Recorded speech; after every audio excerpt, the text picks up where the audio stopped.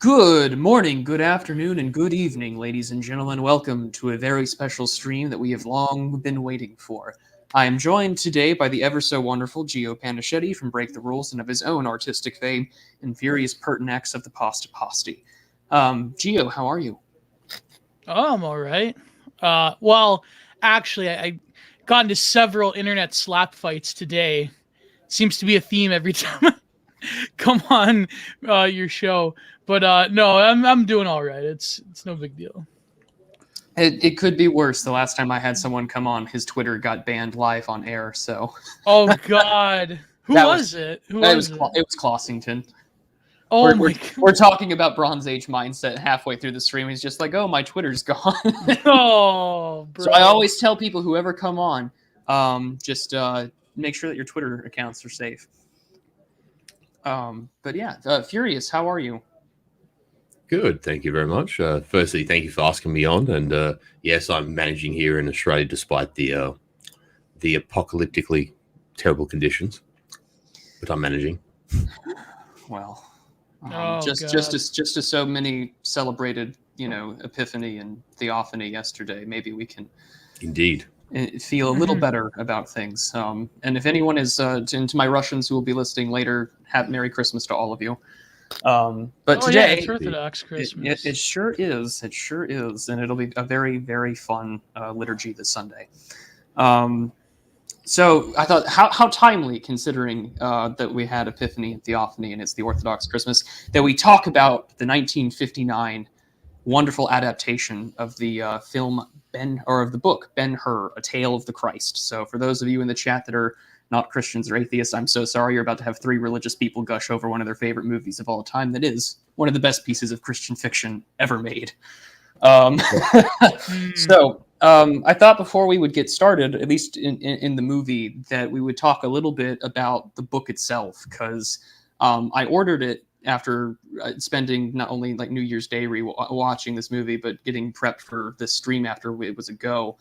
And I just found out about the author, Lew Wallace, and I was just blown away by this man's life. And I was just wondering if anyone else kind of knew anything about him. No, actually. That's so surprising. Yeah, so just give a little discussion or background. This man is sort of a polymath of sorts. Lewis Wallace was born in April of 1827, and he died in February 15th, 1905. He was an American lawyer, fought for the Union as a general in the American Civil War, was a governor to the territory of New Mexico, a legislator, a diplomat to the Ottoman Empire, and an author from Indiana. And he is most famously known for the book Ben-Hur, A Tale of Christ, that came out and was published in 1880. This book outsold Uncle Tom's Cabin, and until Gone with the Wind was published in the next century, it was the most widely sold and distributed American novel, and it was even blessed by Pope Leo XIII. Oh my God. I didn't know any of this at all until prepping for this stream. And I just thought, wow, like I didn't know about his story, his life.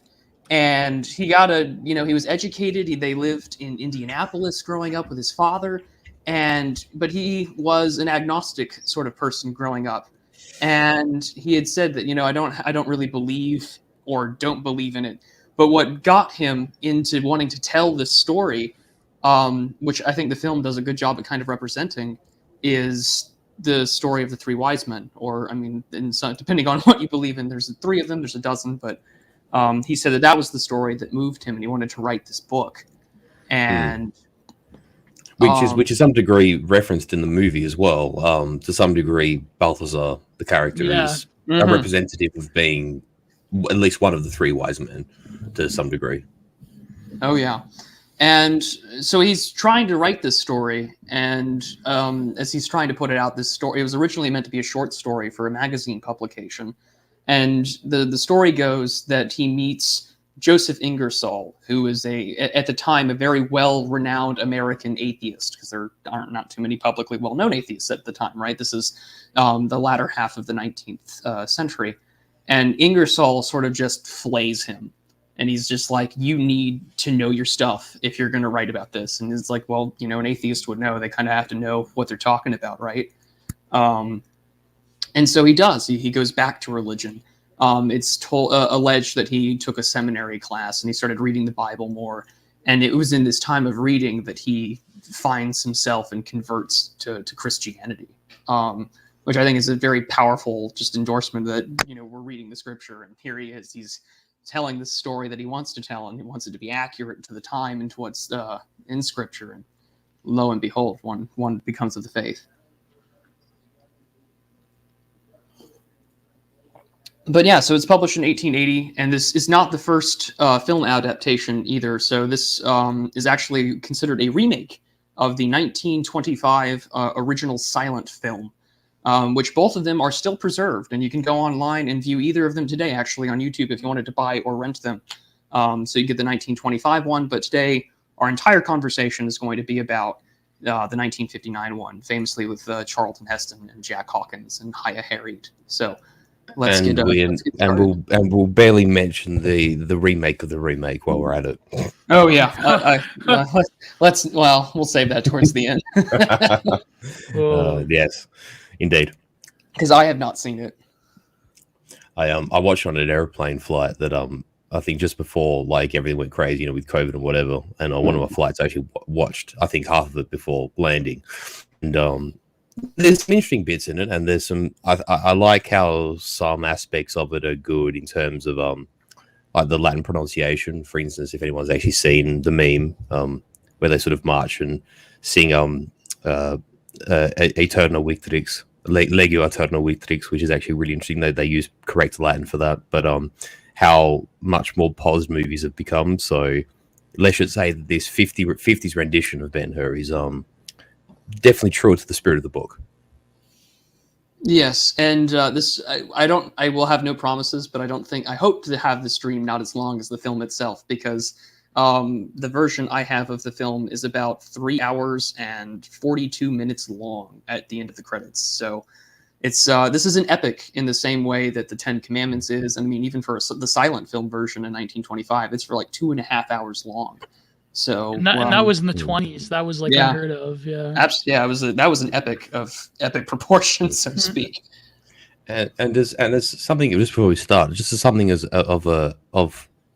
I get older, I do appreciate these kind of movies because I think movies should be an experience, a sensory experience that one masticates on, and not just a hot pocket that you sort of cook up in a microwave for 2 minutes and scoff down in 3 bites. So I think a well-made movie should hold you and grasp you and should bring you into an experience and instantly enthrall you with these scenes and rich dialogue and a storyline that unfolds itself with pacing. Whether it's you watch Spartacus or you watch Quo Vadis, which again, like you say, a bit like Ben-Hur, had a version made after, I think, in the interwar period, and then had another version made in the 50s.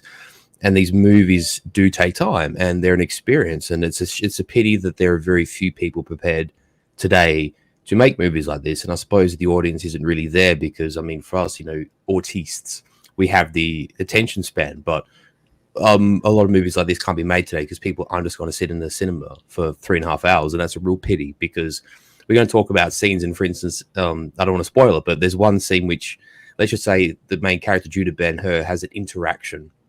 And it's an hour in, and it really sets off a major trajectory of his character arc. And it's an hour into the film, and you look at most films today that come out of Hollywood, and they're barely 90 minutes long. And this is the first step of Ben-Hur's redemption arc. It's one of those really insane things that only exists in these kind of old movies, sadly, now. Well, yeah, and I mean, go ahead, Gio. No, I was just gonna say, it doesn't. When I rewatched it again, it didn't around New Year's, like you were. It didn't feel like 3 hours, which was really crazy. It felt like, I think it was. You were immersed in it enough to where you don't notice the time go by. But it's funny, you mentioned how the character arc, it's nowadays Hollywood films, I think maybe the culture industry, they've become so streamlined and what does a certain plagiarist say? Refinement culture to such an extent where I think they've probably borrowed this from the music industry where they have like an immediate setup. The hook is within the first, I would say, like 5 minutes of the film. It's like they have to like set the tone. Like that's the way like the beginning of a song is. It's like you have to have that hook. Whereas like, for example, Tarkovsky would do this, where he would have these very like long film ambient passages where of like nature and so forth. And he said, well, it's basically, to clear out the normies from the theater, because they're like, well, I'm not going to watch like, 30 minutes of fishes in a ravine, So I think it's quite interesting how back like audiences in the 50s, it was sort of like to go to a cinema in itself was an event. So they were sort of sufficiently afforded enough time to develop a film that could be immersive and could sink you in and could take liberties with where the story is even going for a very long period of time before people got it. So correct. And what's good, I agree with that, Gio. And I think I may have just echoed this before. I can't remember if I said it before we went live or whether I said as we went live, but these movies did not insult their audience. They did not think that, oh, this audience won't understand this terminology, or this audience doesn't have the attention span to sit and enjoy this film. I mean, you got to think, particularly say like these sort of sandal epics, and I mentioned a couple of them before, Quo Vadis as an example, or Spartacus, or Fall of the Roman Empire. The sets are grand, the camera shots. I mean, this was probably where they. I mean, I'm not a history film critic or anything, but you sort of see these wide, almost panoramic shots being sort of utilized on a large scale for these big sort of cinema epics. Say like more so than you would have got from your like spaghetti westerns or anything like that. And a lot of these films are actually filmed for those who are interested in Italy. And there's a place just north of Rome called Civitavecchia, which means basically old city, but it's where a lot of these sets had been built, funnily enough, during the shall I say the mid-century period in Italy. And a lot of Hollywood films of this era, like Ben-Hur, for instance, and Quo Vadis, etc., were filmed on set at Civitavecchia because they had the the streets of the Roman Forum laid out. They had a mock Senate house. And so a lot of these films were filmed there. And for anyone who's watched, say, like HBO's Rome from recent years, from the last 15 years, that was also filmed at Civitavecchia. And so in order to really get appreciation for these really large scale sets, they had to go to like wide lenses, and they had to really show off these panoramic shots, which, for 1959 was groundbreaking. I mean, it was even groundbreaking, in the 60s when they were doing other films. And Good, I the think Bad, the Ugly, yeah. Yeah, Good, Bad, the Ugly, and it's a beautiful thing to see. Like these guys achieved, who directed and wrote these films, achieved a scale that was almost seemingly impossible, and I think that's why these movies have such an allure, in my opinion. Yeah, and I'm going to put up an image real quick that shows just some of the scale. This is about 45 minutes into the film with the introduction. And they were all real people too. I think they had something like 30,000. Yeah, like no CGI. Yeah. They had like a whole army of people on set to like coordinate, and like just like nowadays it's unthinkable because of CGI, right? So absolutely. Well, I mean, even in 1999 with CGI, they like, for instance, like the Phantom Menace, for the pod racing scene, the Mos Espa like crowd, they had Q-tips that were like painted and colored, and then they would CGI the rest in post. But this was all real people, and like we'll talk about the chariot race scene in a little bit, but they had people there for like security because they needed something like 1,100 extras, and they had to turn away like 3,500 people that wanted to work. Like that scale is unheard of, I think, in a lot of modern film.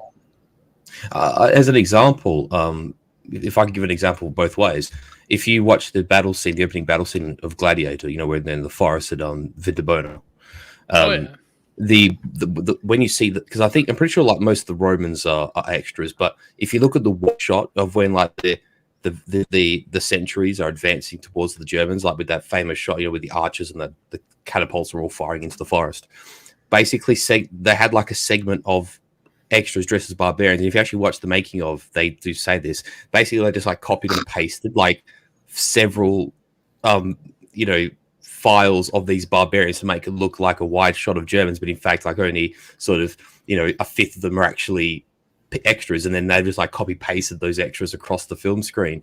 Whereas I think it might have been the Napoleon movie, which Rod Steiger was the lead actor in, from I think 76 or whatever. they literally hired 30,000 men from the then Soviet army to act as extras for it might have been War and Peace. I can't remember which movie it was, but there's literally 30,000 extras that function as troops because they didn't have the CGI to replicate them. They couldn't just copy paste them, on the film. They had to literally act with these people on lens in front of the camera and to coordinate to sort of make the scenes work. It's actually quite extraordinary the scale that these directors were quite unafraid to go into. Quite funny, like both Ben-Hur and Gladiator are the only two films that have managed to make me shed like legitimate tears. So like Gladiator at the end, and Ben-Hur like throughout. So that's it's quite interesting. But yeah, the copy and paste thing, I think that even for '99 was kind of like CGI was still like getting on a professional level off the ground. I mean, it wasn't perfected as it is nowadays. I mean, exactly. Yeah, you have like really terrible early, like late '90s, early 2000s indie films. Anyone who's watched Anaconda, for instance. Oh God! Oh, I was thinking Escape from L.A. That god awful surfing scene or whatever that was. But no, I think this is, now that I have this image up, I think this kind of gives us a good way to talk about maybe like the first hour of the film. So the film opens up very famously with narration, and of course the overture saying that this is what you're in for. You're in for Ben-Hur, Tale of the Christ. You're gonna be here for a while, which goes back to what we were saying. Yeah, similar to Greek hymns as well. Like, Patton does it also. Sort of just letting you know what you're in for. Which I love that. I love that movie as well, and it's one of those things that like Furius had said, where you're immersed in it. And when that intermission slide comes up and you have you're kind of like snapped out of it. You're like, well, how long have we been sitting here? You know, like, and it's been like an hour and a half. It's something that you just don't get that experience nowadays. Like even with 2-hour films today or anything that was long, like I think Avengers Endgame has been one of the longest films I can think of in recent memory. And it's just not the same level of immersion, nothing that makes me feel grounded in the world. And I think what's one of the? Oh, sorry, I cut you off. No, go ahead. I was going to ask you too before we go on. What is some of the most harrowing, like film experience, like uncomfortable film experiences you've had in terms of length or whatever? Because mine was, I shouldn't even admit this. This is totally going to destroy my trad credentials. I me and my did that. Oh yeah. Me and my best friend, we both watched from start to finish, and I think it's like approaching 6 hours long. The Von Trier film, it's the one with Charlotte Gainsborough. No, I mean, not Antichrist. Nymphomaniac.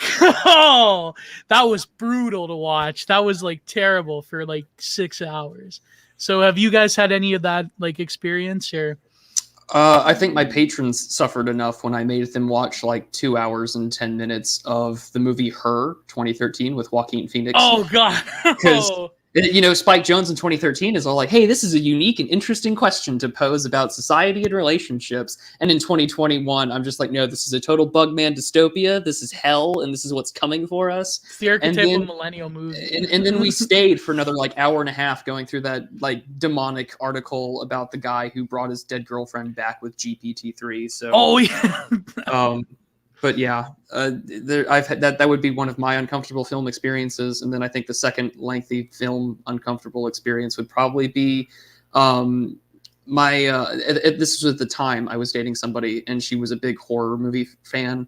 And she's like, let's go see Don't Breathe. And I was like, okay, I'm not a horror guy, but that's fine.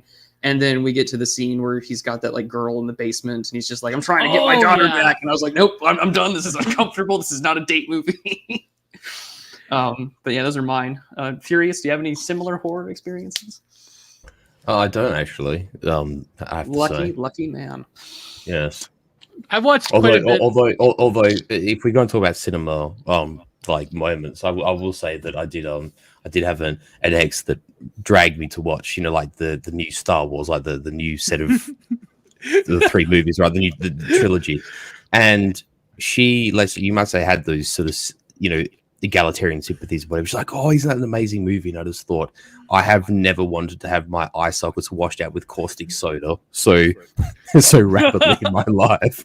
These are a travesty. And this is like coming from someone who, like, I like the original Star Wars. In fact, I actually went to the trouble when I was a kid of trying to find like the director's cuts on VHS in the 90s, which were, really good movies to watch.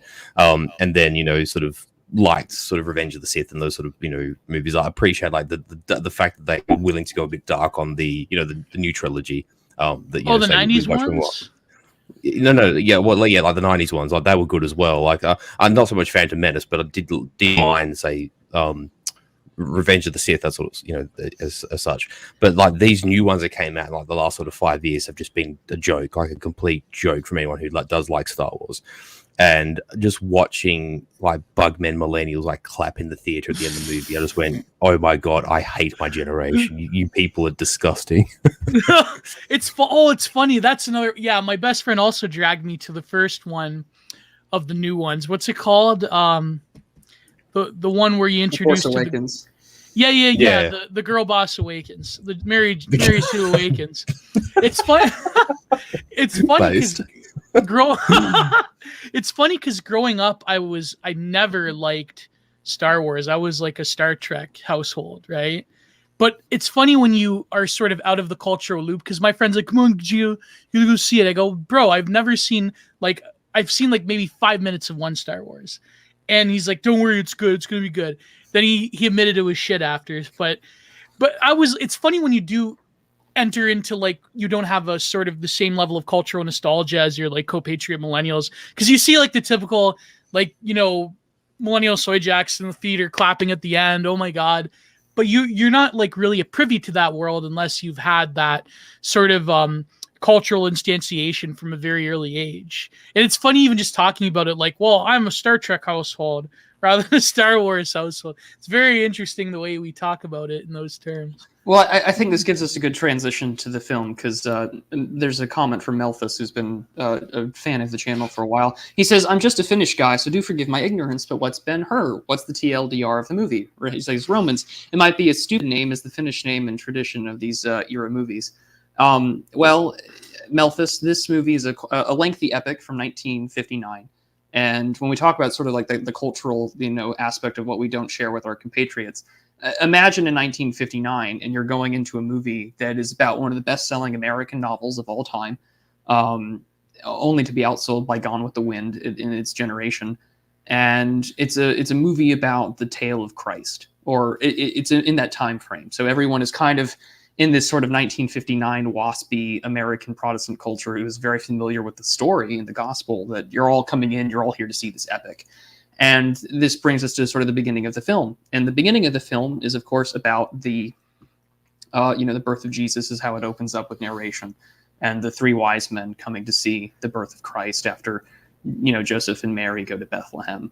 And we're introduced later on into the film to a man named Judah Ben-Hur, who is an aristocrat and a prince of Judea, which has now recently been conquered and taken over by the Romans.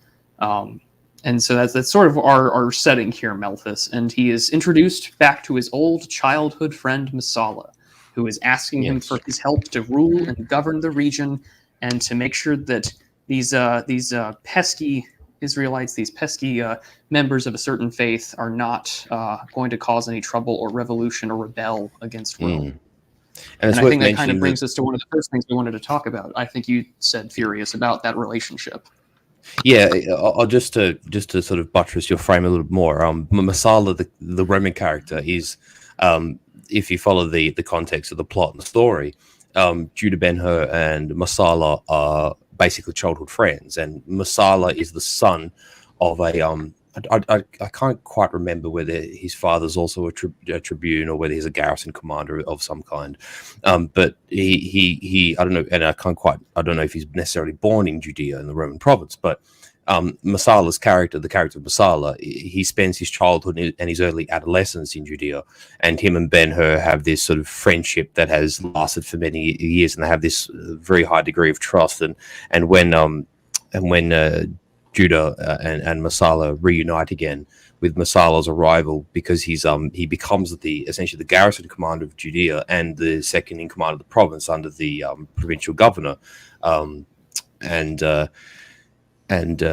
you can tell that there's a genuine affection between these two, but Masala's time in Rome has changed him. And upon rewatching, because like I said, Prude, I swear I've actually got this copy. I've got a copy of the actual Blu-ray movie somewhere, but between my movements back and forth from the city and whatever, I don't know where I left it. So I just went on YouTube and just watched like clips and shorts and re-jogged my memory. I didn't actually quite realize that the dialogue between the two actually got so, bristly and I think almost awkward. It is almost awkward, Gio. You're right, and you sort of see in their early interactions, there's obviously genuine warmth, but there's sort of like this ever increasing degree of friction, which turns into sort of hostility, and it really sets the scene for where the first, shall I say, incident occurs in the movie. Because I don't know how much footage we're going to watch, Peru, but there's a really telling scene at the very, very beginning where Masala takes his place as the garrison commander, and a centurion basically walks in and says, "Oh, I have the screenshot on. Yeah, I was going to say that one line of dialogue. Yeah, exactly. So there's this centurion here, and he turns to the centurion. The centurion says, "Oh, there's a native prince that's here to see you," and Masala instantly knows that it's Judah. And when the centurion walks out, he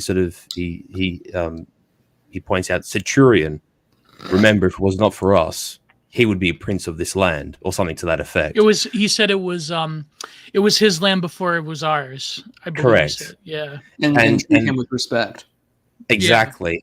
Yeah. And yet from that moment onwards, the friendship between him and Judah sort of becomes increasingly fraught. But I thought that first thing, that first sort of statement from Masala was a very interesting sort of set point for his character for the duration of this film and for what sort of happens in their friendship going forward. Oh, because it sets the dialogue, because basically Masala is like the Roman chauvinist. He's like, I said this on Twitter, it's basically like the reason it's the most, to get right into it, the reason it's the most like right-wing film ever made, in my opinion, is essentially it's like mimicking, if we were to say, the Roman experience being like the totalizing globalist sort of empire, and Judah Ben-Hur is fighting for his own people and his own way of life. And Masala is sort of like the representative of the Roman way of life, totally colonizing the minds of like most people. And he, like, even when he was talking to Ben-Hur and his family, his sister and his mother, talking about, we went over to Libya and we conquered them, and we like burned the whole city down, but here's a trinket I saved from them. It's like just casually, like the empire expanding at the time. I always forget which emperor was around during the time of Christ and Pontius Pilate. It would have either been late Augustus, or if you're talking, say, at the time of Jesus' crucifixion, you're talking potentially early Tiberius. Tiberius, yeah. So prudentialist. That's why I think one of the main themes is that it's such a powerful film, is because you have the tension of civilizations being enacted by the tension of these two very close friends who are forever divided between their own peoples and their own ways of life. And there's a genuine warmth and affection, but like you were saying, from the first instance, really, there was still like that underlying current. And by the time we get to when Judah invites him over for dinner, it just totally falls apart.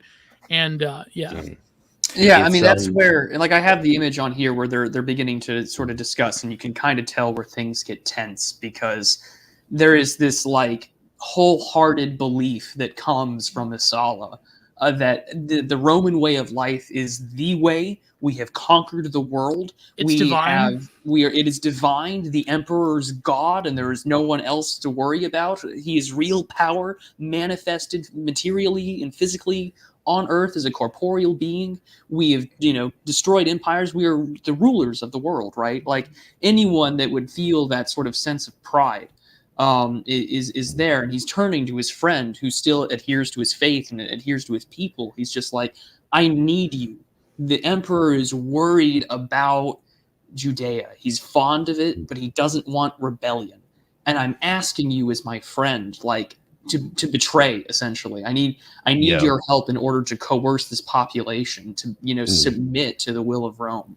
And Ben-Hur just says, I can't do it. Yeah.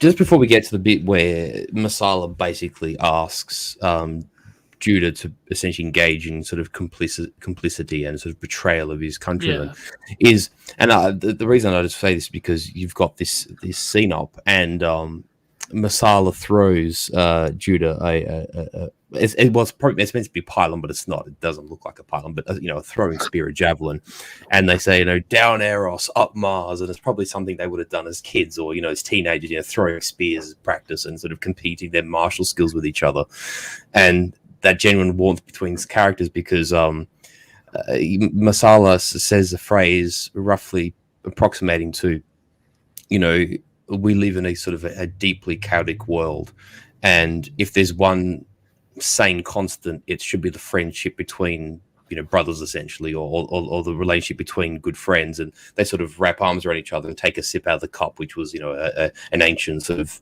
bond, like a way in which people in the ancient world, in the ancient Mediterranean, would sort of express friendship was by looping the arms in each other's arms and then taking a sip from a cup. It's a very old tradition in the Mediterranean. And then it's sort of, like you say, from that dinner thing where Messala basically says, yes, I was partaking on campaign in Libya, and it wasn't even, we conquered them. But for those, I'm assuming most of your chat, Prude, and even sort of Geo, pretty well read on history. But if you want me to allude to sort of the frame of this, Rome historically, more so than most other empires, did not tolerate rebellion. And Rome had this historical legacy of, when Corinth, as a Greek city, rebelled against Rome, Corinth was famously destroyed. Literally, the city was dismantled stone by stone, brick by brick, and famously Rome did the same with Carthage. Hence Carthago delenda est, to the extent where like Carthaginian as a language basically ceased to function. And brutal. Literature is literally yeeted from existence. And so he's going to a dinner party surrounded by women who've known him for young Messala, basically, up until he was a teenager, went back to Rome. And then there's this man who sort of donned armor and fought in battles and has literally liquidated populations. And like you said, we burned the Libyan capital city to ash. Not just we conquered it, but we burnt it to ash. It's not the kind of dialogue a man should use in the company of women in a social context. And the director is quite smart in framing it this way, because it does magnify the divergence of these two men. And he comes in totally, like, from his cadence to his presence is like, total Chad Thundercock. Like, just like there was one point when they were meeting, and Ben-Hur, he's like, well, I believe in nonviolence. Like, I preach, that we shouldn't use violence against the Romans. He goes, well, we're in agreement then. It's like, you can help me. It's like that. He has like a very like one-dimensional mind of just pure empire conquest and anything that gets in the way of that. And then there, of course, the dinner scene where there's like this really awkward exchange that heats up into like a full-blown argument where Ben-Hur, he realizes like, Messala no longer, he's no longer my childhood friend. He once knew. Exactly. He's been polluted in a way. And it gets even more awkward because at this dinner that he's being invited to, it's with Judah's family. So it's with and the sister that creams. And the sister, and the sister is head over heels for him. And she wants to marry him. And Judah he pulls him to the side and he's like, you can help me, I need your help. You have influence. You're a Jewish aristocrat. You can help me bring order to Judea. And at this point, he says, no, I cannot, and most importantly, I will not resist, or I will not comply. And he leaves him, and he goes back to his family. He says, Messala is not coming for dinner. And that sort of just begins the flat out tension which leads to, I think, the turning point, which begins Judah's story. Just for the sake of this conversation, and I'll be brief, Prude, because I don't want to be a pooper here. It is important to realize that Judea at this point historically as well has been a hotbed of activity. Judea in the, assuming this is occurring in the first decades of the 10 AD or 15 AD, in a sort of historiographic sense. In the 200 years prior, Judea as a region had been conquered by the Greeks from the Persian Empire under Alexander's campaigns, and the Jews basically, actually a large number of Jews in fact accepted Hellenization, but a significant minority did not. And in fact, you have the context of the Maccabean Uprising, the Maccabean rebellions, and these constant revolts under the Seleucids, who were a successor kingdom of Alexander's generals. And how the Romans sort of wind up in the Near East is a result of the Roman wars of their successors, firstly with the Antigonids in Macedon and then with the Seleucids themselves. And I believe it's Pompey who brings Syria and the Levant into the Roman sphere and annexes it sort of, prior to Caesar's rise. So you're talking like sort of 80 BC, thereabouts, 70 BC. And Judea has been this hotbed. But the ironic thing is that the Jews and the Romans actually quite early on were allies. And it's how the Romans wound up sort of in that region.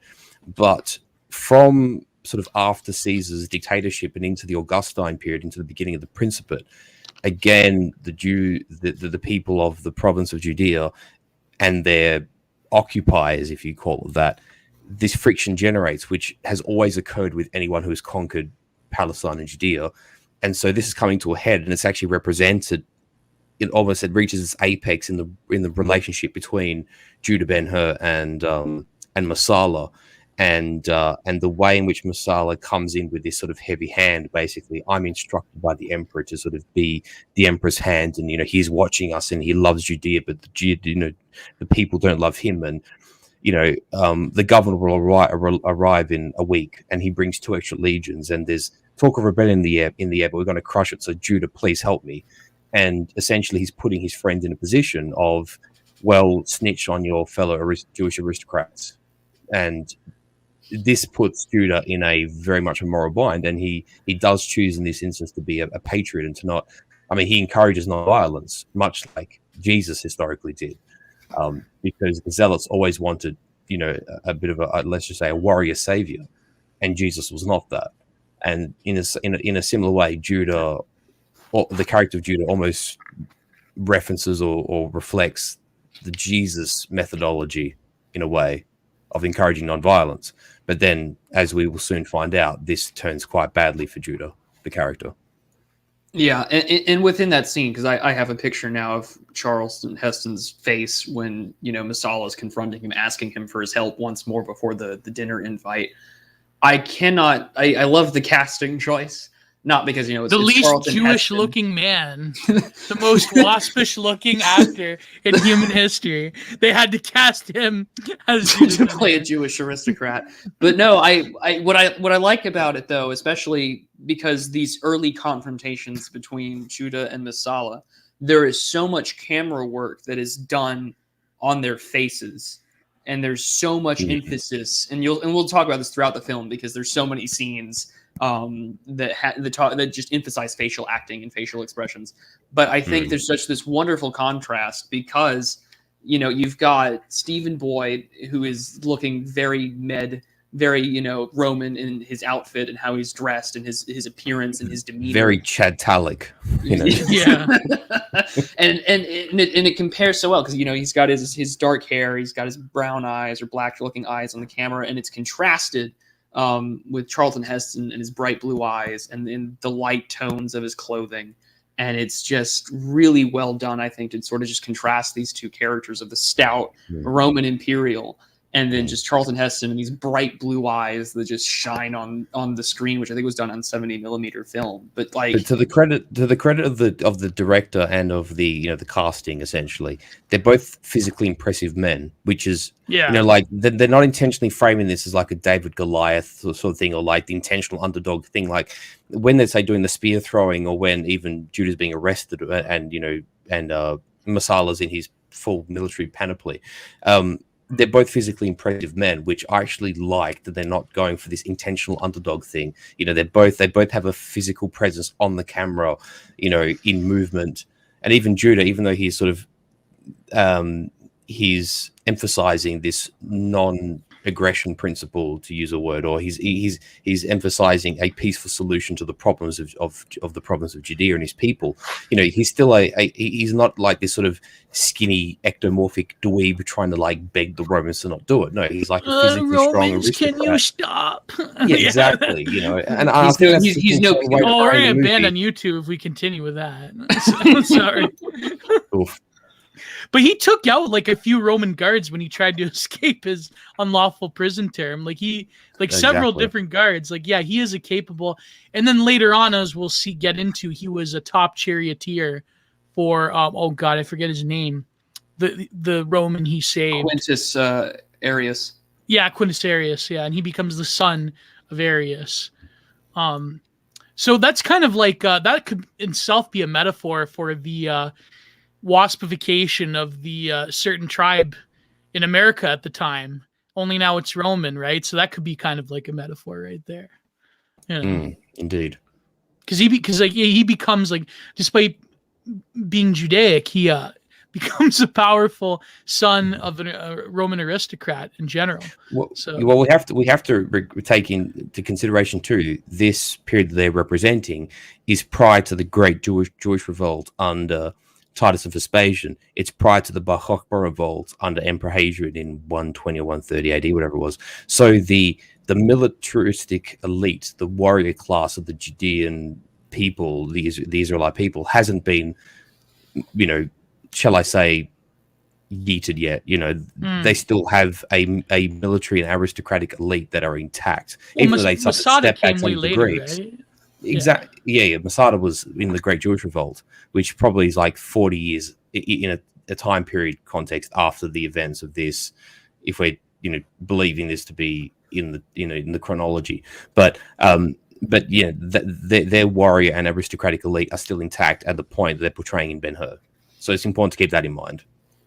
Yeah, and the other thing too, when we're talking about like Ben-Hur being able to fight off and to do well with either the throwing spear or taking on guards or being a charioteer, in comparison to how the book is written, which is written in several parts, Judah, after sort of having Messala come back to Judea, and he comes back as this like snobbish Roman, Judah says, okay, screw this, I'm going to go to Rome and learn how to fight as well.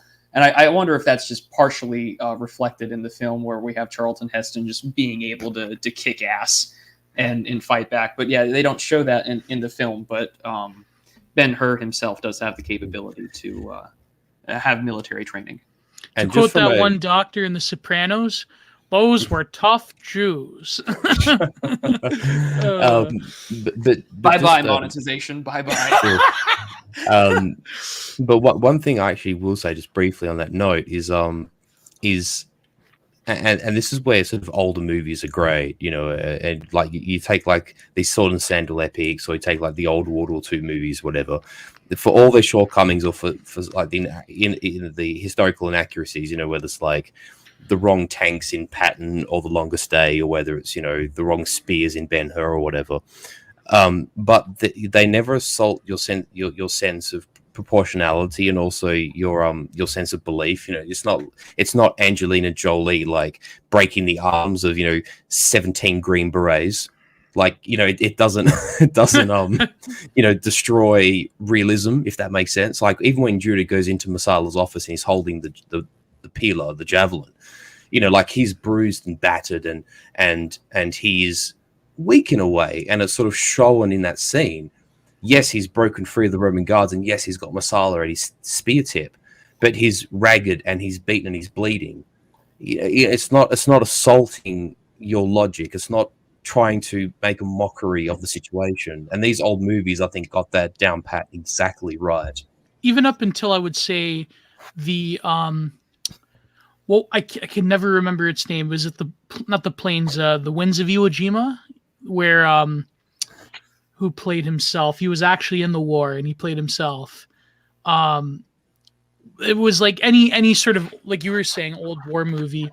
it wasn't like the sort of 80s like action hero celluloid trash where like if you were like in some scene in World War II, it's like you're taking down a whole division of Japanese people, just like mowing them down, and like your gun never like has to be, your Garand never has to be reloaded.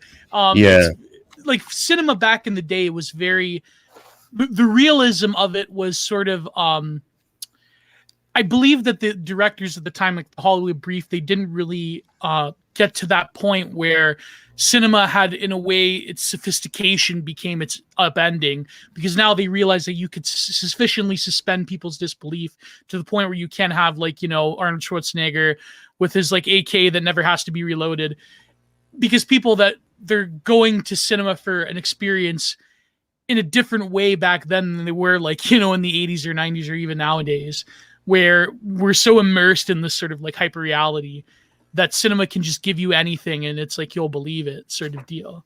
The only recent cinema I think in terms of war that was like somewhat accurate, I think, was Black Hawk Down. That was like the last one where they had it like shot for shot. Well, more or less. I mean, there's problems with that, but yeah. Yeah, no, I understand. Sorry, the word I was looking for before was suspension of belief. In these old movies, it's largely intact. For whatever inaccuracies there are, limitations with cinematography, your suspension of belief isn't sort of completely shattered by unrealistic representations of things. It's not you don't get that sort of Battlefield 5 feeling, if that makes sense. No, you're quite right, Gio. Yeah, and I think now that we've sort of discussed all of this, the other thing that I think came to mind was just, I mentioned earlier before we went live, just a lot of respect that is shown. And I'm going through, the writing and the direction. William Weiler, of course. Man, this is just a movie that requires a lot of early life checks now, doesn't it? And I don't mean that to be in sort of the spurgy, Paul Ack. Yeah, no. But I mean, like William Weiler, the director of the film, who won an Academy Award for Best Direction, is Jewish, and one of the writers that was on this film, which I didn't know this until I started like looking in and prepping for it, was Gore Vidal, a famous progressive writer and well known for spanking. You call me a Nazi again, I'll knock your fucking head back. well known for spanking William F. Buckley Jr. on live television in 1968.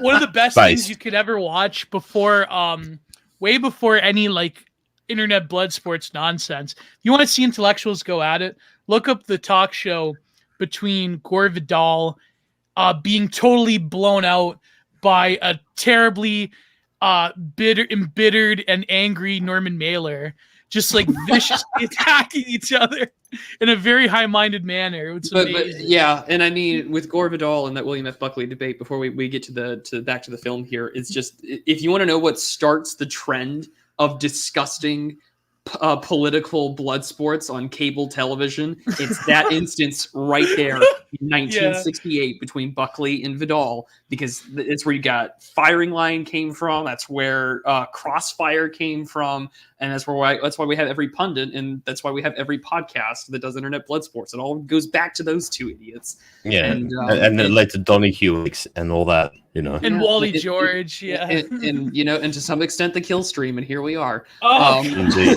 Oh, Daddy Jim. Oh. But so that's a hell of a butterfly effect, fam. Yeah.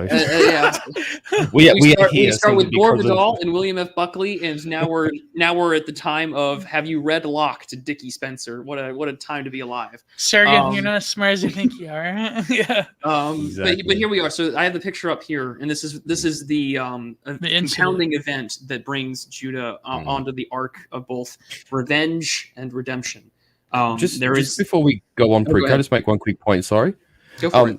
There's an important piece of dialogue actually between Masala and Judah. I can't remember if it's in like the second interaction or the first one. And it's got to do with like, like the world today is Rome. You have to, it's logical to see that Rome is basically on this path of providence, etc., etc.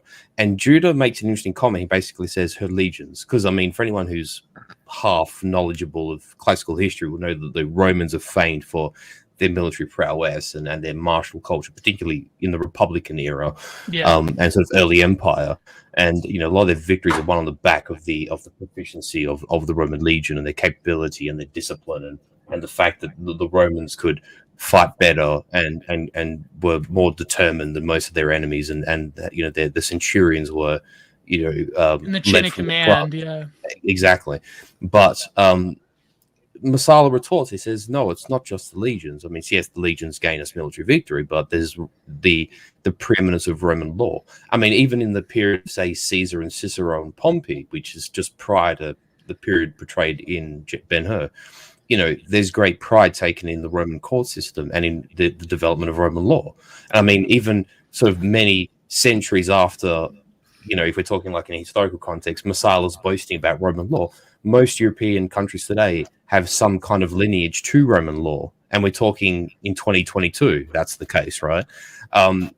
Basically, every European country that, doesn't write in Cyrillic or Greek has a Latin alphabet. The provability of the influence of Roman culture is beyond doubt. And it's something that Messala tries to say to Judah, interestingly, in this dialogue, is that we have Roman law, we have Roman governments, Roman bureaucracy, we have the power of our literature, we have poets, and we have philosophy. And it's that kind of interesting dynamic, because both you guys spoke about like how Rome is like this sort of the GAE of its time, and it's like this globalizing force. Yeah, exactly. But sort of unlike the one that we have today, there was a genuine notion of Roman literature and Roman poetry and Roman ethics and law that wasn't so, how should I say, pervasive as what we experience in our day today, right?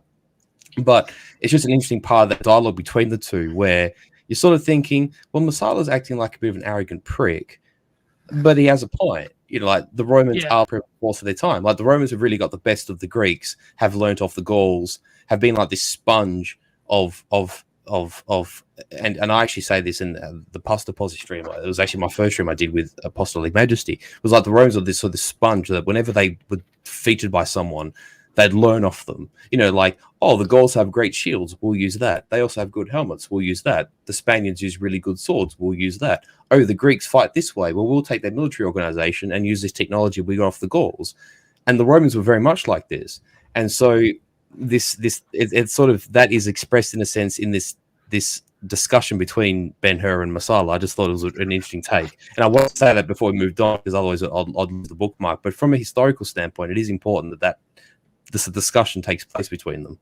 Yeah, that brings up a few interesting points in my mind, because that's very similar to the birth of British, even many centuries later, the British Empire, with the birth of like British ethnology and anthropology, where they would conquer various peoples and preserve in a museum piece their traditions, whether or not that was kosher or not. I mean, of course, there's problems with that, but with the Roman Empire at the time, the one thing that does kind of take you out of the film a little bit was during that dialogue where Messala is almost reflecting, and I think just purely for narrative reasons, they have to do this, where Messala is almost breaking in some ways the wall and saying, well, this is the reflection, this is the timeline, we were in the Roman century and that's it, right?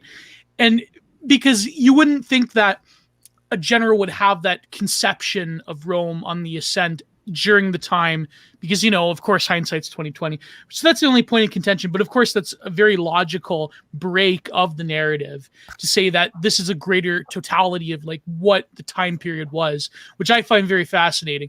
But also when they're talking about like the Roman literature and the way of life and laws, as opposed to nowadays, we have like an anti-literature, an anti-art, an anti-law. It is quite interesting how, given the context between these two men, you have this drama playing out, but yet there still is this seedy, like underlying, darkness to the empire that's always like ready. And we'll see, like with this scene in particular, the famous tile scene, how Messala, he knows, right? But he doesn't say, because it's deeply cynical. Yes, you know. exactly. Yeah. And this plays out in their interactions even later on, like say in the javelin scene. You know, he almost basically admits to Judah that he knows he's innocent, but yeah, the fact that he can imprison his best friend is a demonstration of his power, and that if he's willing to imprison his friend for this attack on the governor, then the people, the citizens of Judea, will not step out of line, and that's a deeply, deeply cynical thing to portray.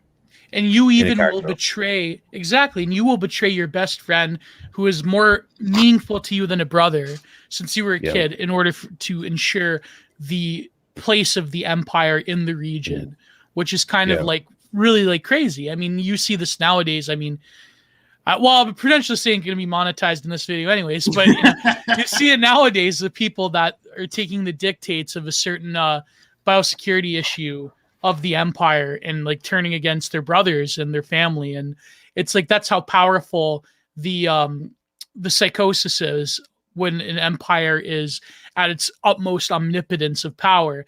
But of course, there's no comparison between our own GAE and the Roman Empire, of course. I mean, well, a Roman stock comparison. Myself. Yeah. Well, I mean, put this way: in the Roman GAE, they had the Catiline conspiracy and had writers such as Seneca and Horace, and today we have Madam President and Oprah Winfrey. So make that make of that comparison what you wish. That's what I was gonna say, though. That's what I was gonna say. It's so delicious. And you being a fan of history, Furious, I think like there's a lot of like terrible, just god awful historians that are pop historians, like fucking what's her name, Mary Beard, where they notice how Masala says her legions.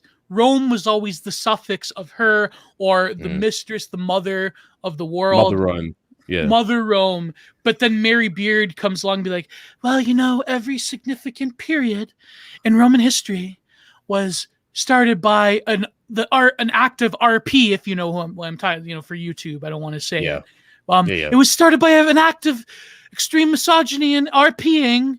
And it's like, that's totally beside the point. And I know it is true, the RPing of Lucretia and all that, and like how the Roman Republic fell at the. I understand that, but just like these really terrible woke historians will come and sort of like condemn Roman history or the love of Roman history by saying, well, if you like Rome, then somehow you're an RP apologist or something. I think that's this is just where you just need to Chad yes everything. Because there's no Chad, you forgot to attach GigaChat image. But no, what I would add to this, though, right, is that in these sort of comparisons, because I know that you had kind of came out and said that this is one of the most right-wing films ever made, was just that the difference between, say, what we would say like the Roman globalist, sort of deal, or the current one is that Rome is constructive. Rome has law. Rome has poets. Rome has the Aeneid. Rome has... The roads aren't full of potholes. Yeah, the roads aren't full... Well, not yet, right? But like the roads aren't full of potholes. You're not going to be robbed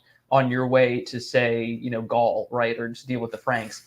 And whereas now it's a deconstructive empire. Everything has to be deconstructed. Everything has to be looked at through a critical lens. There's nothing that is currently built well, this film is inaccurate because the Romans had black trans women of color in their ranks, centurions. So, we're forgetting all of this, poor transgendered slaves in the rowing scene. Yeah. But to be fair, there were black people in this film. There was the dancers from I forget which tribe, but they had this event where they see these dancers, and it's like the aristocracy they sort of take from conquered peoples, and there was a degree of religious toleration and cultural toleration within Rome, but it's not nearly to the extent that these like woke historians.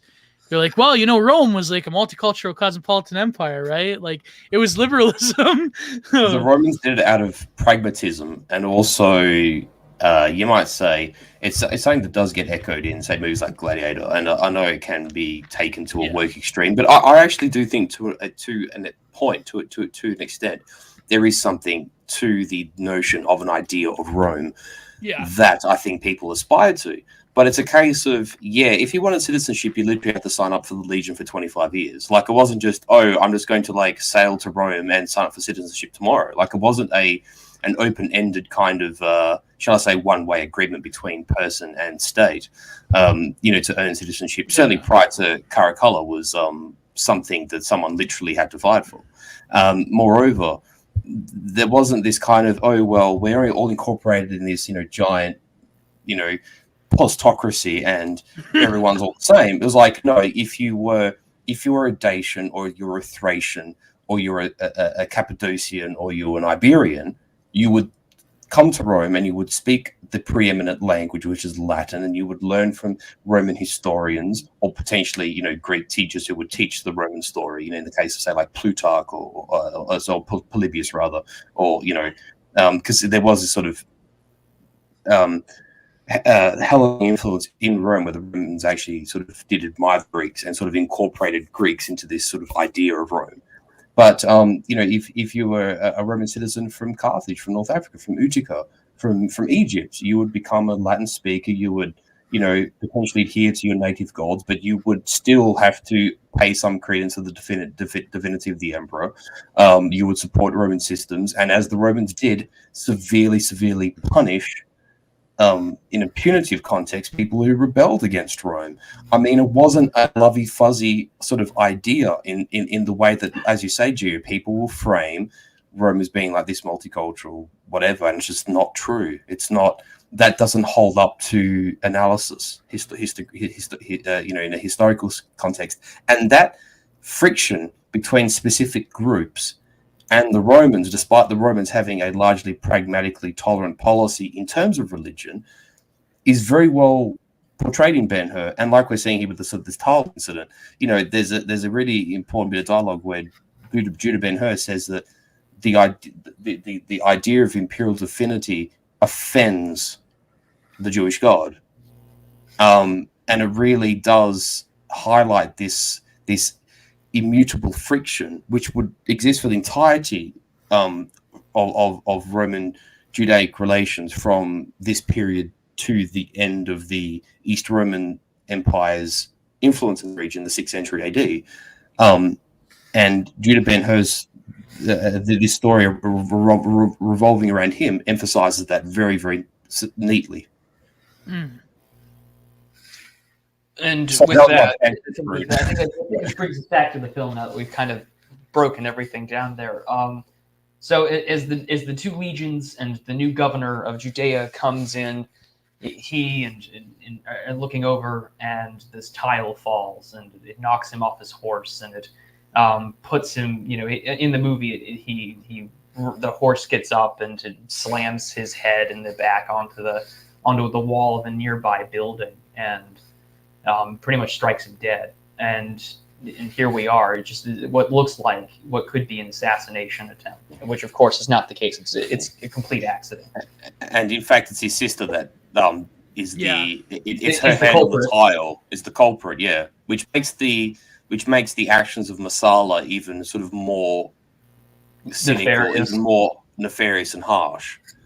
And Judah basically says, arrest me if you want, but leave my mother and sister alone. And Masala very callously sends them all away to be imprisoned. Yeah, and what's even worse, right, is that he goes up there. And Judah's being tortured, and even on the scene, he goes up there and he takes her place to make sure that it's him. It's not her that's being punished, but Masala, in his cruelty, and to ensure that this man who would not help him, this powerful aristocrat that he wishes to silence, he imprisons his mother and sister. He is tortured, and at the same time, Simonides, the slave who tends to the business and brings him once a year his wealth about how the trades are doing, with his From own Antioch. from Antioch. Even he is kept for questioning, even though he's just I am the ward of the state now that you've imprisoned him. I run the business. Which is Masala just goes, no, keep this man for questioning. And because that's when we see Esther appear onto the scene, which is his daughter. And like you say, they make an appeal on behalf of the estate for their innocence, but rather than actually engaging the petition in good faith, like you say, Masala actually holds Simonides in custody, although he's let go in short order. But the fact that he does that again, like you say, demonstrates his nefarious intent and to some degree the corruption that Masala is willing to entertain for his political ambition, which becomes more and more obvious as the movie goes along. Yes, and in fact, with this happens now is that there's the confrontation where he's brought out from imprisonment, and it's the scene that we kind of already touched base on. But like Masala is there in front of him, and he's just like, you have the opportunity to kill me if you want to, but think of your mother and your sister. And Judah realizes that there's a very powerful scene. It's very powerful. But the context is that when he was arrested, Masala actually goes up to the roof and sees that the tiles are loose, and actually loosens a tile, and another Roman centurion on a horse gets spooked.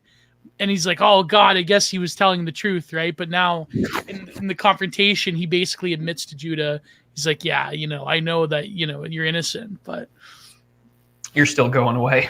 And the fact that the trial, and then there was no trial, didn't he just like basically send him, because there was a period. He sent him to be enslaved. No, there wasn't a trial. Yeah, and he was there. I think there was a time jump between that and the water scene, or there was a time jump between that, and he was in the boats. He was in the stockades for like under the ship for I think 3 years or something like that. Slave, yeah.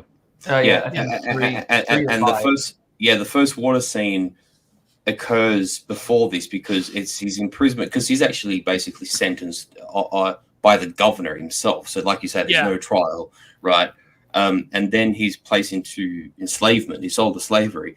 And in order to be dispatched to Rome, I suppose, he is led from, because Jerusalem isn't a coastal city, it's actually kind of inland.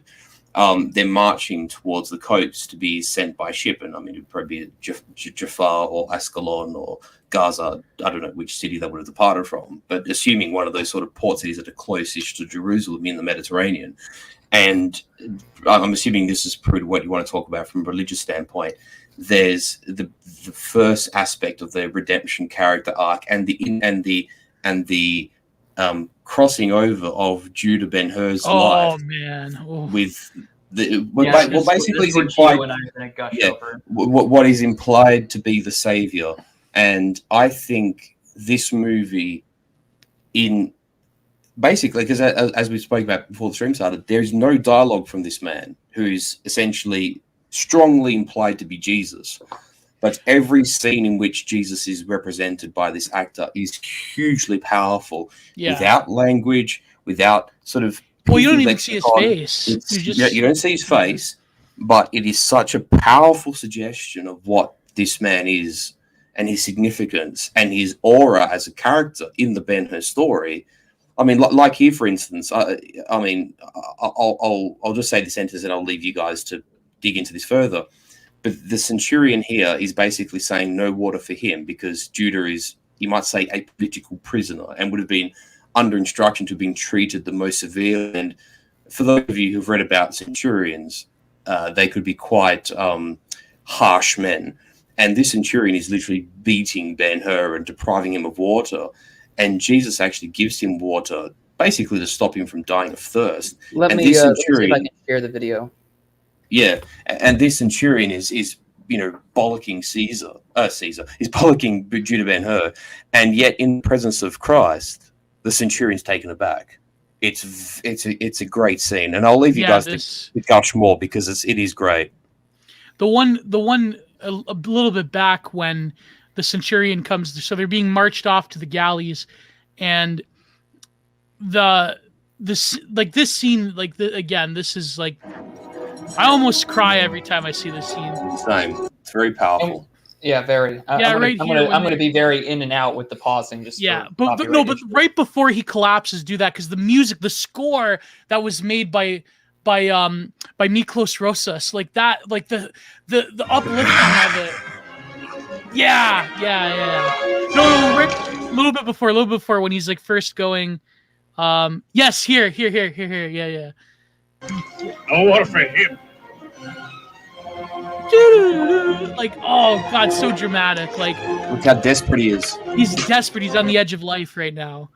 Like, on the edge, and And, Yeah. I'm gonna move it just a little bit here because this is the part. scene. Yeah. This is the scene. Hang that I on, think- go back a little early because he actually says, "Please God help me." Just go back like 10 Oh yeah, seconds. he does. help Yeah, it's me. true. He does.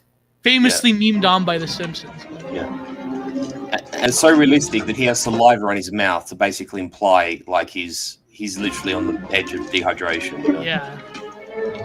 Great acting by Charlton Heston. My God, like.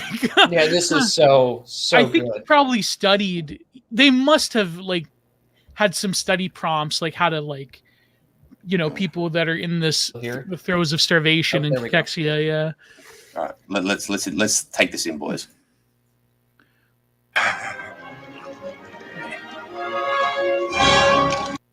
I mean, he just collapses and just there we are, and then he says it. Help me. And he's there just begging for life, and lo and behold, here he comes.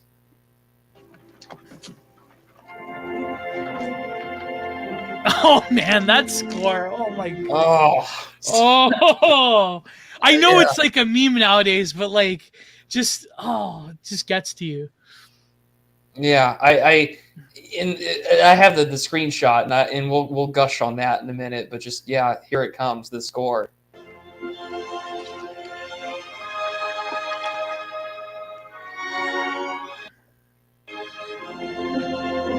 And a little touch of hands, just And to that's display all you humanity. need. And that is all Yeah. you need. Yep. And They don't even say a word to each other. There's no word. No word needs to be said. There's no dialogue. And You from truly here- are the king of kings. I was gonna actually make a video on my channel about that, but now I'll just say it. Contrast this to the Mr. Burns film. What was it called? The Springfield Film Festival, where he's going through like he's the Zapata. What's his name? In Mexico, the Mexican Revolution, and he's like E.T. Pancho Villa? Yeah, Pancho Villa. Yeah, and he's E.T. But then at the very end, he hands him a bottle from like modern times, right?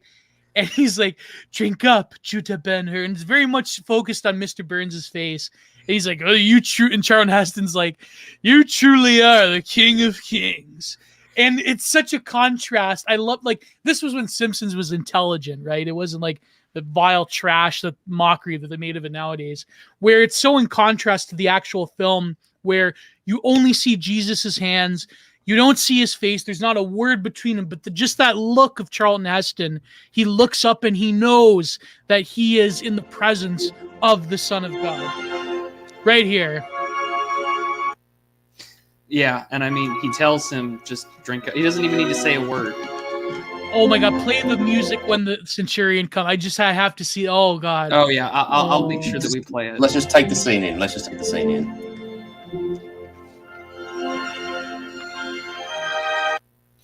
I don't know how this whole copyright thing works.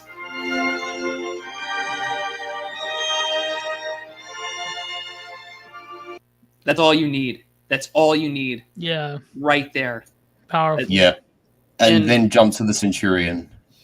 And we'll get to him in a second, but Gio that's amazing. had mentioned that Weiler makes this very conscious decision not to show his face, and people don't even know the actor for many years. Actually, no, yeah, he was a random Swedish actor, I think, or something like that. Yeah. Sole implication and suggestion, and he doesn't insult the audience by realizing that they're smart enough to work it out. Because I mean, this was played to an audience that still had a deep rooting in ideas of Christianity compared to nowadays. Yeah. And what I love about it, though, and this is I was telling Furius about this before we went live, was just that I appreciate Weiler's decision not to show his face. And especially like nowadays, and I'm looking at this in like present day in 2022. But the reason why I love the fact that Weiler makes the decision not to show his face is, we every day that we talk about religion or Jesus, that there's some shit-lib reply guy on Twitter that's just like, well, Jesus is black. Look at him, and he was an immigrant, and he was a refugee, and he was brown, and it's just like, if I were to take Christian art religious converts in Japan or China or anywhere in the world where the people look different. It's localized. And even if I were to talk to you right now, like all three of us in the chat are practicing Christians of various, of the various churches, and we all have a different idea of what Christ looks like. We all have a different idea of who he is. And the fact that, Charlton Heston and later in the Centurion, their face tells me everything. They are looking upon the eyes of the Son of God. I don't need to know what the face of the actor is to know exactly what he's doing. Right. And I think that is perfectly conveyed by these actors, even with the Centurion.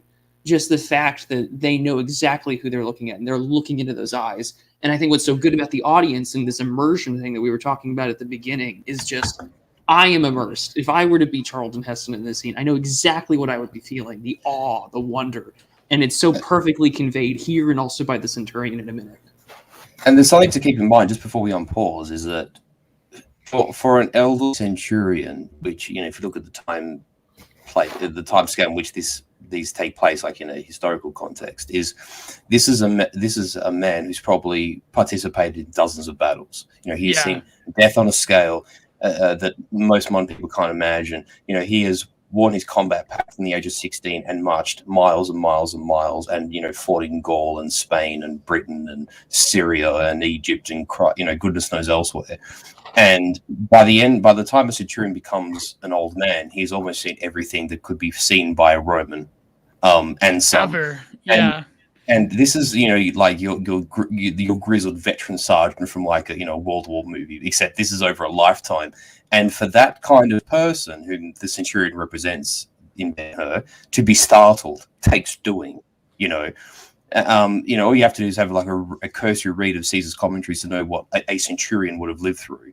And yet the centurion in this scene is also taken aback, and even his harsh, callous, sort of veteran, grizzled mindset is taken aback in the presence of the Lord. That the presence of the Son of God is awing to anybody, including the most grizzled of centurions. So I'm going to skip ahead to where the centurion begins to say I got no water for him. But again, just ready to act. Yeah, the score. And there, right here. Yeah. There's so much. The look of. Wait for it. Go ahead. Yeah, go play it. Yeah, I mean, just right here, that he is struck with, I will not act. I know what that face of confusion and anger, and suddenly gives way to, like, in a sense, a face of shame and awe. And saying, awe, but he's also not a coward as well. English, Yeah. And he's willing to confront him, but then he's upon the gaze. And Christ has seen into his soul, and he feels that inner shame and guilt over what he's doing. And we'll see it right here. Look at that. He wants to cry almost. Confusion, anguish, shame, all right conflict there. And he just turns around in shame. He's like, okay, let's get out of here. He's like, okay, I've had enough. Like, but think of that, like, just like you were saying, Furious, like the context of it, like to get to that age, like basically I'm assuming that he's a veteran and he's gotten a cushy guard job for his service, and to live through the horror of horrors of what it's like to be a Roman centurion, and to be at, like, literally in the face of the Son of God. I mean, that's powerful. That's the scene right here is just, and the fact that the water connects it to this in the very end of the film as like, that is the life of Christ. That is the nourishment of the world that is given to us by our Creator. And I think that's so powerful. And he would have no context of what Christ was, of course, as a Roman. He would have no, of course, knowledge. Just a suggestion, Prude, if you want to bring up a comment, the last one here by Nullus, that's worth reading out. I think it hits the point exactly. This is the perfect example of a scene which takes the audience out of a space and time into the essence of the movie's main message. Yes. And I wholeheartedly agree, because this is the scene that starts Judah's redemption. And also, like, for us as the audience, we know exactly what's happening here and who we're gazing upon. Yeah. And yeah, and I love this scene, but I also love the inverse of it at the end, and we'll talk about that when we get there, because I think that this stream's going to be as long as the film. Oh God! And keep in mind, that during his time, as a boat rower, and this is of course another meme that has been taken in The Simpsons and elsewhere, like the rowing drum, like ramming speed. Bum, He bum, boom, bum, bum, bum. Ben-Hur, he believes that there is a form of divine providence that is governing him. He's like, what other man has lasted 3 years underneath the ship? Like, literally, these people were worked to death, right? And so, in a way, it's expressing that through his encounter with Christ, Ben-Hur, I mean, it's a fictional story, but through his encounter with Christ, Ben-Hur is given this divine, this destino in a way, this destiny to fulfill, and all of his trials, and it of course comes to a head at the WrestleMania chariot race, of course. So one last thing before we move on or on pause is that because actually all three of us did forget this, and I did forget to mention too, is that at the very end, when I think that scene where Judah holds the pillar in front of Masala, and eventually he chooses to not kill Masala. He does say to him, like, it's kind of like a half curse and a half promise, like, no matter whatever this period of damnatio, to use the Roman word, brings about in my life, God willing, I will make good on this promise. There will be sort of revenge. And for those who are aware of Roman literature and, the Roman Italian sort of ethos, vendetta, even to this day, is still a big part of the Italian Roman mindset. And I'll never forgive another Italian e-celebrity for blocking me many years ago. Never mind. Quite. So this is the context. But he's half Mexican. It's all right. Don't worry about it. Exactly. So you got nothing to worry about. But Judah's doing this to a Roman, moreover, and this scene is the stepping stone to him being able to deliver that promise of revenge, being able to right the wrong of Masala for having destroyed the friendship, for having been cynical and corrupt, and having imprisoned his family over what was essentially an act of sort of, I don't want to say like the tile falling off the roof is sort of not exactly providence, but it's sort of accidental or incidental.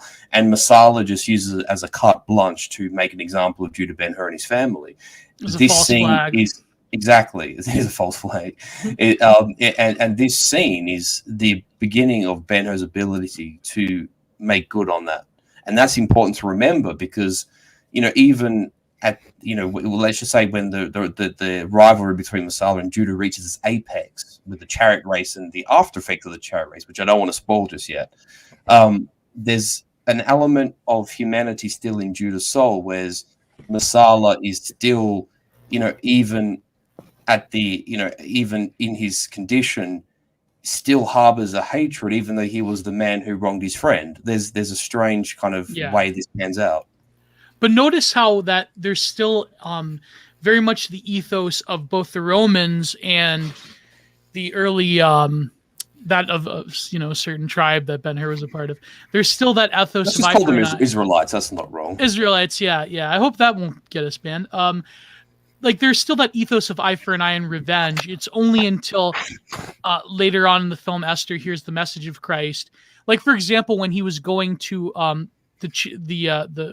forget which prince that has the special Persian horses. Oh yes, I know. Yeah. Yeah. Was it the Nabatean? I think. Yes, the Nabatean. Yeah. He's like, well, Judah Ben-Hur, like anything goes in the deathmatch chariot race. Wink, nudge, Wink, nudge. So there's still that mindset of revenge, whereas in the very end, not to spoil it, when Christ comes into the picture again, well, you'll see what happens. It's like now there's this transformation from that old covenant ethos of the Romans and the Israelites to something different. So that is the Christian message that we're well aware of today. Yes, exactly. And this isn't the first time that we see Christ's appearance on screen either. Actually, like at the very beginning of the film, after the scene of Yeah, the birth of Joseph. Jesus. Joseph. Joseph is encountered by someone in the village, and he goes off and he says, "Oh, well, where's your son?" And he says, Your "Oh, son's well, not working." your son." Well, he says he's working, but he's not here. And he says, "My table's not done. You should tell your son to do his job." And I love the line that Joseph receives, because it's like, well, what I hear from him is that he's doing his father's work.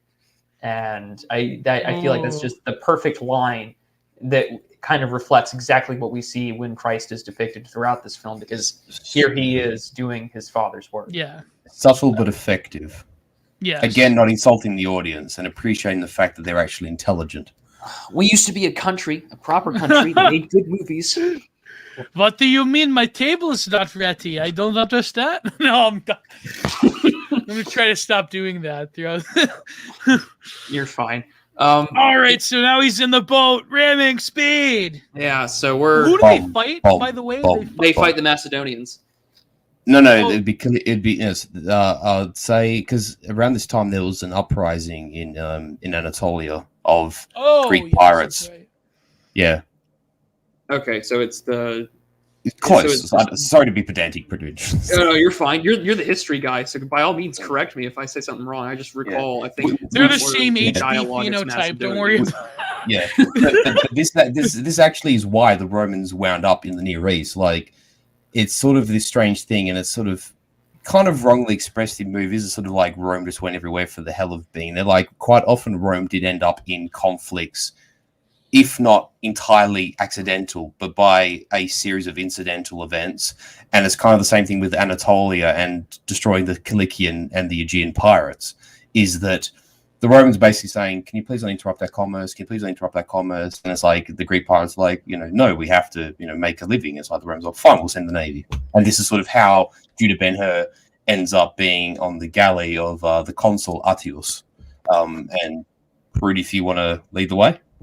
Sure. So, and also I'm just going to be pedantic as well. Just the Wikipedia page, it says Macedonian pirates. But anyways, so yeah, Wikipedia. They're run by a cabal of gender goblins. That's very true. All right. I can't trust them. But so there goes the monetization now. And so yeah, to take a line from your co-host there, Geo, sneeze those super chats over, because this is not going to be a monetized stream.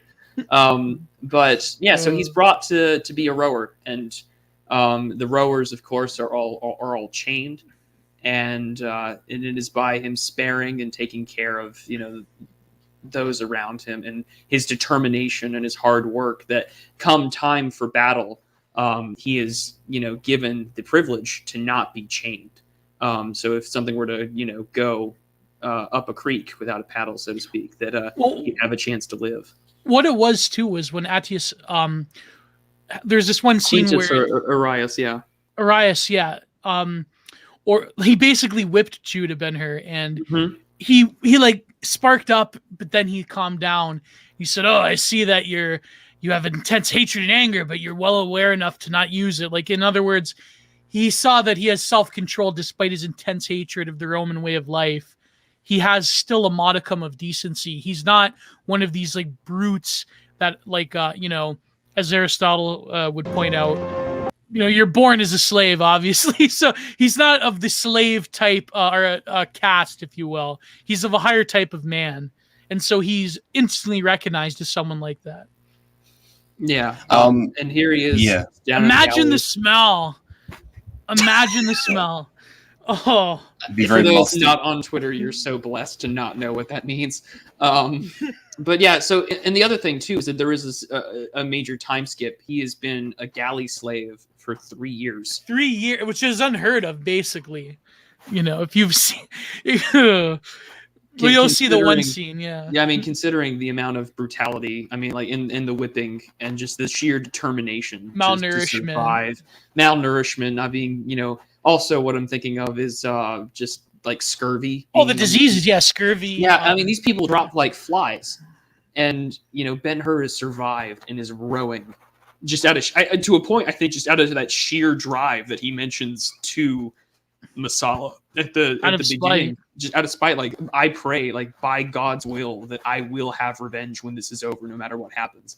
And like that sheer determination is what I think just kind of like makes a man of this time. I'm now immediately thinking of Bronze Age pervert. Like, you go to wine bar with GF, you are gay.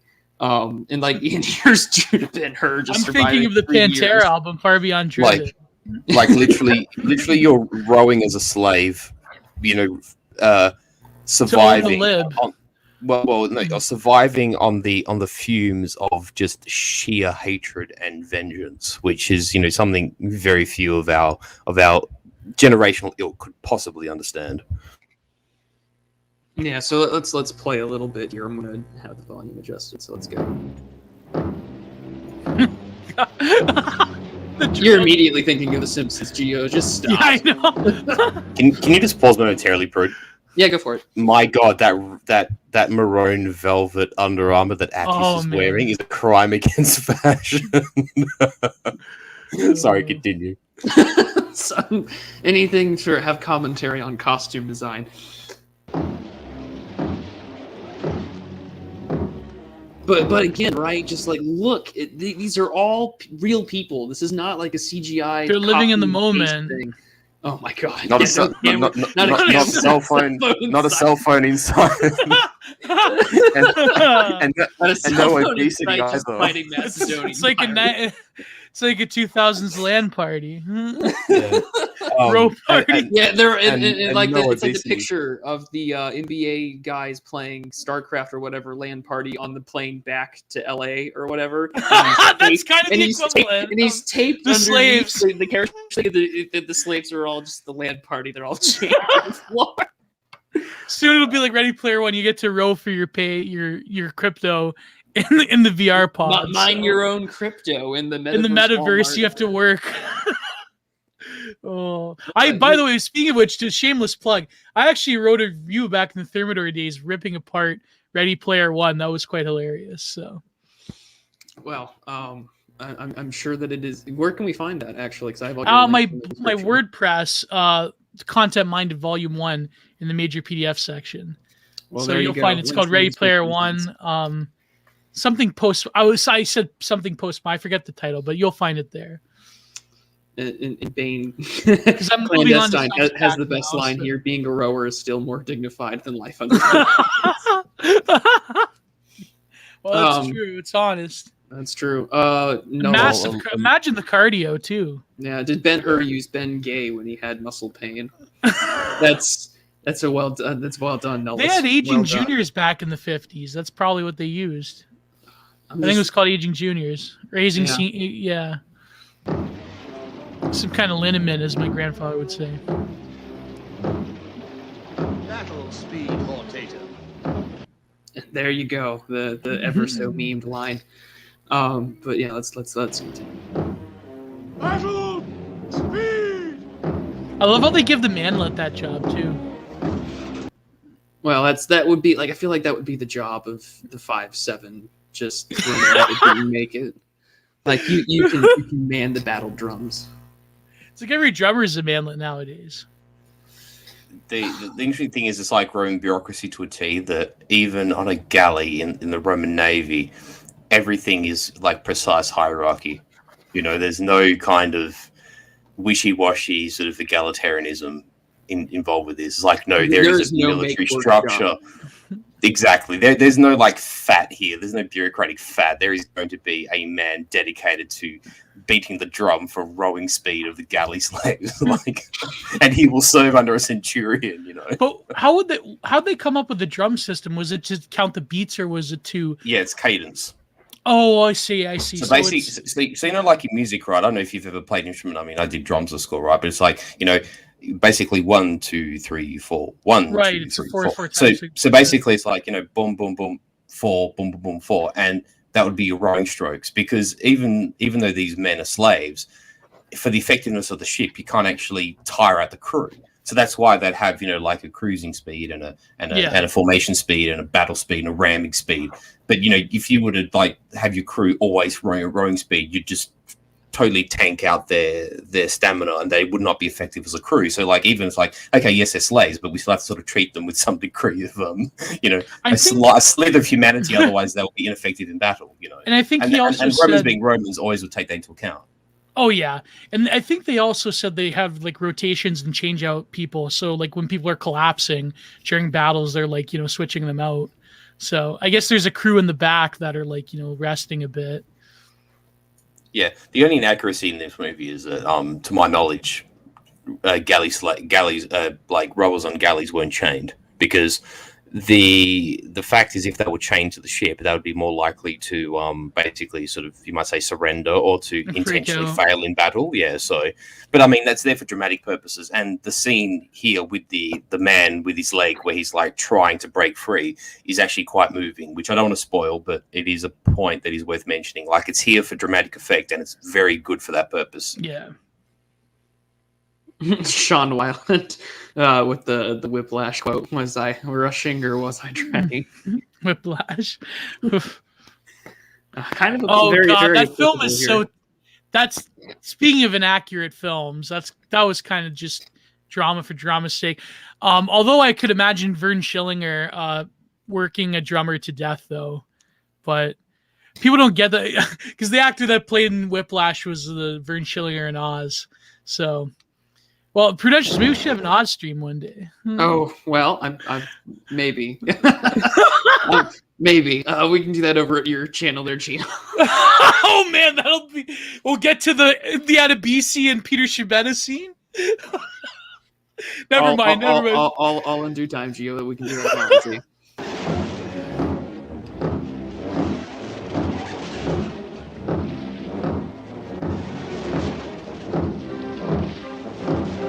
But also notice the fact that Quintus Arius is down below. He is watching the slaves. I just find that interesting. I don't know if Furius looking like a total king over his livestock. Well, that, but I would think that if someone who is in command of the ship would be, I would want to take a look around on the deck. Well, the fleet, moreover, yeah. And that I'm sure it's for the plot purposes, though. Of course, and also, by the way, that absolutely base signet ring on his forefinger. Yeah, and the ring becomes important later on, by the way. It does. So. But seriously, make signet rings a thing again, in my opinion.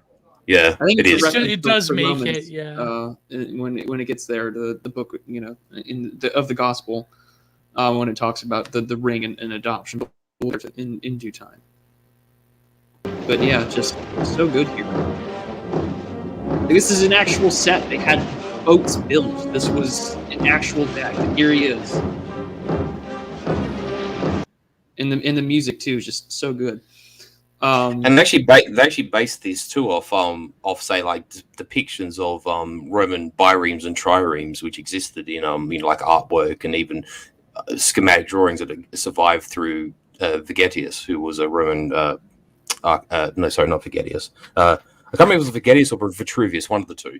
And that set was basically replicated in detail by the people at Civitavecchia for that scene. And that's why it is so realistic, because it is very much a replica of the way Romans and Greeks built ships at this point in time in history.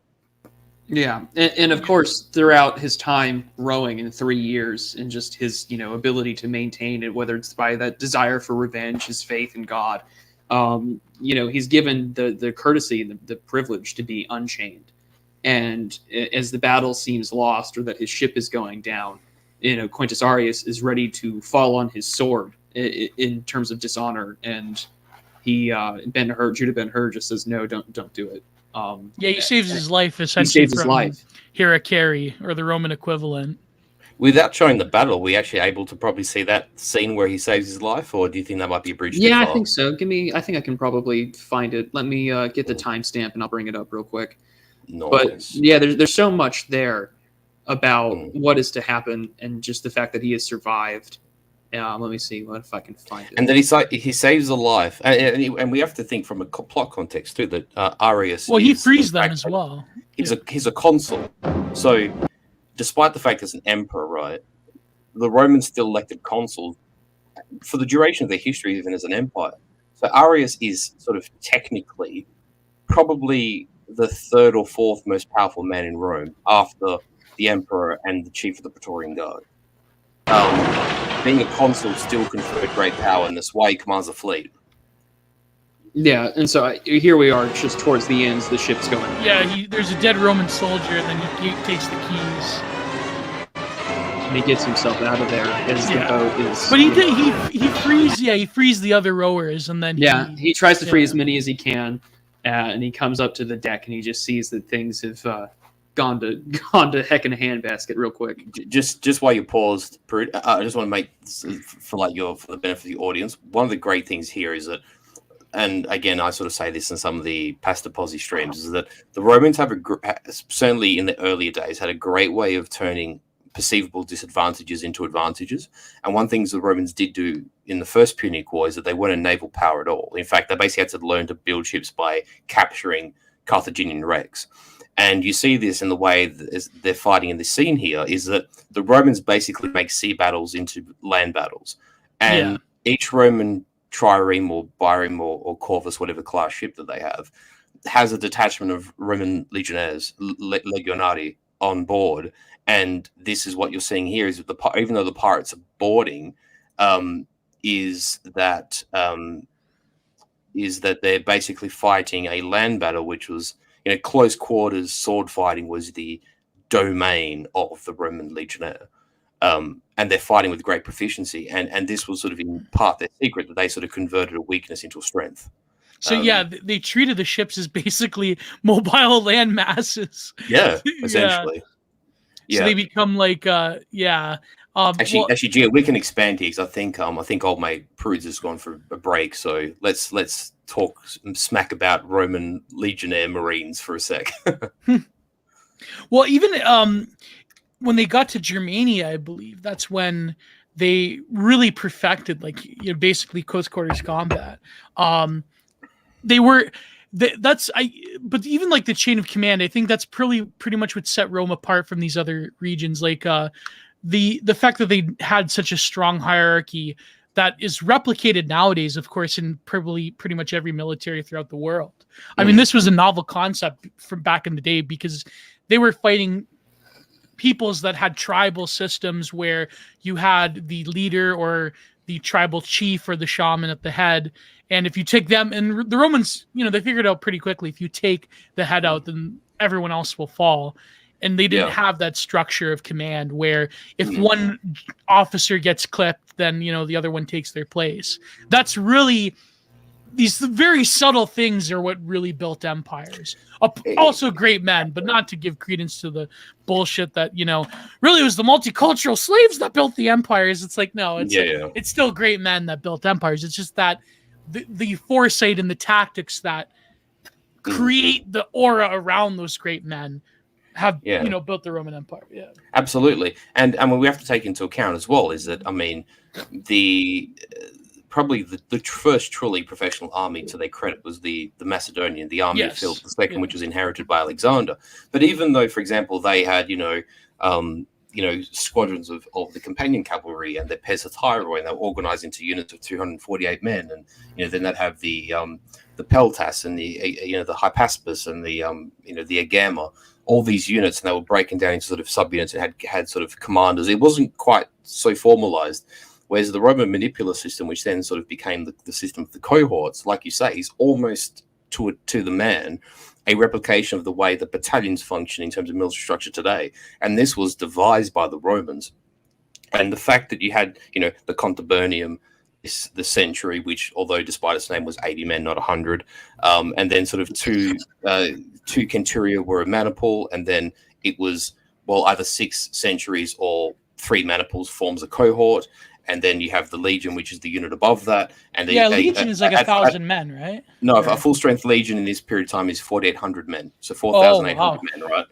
And that's with 2 LA of cavalry.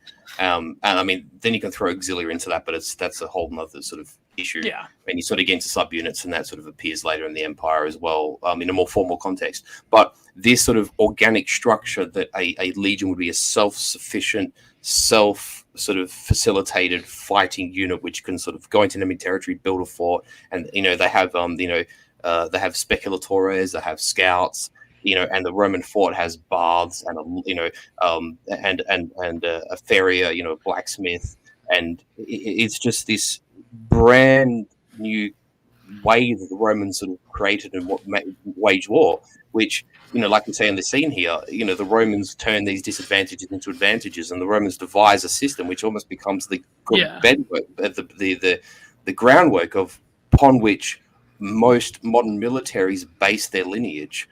Even, for example, we have later in history, we have the fall of the Western Empire and the rise of the Eastern Empire. The Byzantines actually have more of a Roman system than a Greek system, despite being an ethnically mostly Greek state. So keep that in mind. What did Glow in the Dark say there? He said, a good endorsement. Yeah. He says it's basically the same as how the Italians fight today. Oh, God. They've done a good job selling the Roman military. Well, it's funny. A lot of people have theories about how us modern Italians interbred with different people, and how, I think the closer your genealogy gets to the center of Rome, for example, my father is half Central Italian and I'm half Southern Italian. So G and I are basically cousins now. Exactly. I'm half Roman and half whatever, strange combination of, actually my mother's side, my maternal side, is the Greek side of Calabria. So have Greek. Well, my mother's Sicilian, so yeah, we have definitely Greek through our veins. So yeah, no, I know the feels. I remember there's this very glow in the dark. Shut up. There's this one Finnish autist. I remember this tweet, and this man hates me, by the way, but he left Twitter after he got banned again. Rename nameless.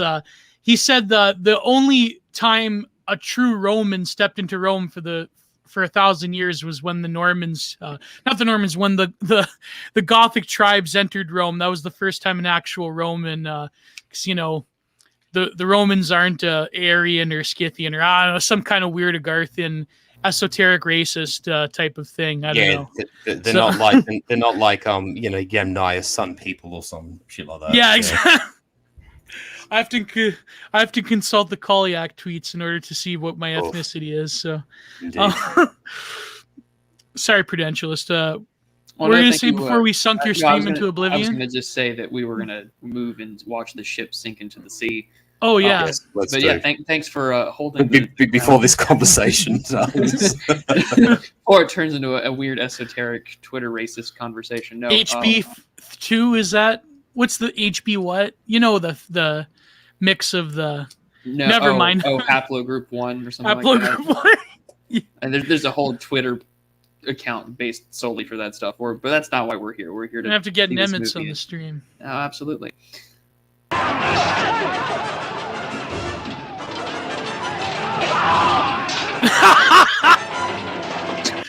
Nails him. I love how we just see spear thrown, guy impaled, Geo laughs. Like Homer during the driving school where the gruesome car crashes. He's like, it's funny because it's not me. And I love also the scenery too, how it's sort of dawn right now, how it just automatically changed from the blue sea to this very hellish atmosphere. Yeah, and the background tells me almost immediately matte painting, and that is something that I truly is a lost art form, I think, because of CGI and practical effects are being on location. But the matte paintings of the really from the 60s to maybe the 80s, just that time frame before CGI starts taking over. Star Wars is well known for their matte paintings, Ben-Hur, the Ten Commandments, just all of those great kind of epics in a way, where they talk about these stories or go on the hero's journey. Just these locations are so fantastic. And those illustrators, they really had to work hard to do it in a way that was also timely for the films as well. I remember, who was it? Was it James Gurney? And he worked with, the god of kitsch. Who am I thinking of? Kincaid. Kincaid was actually a fantasy illustrator before he dedicated his life to hideous kitsch. And the rate with which I forget which film they were doing for George Lucas. It may have been a Star Wars film, or it may have been another one that Lucas did at the time in the 80s. Just the rate with which they had to work to do these illustrations was like incredible. Like for an Just average, churning like them out just to meet deadlines, you know. for an average fine art painter, like what I am, it's like, yeah, it's, oh my god, I can't even believe the rate at which they work, or the rate that which people like Frazetta worked. Like it was just incredible, like the way that they could do it. But I mean, I look at this and I just see how believable it adds to the setting. I'm seeing dawn, I'm seeing storm, I'm seeing rain come down. Just so good. And notice how as much as I think sometimes Hollywood plays a bit too much with particularly Roman and Greek arms, like the hamata musculata is a little bit shall I say overly elaborate and sometimes not accurate, but I like how, even though this is a console, yes, you can tell that his armor is elaborate, and yes, it's obviously well maintained, but it's not like this glistening sort of the kind of thing you might see in like an RPG video game or something, where it's like this glistening, polished, flawless armor. Like you actually tell, like that shield looks a bit beaten. That armor has a little bit of grime in it. That helmet, isn't exactly straight fitting on his head. Like there's these sort of flaws that give it believability and plausibility. And 2 points I just want to make very briefly. One is to actually address someone in the comments, NPC 2749. Sorry, I think you're trying to think of the Gurkhas, by the way. But back to the movie. This era they're talking about, like say from like the 60s, like the beginning of like this sort of spaghetti western / sword and sandal epic / war movie, because you got to think this is also the era of like a lot of World War II movies being made in the aftermath of World War II. We have Battle of the Bulge, we have Longest Day, we have the Desert Fox with James Mason. There's a few of these sort of movies being made at this point in time. Oh, The Enemy Below is another one. No, exactly. There's a whole bunch of them. Sinking the Bismarck. There's a whole raft of movies like this, and up until the CGI period, right, there is this triumph of practical effects, right? You mentioned Star Wars, Gio, and I just want to touch on Star Wars. Like, for instance, when you see that attack on the first Death Star, off Yavin, those sparks coming off like the X and Y wings attacking the turrets, whatever, was basically done by guys utilizing electric current on basically cardboard structures they made to resemble the surface of the Death Star, and basically running wires through them, and then driving alongside in a utility vehicle, in a truck, a small truck of some kind, and then just like setting off sparks, utilizing current and like batteries on board, and insulated sticks, and they're driving along and creating these sparks off essentially what like these pinball tables lined together with these sort of these miniatures of the Death Star surface. And kind of like what they're doing here is that spear through would have been impossible to have filmed, say, a generation early, to actually have the spear go through a man. Whereas, okay, the effect's still primitive in a movie like Ben-Hur, but you're still seeing the actual sort of, the penetration of a weapon through a man's abdomen, which is, it's believable. I mean, okay, it's not, you can compare, say, a movie like Anzio to Saving Private Ryan, and yes, Saving Private Ryan has more of the gore and more of the like dismemberment and bullet exit wounds and stuff like that. But even in the context of this movie and the time period it's trying to represent and the time which it's made, there's a jump in believability. The movies that were made only half a generation earlier, and this keeps improving. And I think you have this golden age between a triumph of practical effects, complex and rich, but not flowery dialogue. Believable plots, an aura and an ambience that sort of takes you to the time period, movies that don't insult your intelligence, and movies that give you an experience that, like the commenter said, sort of take you to a time and space and sort of, transcend your present state of mind. Well, even horror films is exactly, and it's so worth mentioning, because I think it is a tragedy that we are deprived of these things nowadays. Even horror films back in the day, they led the way for special effects. Like even up until the late 70s, early 80s. I mean, I could think of Cannibal Holocaust, to the point where people thought it was real. like that one impaled girl, and then they had to bring on Sergio Leone, the master of effects, to come in and say like, no, actually that's like totally fake, and this is how we did it. That was real for people, you know. That was something else. I mean, people. I can trying to think of other films like that, but yeah. Let's even like the other film. I'm because I was gonna make a joke about the second film where Charlton Heston was shirtless, was the Omega Man, and even like there you still had like the introduction of film effects that were like mimicking gunfire and the believability and like the way that they would shoot it. Like it was, you know. Oops. Sorry, go on, Gio. That was my bad. No, go ahead. The score gets me every time.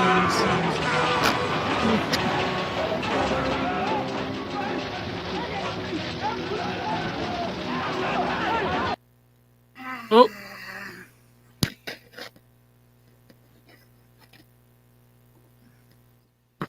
Prude? Hello? Have we lost Prude? Oh, what happened? Ooh. All I can hear is rustling. Oh, no, we've lost him. No. Oh, God. Well, we'll have to hold the fort. It's all right. We'll. So at this scene... Oh, sorry, Gio. Just before you start, I just want to say because we'll pause on that scene of the consul just there, you know, with his sword in hand before Prude unpaused. Is that everything on that just set decided to shit itself while I was loading everything. We're we're back. We're good. Good. Is that, you know, everything in that scene is real? Like that. None of those things are the product of a computer-generated image of any kind or CGI, whatever you want to call it. You know, that metal on the console is real metal armor, even though it's like, even though it's obviously ornamental, right? You know, that shit is made from real wood. You know, that effect of that, whether it's like a ballista or an arrow going through the arrow, you know, catapult thing or whatever, you know, is a real effect that's utilizing, you know, real materials. You know, that spear is made from a real shaft and a real metal spear tip. And I love that about these films, is that everything you see by the eye is tangible. It's real. It is not invented in like a processing software thing. It's tangible, and I love that. Are we still live, by the way, Prudential? Yes, we are. Okay, yeah, because you disappeared for a minute. But yeah, like oh man. So this is the scene where Ben-Hur saves Aris's life. He was going to, you know, sepulcher himself because he lost. Terrible. And as the Romans call it, sepulchissimus. But there was this one powerful scene where now Ben-Hur says, now you, like, he repeated the words to him. I forget the exact term, where he said, now you are my prisoner in my chains. And of course they see a Roman ship, and, you know, the roles have to, but that was just a powerful moment where they sort of like the roles reversed. And then that's when he respected Ben-Hur as a real man of character, as someone who was on a life's path. And this is also something to peer into, you know, as much as sometimes I think there's a sober honesty in the way Masala's portrayed, but also I think there's a bit of plot device going on where sort of, you know, he's intentionally, the worst is brought out of him to represent the worst of Rome, which doubtless did exist in people. And I think, you know, you can argue that one way or the other, and I don't want to mire too much with what we were already probably talking too much about Masala, and he still sort of will come about later on in the movie. But Arius and the events of this interaction do represent an aspect of not just Roman culture, but, you know, like of the Occidental martial mindset of this, you know, Hellenic sort of Italic Greco-Roman mindset of admiring courage, of having an understanding of one's place in the world, whereby if you are the consul of the Roman Empire or the Republic, but, you know, this is now the Empire, and you're saved by a slave, that you, no matter your position, cannot but begrudgingly admire a man who has defied death and saved you despite the fact that his position is as a slave. There's this kind of sort of, and obviously this time period is prior to the materialization of the notion of chivalry in the strict medieval sense. But, you know, like this idea that gallantry is admired, and that the Greeks and the Romans can admire strength even in their opposition and in their subordinates. And I think Arius, and to some degree Pilate does this a little later in the movie with his interaction with Ben-Hur, represents this this mindset that is very, very deeply seated in the Western psyche, which doesn't exist in a lot of other places, like potentially in the Japanese culture and potentially in some aspects of, I mean, in the end, there's enough sort of commonality between Near Eastern and European cultures anyway, but it is very preeminent in the European mindset.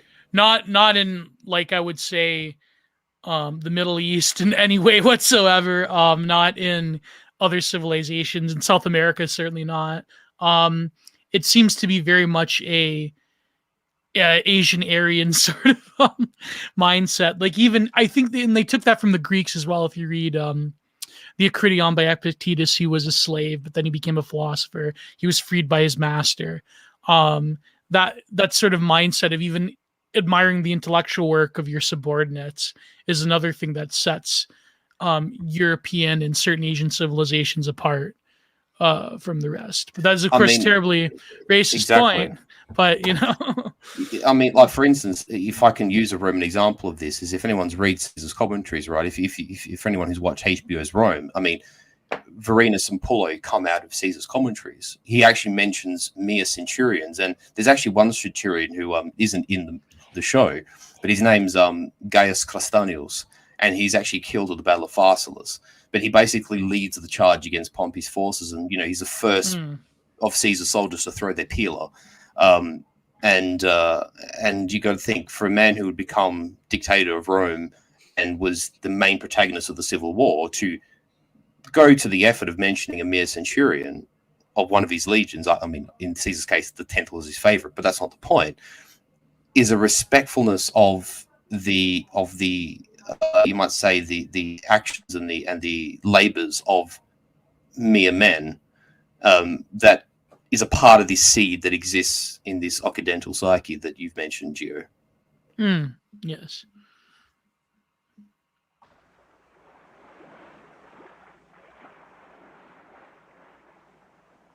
And again, matte paintings. We can just tell with the clouds that this is just a set. Yeah, the sky stationary, exactly. Oh yeah, and we can just see it now that he had saved him, and these are the survivors of what's taken place at this battle, and the ship has fallen, and this is where Arius thinks that all is lost. Yep.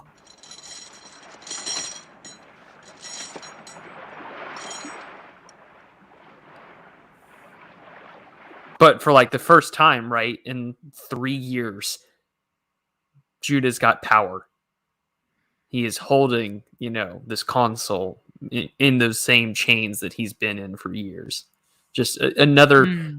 These are things that I've noticed in rewatching it. Just there's a lot of inversion throughout the film, throughout Judah's arc, because he's got this opportunity and to do anything that he could want, but compassion and forgiveness. It all comes back into those themes.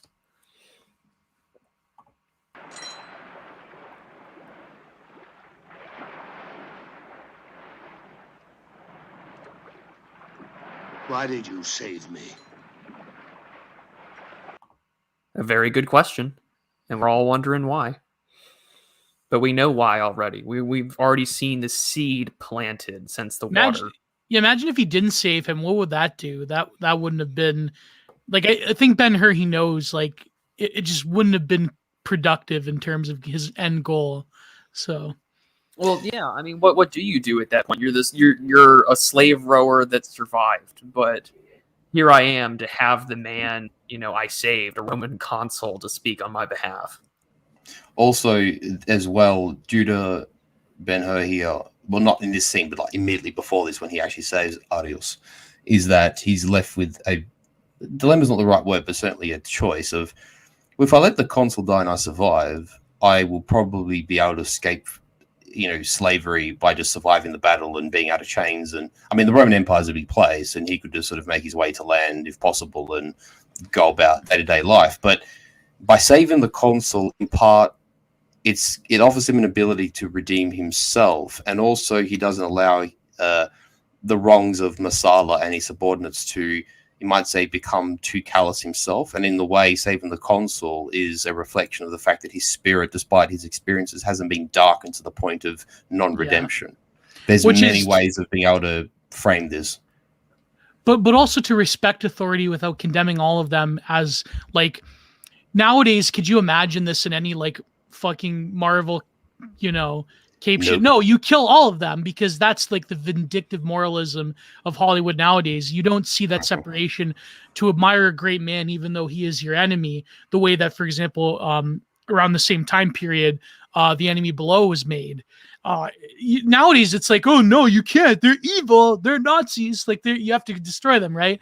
Whatever, like, Marvel cinematic whatever, you will never see this level of gravitas and humility present in a character nowadays. Maybe I can't even think of, like, in the last 10 years of a action hero who are whatever, like, doing this. It wouldn't be possible in today's moral framework. He would just, like, Heston's character would just see Masala everywhere, no matter what.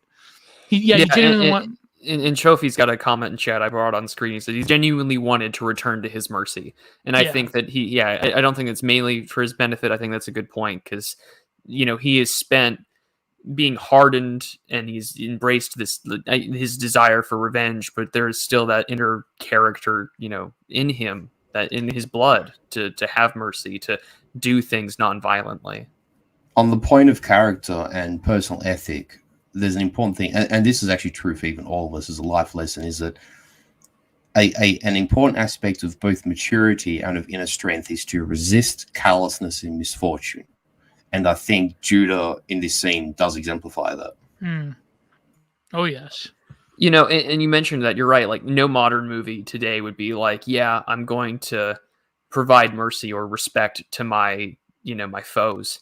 I immediately think about, I immediately think about that scene in Patton, which, again, movies within this sort of same time frame, covering like the war and covering things, where George C. Scott is like yelling at Rommel for not being at the battle. He's just like, I read your book, like he respected his son of a foe. bitch. Yeah. Well, the Enemy Below is like the perfect example, because there's that end where I forget the actor's name, but he said to the German commander of the U-boat, he's like, would you have done the same for me? He goes, maybe I would have. It's just, they know that they would have, but it's just that powerful respect between foes. And it's funny because that film actually inspired an episode on Star Trek, the original series, where Kirk is really down on himself and he defeats a Romulan commander with a Romulan Warhawk. And he goes, please, no, I'll beam you up in the ship. Like, he almost grows a respect for him. He's like, no, we're creatures of duty. In another life, I would have called you friend. And then the Romulan explodes his ship. So it's really, that ethos is very powerful. And I fear that we're losing that now. Like, imagine if you were in this situation, if you were Judah Ben-Hur, and then, like, I don't know, your that is commanding over you is like, I don't know, Charlotte Clymer. Would you have the same, like some kind of hideous ghoul? Would you have that same sort of deference and respect? I don't know. Yeah, and unlike Despot, I'm not going to makes post, the comment there where he says he unchained him before the battle, but yes, I mean the rest of your comments are correct, and he was unchained beforehand. But I mean, what I was referring to is just in this situation where he's holding him here, like there's that inverse of the power dynamic. But yeah, no, and you're right. Like, I don't think that many people these days would do so, but or at least we say online that we would love to do things in Minecraft, but I think if that was genuinely they want yeah but I mean, even now, right, like I think about it, like if I'm in that situation, I don't want to be responsible for the death of anyone else. I mean, true. I think compassion would still rule overall, but today, like you had mentioned, I don't think that would happen. I really don't. And, if it was Charlotte Clymer that put you in chains, well, what that Jungian image. Let's not complete this thought. Let's not. But like the most recent movie I can think of that shows deference or respect to the enemy. I think of The Hunt for Red October. I mean, instantly, where the welcome aboard and he hands him his gun out of trust, and it's the American naval captain giving it to Ramius. But you just don't see that today. I mean, You let don't. them shame. He thinks you're a cowboy.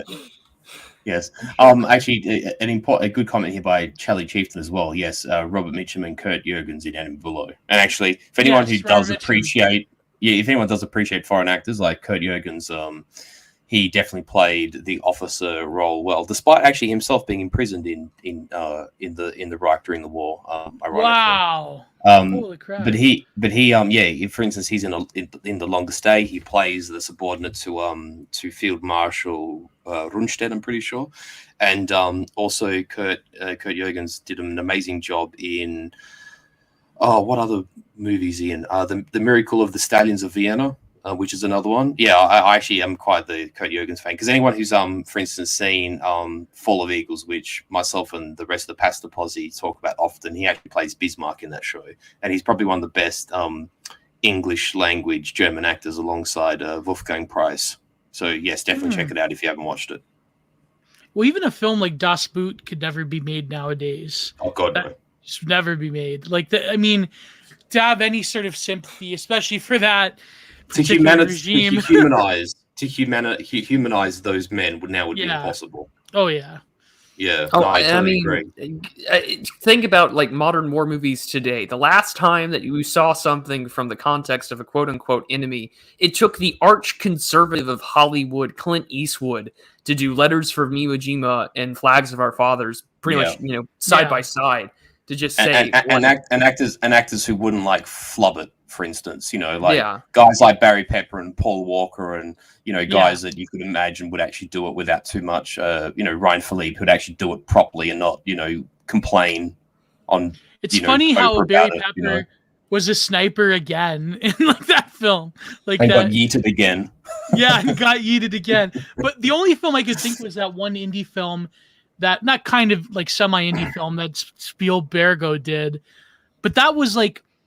I think because it's easier because he portrayed the Japanese side, and he's like sort of reversed it. He like did this weird thing where like, no, actually the Americans are evil and racist, but it's like the Japanese are like, and they're getting like yeeted by the evil monster Americans. I forget what that film was called, but I remember watching that.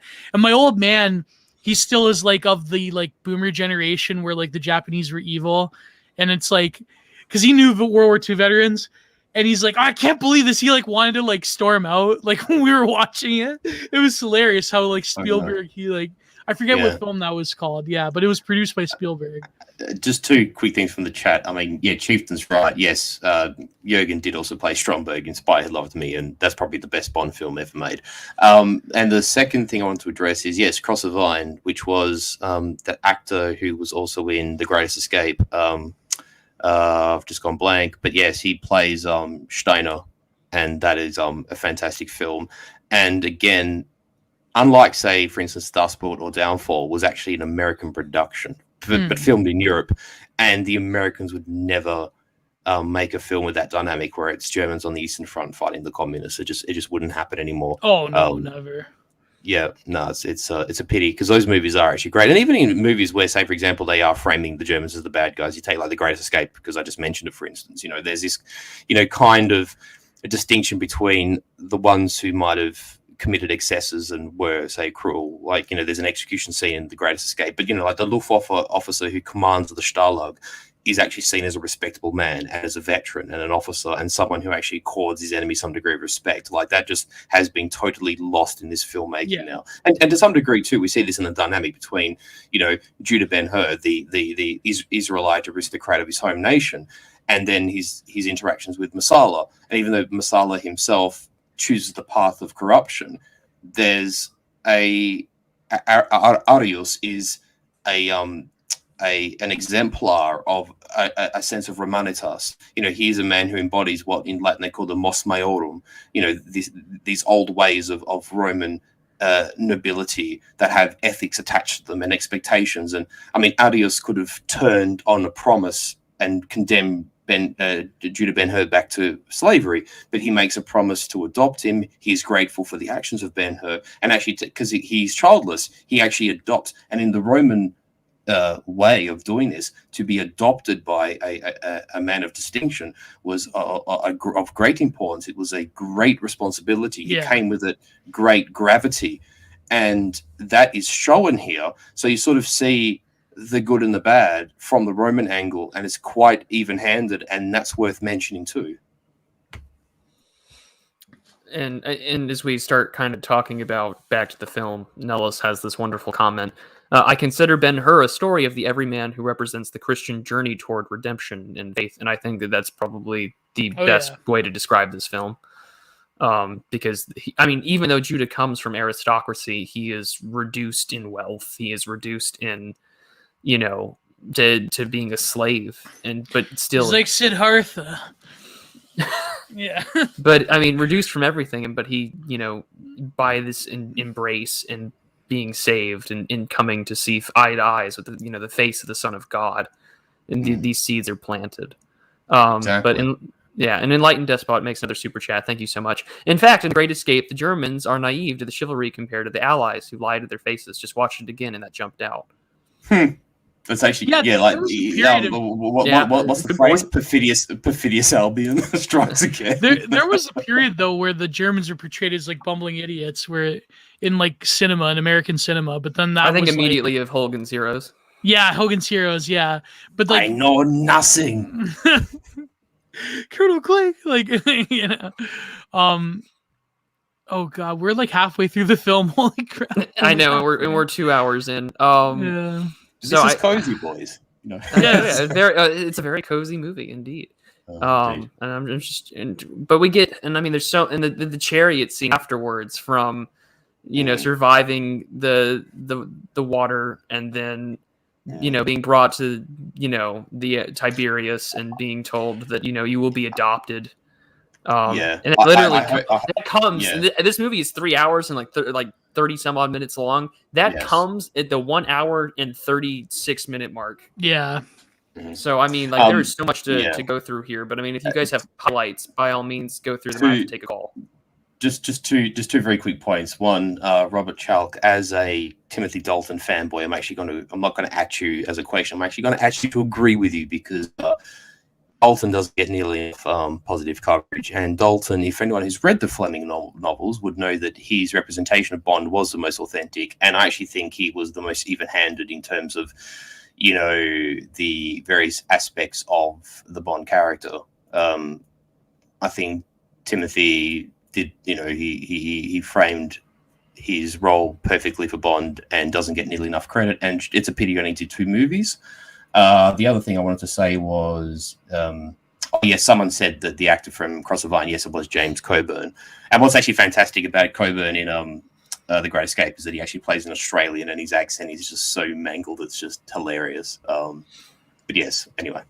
Yeah, so I fast forward us a little bit after being rescued, and then Tiberius, letting him know. Is this before or after the triumph? This is right before the adoption. Okay, because I was going to say we must show the triumph scene. That is just fabulous. But okay, yes, we'll start here. I'm cool with that. Yeah, I just think that this scene is important because I was, like you were doing, I was watching clips, and someone had made a reference because this is the idea of, being adopted. And in Roman law, this was like very final. And someone had said that this reminded them of a chapter in Romans. And so... and he says it reminded him of Romans chapter 8, verse 15. And he says, and of course the chapter goes, or the verse goes, the Spirit you received does not make you slaves so that you live in fear again. Rather, the Spirit you received brought from your adoption to sonship. And by him we cry, Abba, Father. And there's some reference here because even though he is now, received Roman citizenship, he's going to be adopted. I find it interesting that just, what's in his heart is not Roman, even later on when it came to sorry to cut you off. No, go ahead. No, like later on when it came to the letters of St. Paul, he refers to this repeatedly. It's funny, Giorgio Gammon actually wrote a book commentary on the letters of Paul. He talks about how he repeatedly alludes to this, I am a slave, we are slaves, meaning that slavery is no longer seen in the ancient sort of covenant as a rule of bondage, but rather you are indebted, you are sort of indentured to that revelation of Christ. And so St. Paul will talk about being in that lower position over and over again.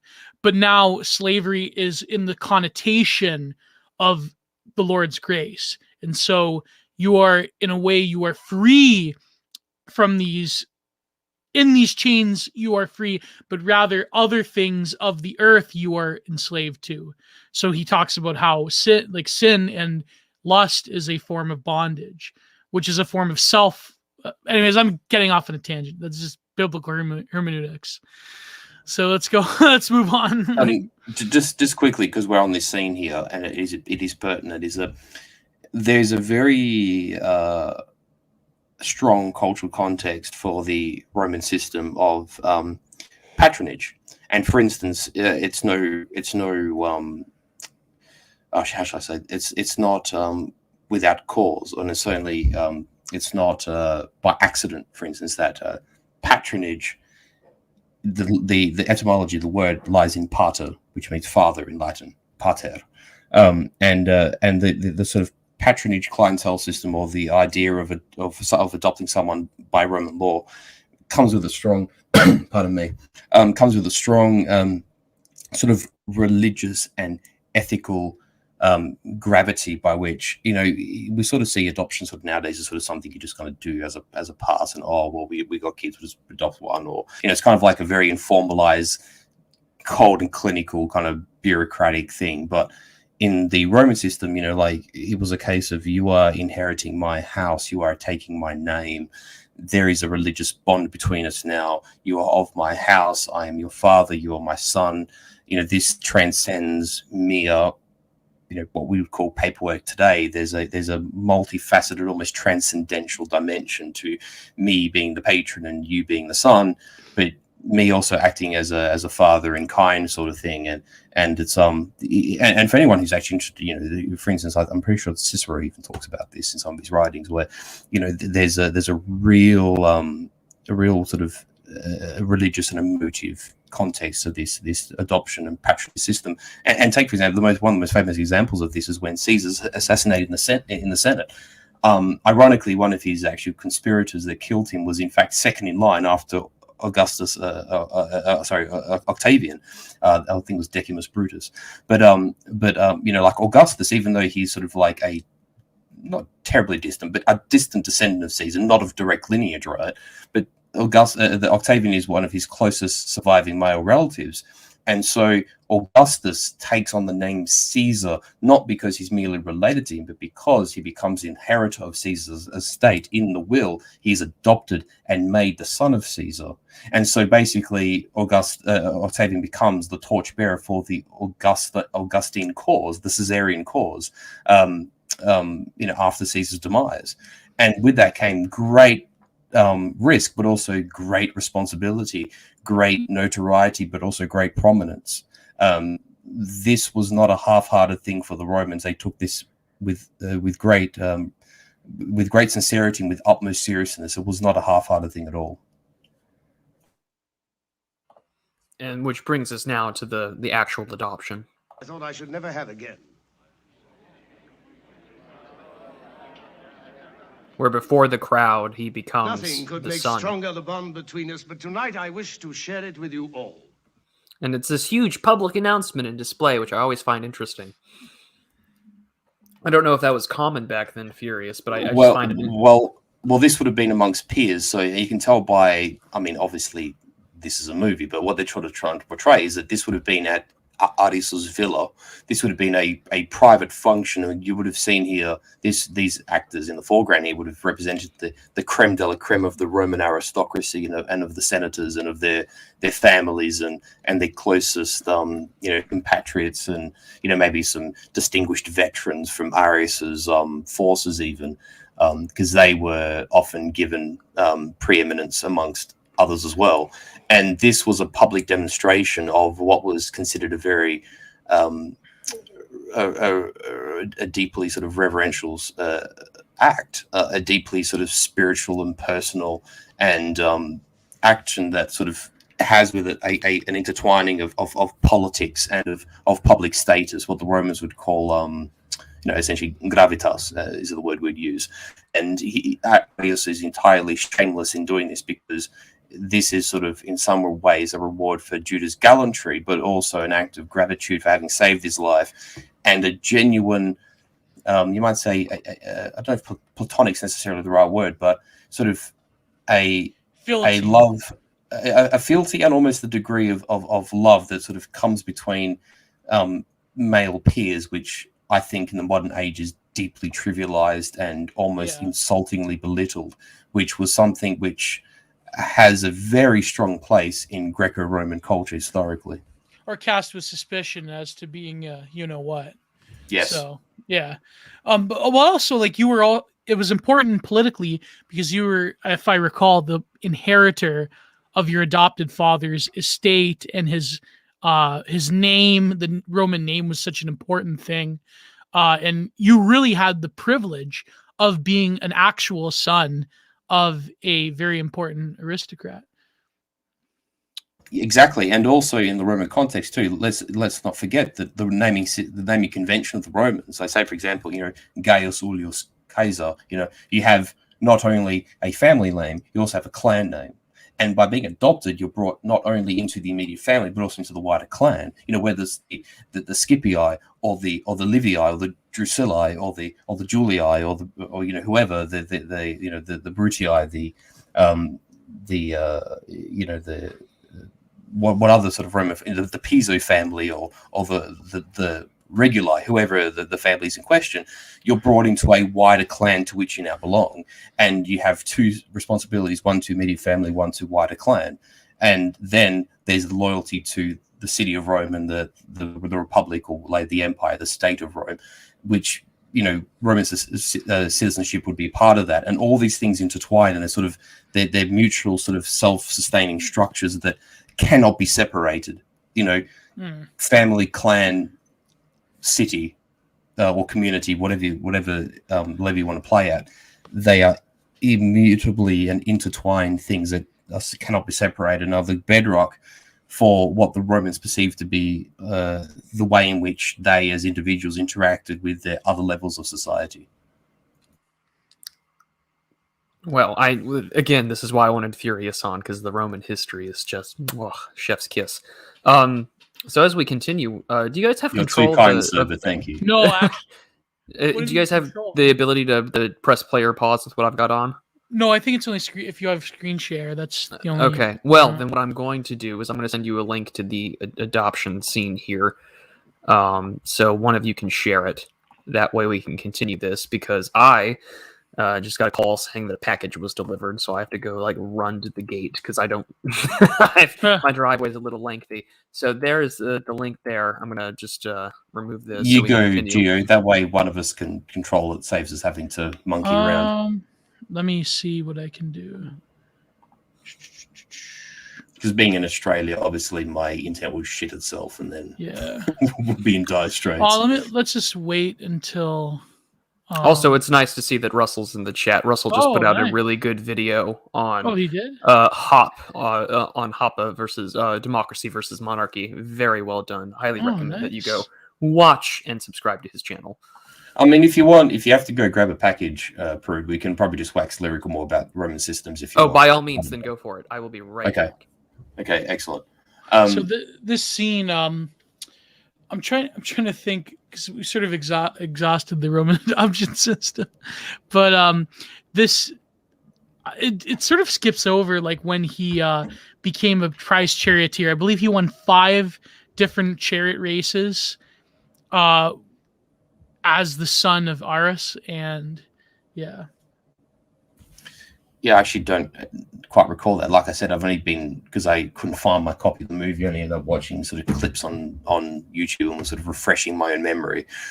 But it's sort of interesting how he sort of became this prize-winning charioteer, but then sort of in the meantime adopted by one of the most important and most powerful men in Rome at the time, and not just sort of on paper powerful, but a man who was elected to be consul. And as I sort of explained before, to be consul in even the early empire was to be amongst the top 5 most powerful people in Rome, sort of aside from the emperor. Any sort of right-hand people that emperor might elect, and the chief of the Praetorian Guard, to be one of the 2 consuls elected to Rome, which is a tradition actually that sort of played right up until the Fourth Crusade in Constantinople, actually, where they sort of still, in their own way, using their own sort of Hellenized titles, still elected consuls.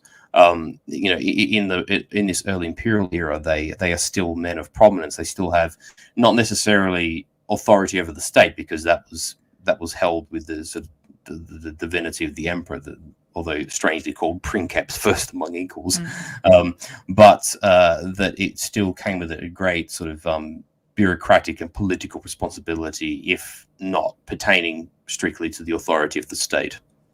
Now, about the divinity of the Roman Empire, so given the sort of like Roman theological system, there's always like sort of an ambiguity, I feel, of the Roman belief system with like the actual worship of the gods of Jupiter, but did they view the Roman emperor as a divine being, or was that sort of an elaborate kayfabe, for lack of a better word? I have to admit that I am probably not the person to ask in terms of religious questions. It's just that, I read as much as I do regarding sort of no, but I mean historically, but what does tend to be an obvious pattern in the Roman system is that often emperors would die, whether of old age or for some other by some other nefarious means, and then in death would be sort of declared divine by a successor. So, say for example, when Augustus died of old age, Tiberius was quick to engage in the divinity of Augustus, and to some degree Octavian kind of held Caesar in that same regard after Caesar died, although he was strictly speaking a dictator and not an emperor. Have we got Prude back? We do. Excellent. Sorry, I'll just quickly finish my point. Someone's saying that you're rich because your driveway is so long, but you just live in Texas. That's probably why. I just no. I since the my health issues went awry over the course of the last, good Lord, now what, 18 some odd months. I've been living with my parents, and this has been my father's retirement plan after the army. Was a little plot of land. So running from this, literally a garage next to a little shop with living places, so like a kitchenette and a place for a bed. That's where I live. It ain't royalty or anything like that. So it's me running up this gravel driveway with, you sound like me trying to walk up the staircase. Well, I just had the coof a couple weeks ago. My lungs are shot. I'm just sprinting with a flashlight and a revolver in case there's a coyote or something. That's all. Oh my God! So essentially, what you're describing, Prude, is a Texas equivalent of latifundium. Your dad has a plot of land as a veteran. Basically.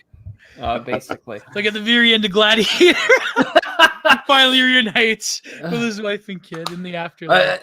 What's funny about it? The plot of land system, that was ingenious though to the Roman legions. Like that was, I believe after a period of how long you were given a plot of land. It was after more in the expansionist days of Rome, but after your first 25 years of the period of service. Oh wow! So if you made it that long, he definitely earned it. He served for 30 years. Yeah. He was very he jokes about it. He's like, I'm kind of happy that my retirement papers has President Trump's ugly marker signature on it than the next guy. So basically wheat fields.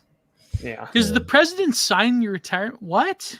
Well, yeah, like it's not his actual signature. No, it's not. It's an automatic. Yeah, it just comes with it.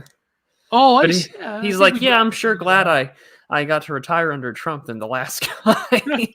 But Obama's signature is pretty neat from what I heard. I guess. I mean, I'm not someone. I'm not someone who does handwriting physiognomy because my handwriting is shit. Yeah, me too. I have I have like a dyslexic thing, but like apparently Obama had very neat and effeminate handwriting. Well, he's you said. but when you're a liberal academic who grows Now up let's in see Chicago, what do you Michelle expect? Obama's signature. Ooh. Well, I mean, Yale Law Review, he's got to have a good signature. Come on. If we can make this a bit more wholesome again, rather than referring to these creatures, before we get going with the stream, I Michael just Obama, you mean? I want Furious is like, whoa. Let's be wholesome here. Gio, we don't want you Joan Rivered, okay? Let's just be, Oh, let's no. be wise here. You know, don't lay out the secret too. I will not readily. speak in the name of Michael. But if we may resume the stream on a more wholesome basis, I will repeat a reference from Cicero actually, when he defended the country life by saying that he's the teacher of economy, of industry, and of justice, or in Latin, parsimonia, diligentia, iustitia. So let us spare a thought for our pastoral people in the chat and in the room today. So Prudentialist, your dad is amongst those fine traits which Cicero outlines. Well, I will relay that to him. I'm sure that he'll appreciate the reference. I'm slowly trying to red pill him. I've been buying all of Mystery Grove's books and slowly feeding it to him. Well, there's been a huge. Just give him an iPhone and headphones and just like play Skeptical Waves like for days on it. I don't think he could do listening to the robot voice of Skeptical Waves. I'm just currently telling him to go read Always with Honor by Peter Wrangle. Based.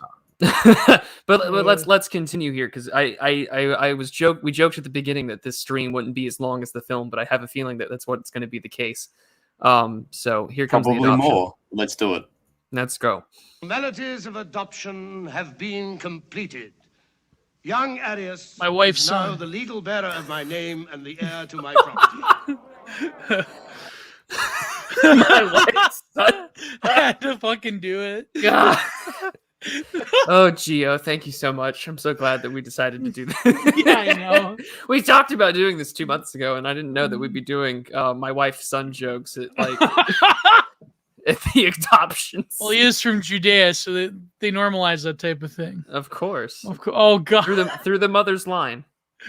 Oh. But let's continue. This ring of my ancestors would have gone to my son.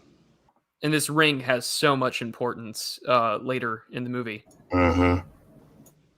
It almost brings him to the So level of now it is Masala when you yours. think about it. Oh, yeah.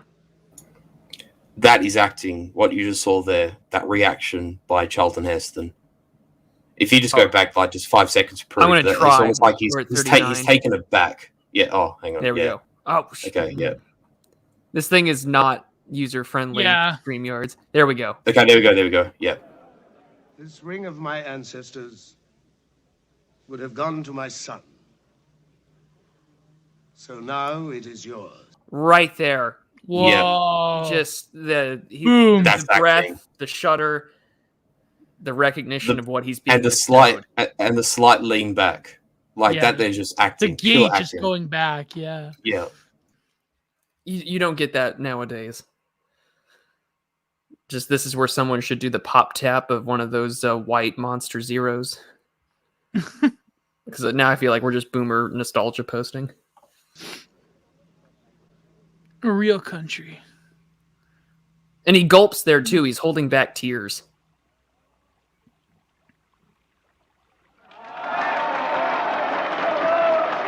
Seeing Charlton Heston act like this just increases my hatred of Michael Moore tenfold because of what he did to him in Bowling for Columbine.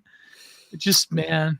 Chofi has this great comment about the scene. He says he has achieved the same standing as Masala, but he does not lose himself in it. Yeah. He doesn't forget that he's an Israelite.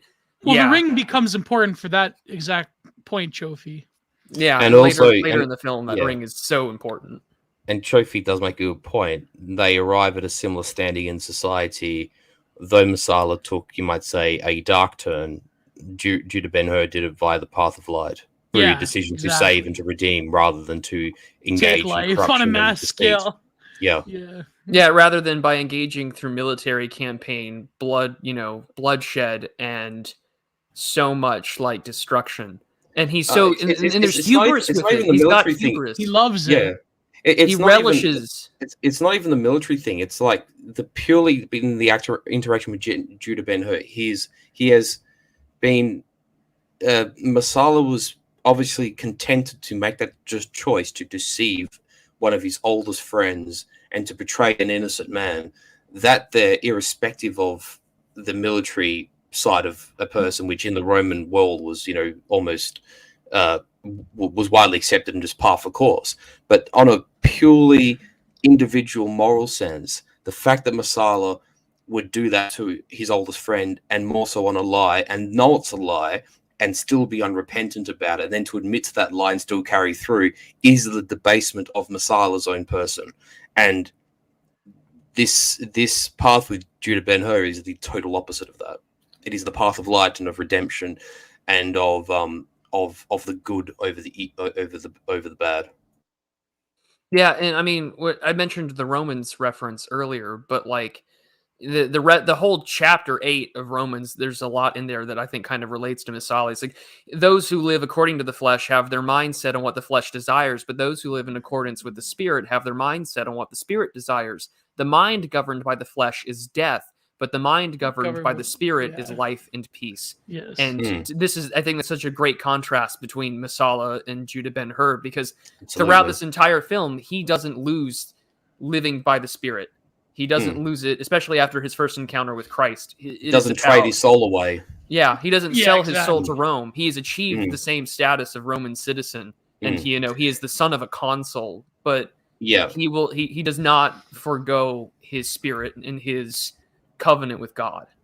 And just if you want to highlight, if you can, Blaine Clandestine's comment, I'll just touch on that very briefly. Possibly true, but you'll actually find that in this scene we just watched here in this movie, the camera, just from a cinematography point of view, that the shot taken from the other side is more of a close-up. It shows the emotion between Arius and Judah Ben-Hur.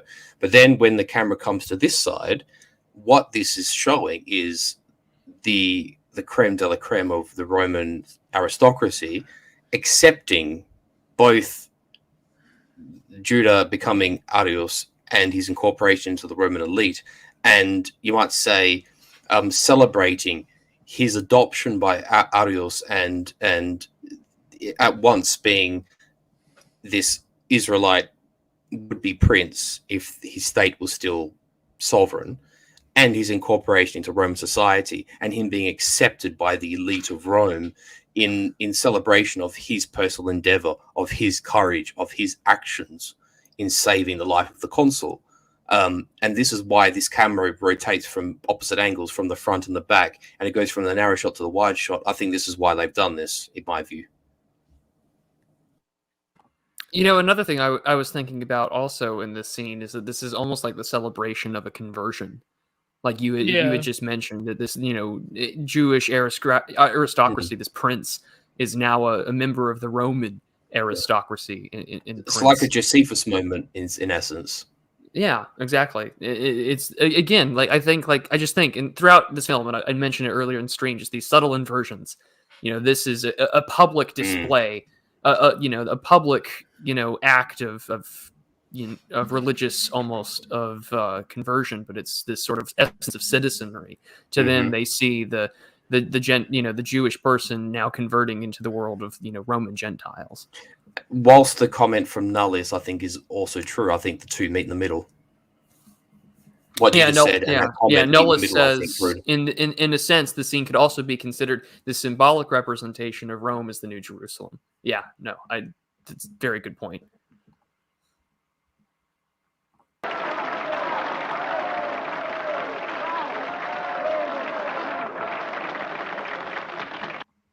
And here he is about to give his address. And this is the angle I was talking about. Brought me to a new life, new home, a new father.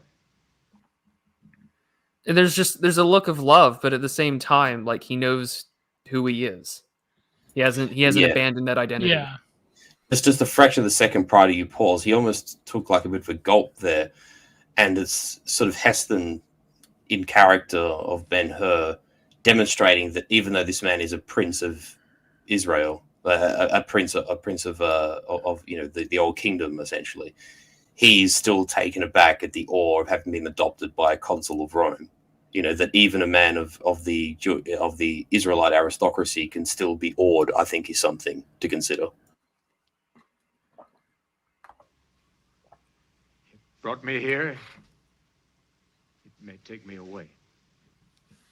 But wherever I may be, I shall always try to wear this ring as a son of Arius should.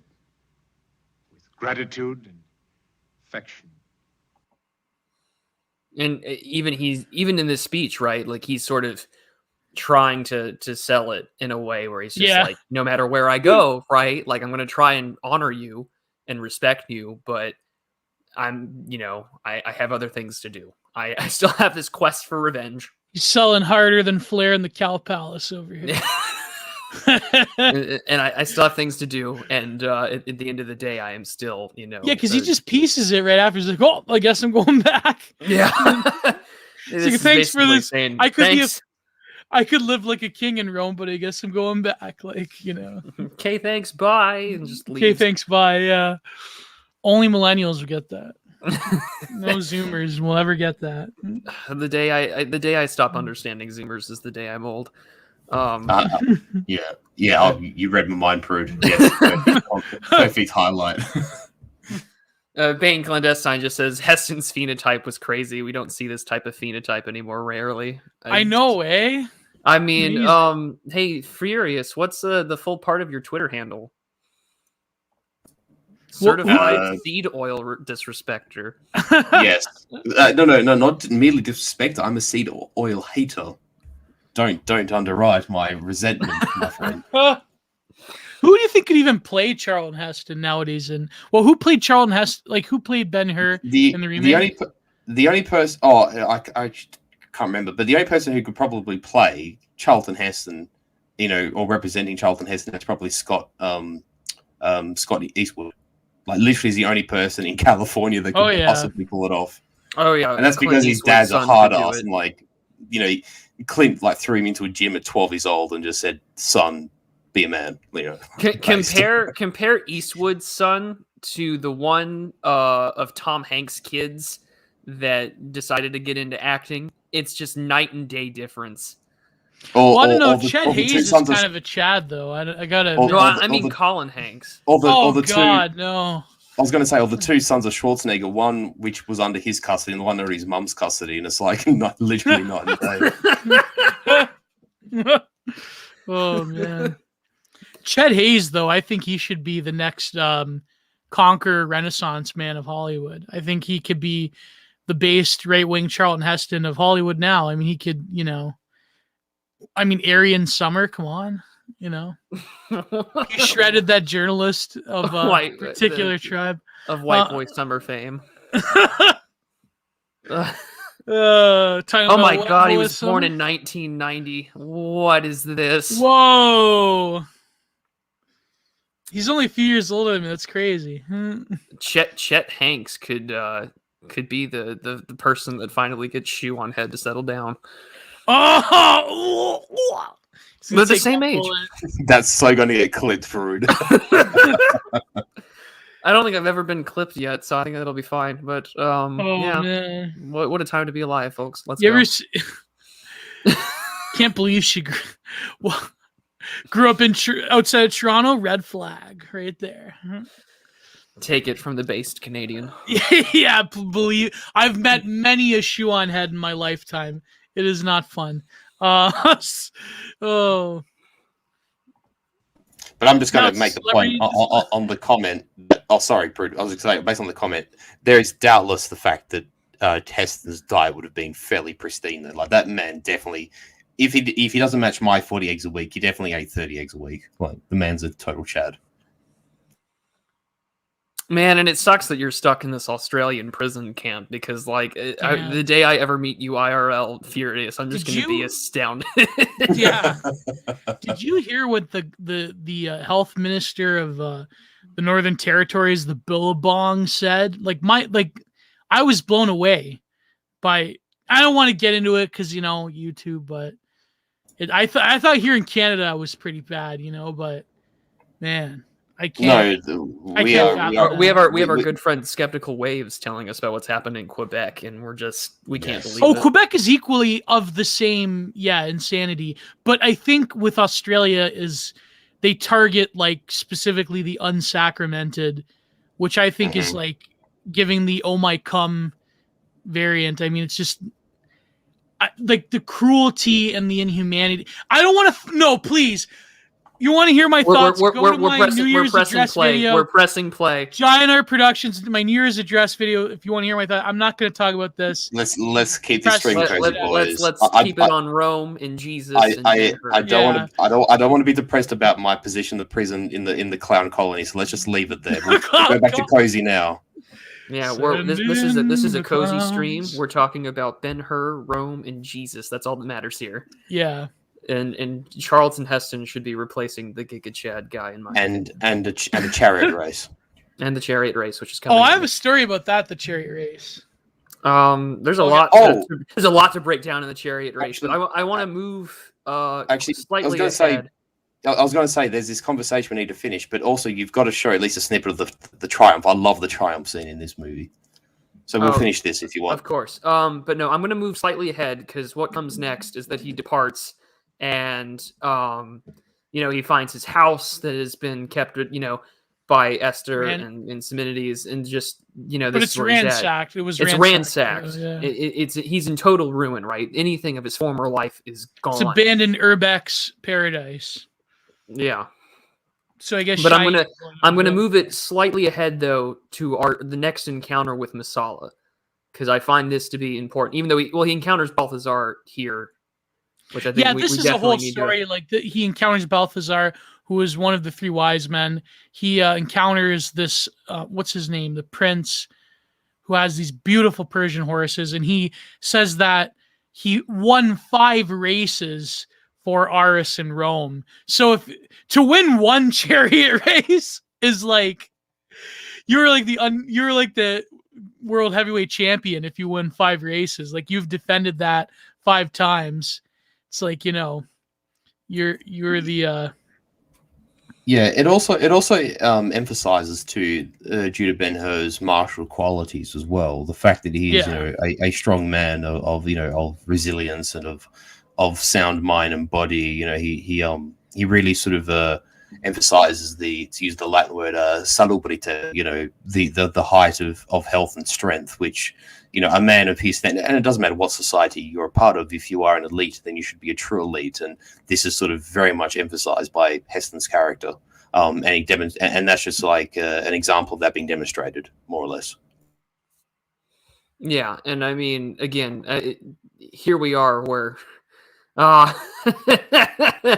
Sorry, I have to put this up here because I'm just immediately thinking about the many times where this has happened. The good old days where Middle Eastern characters were filmed by whites. Well, we touched on this before the stream went live, as a matter of fact. I believe, we sure did.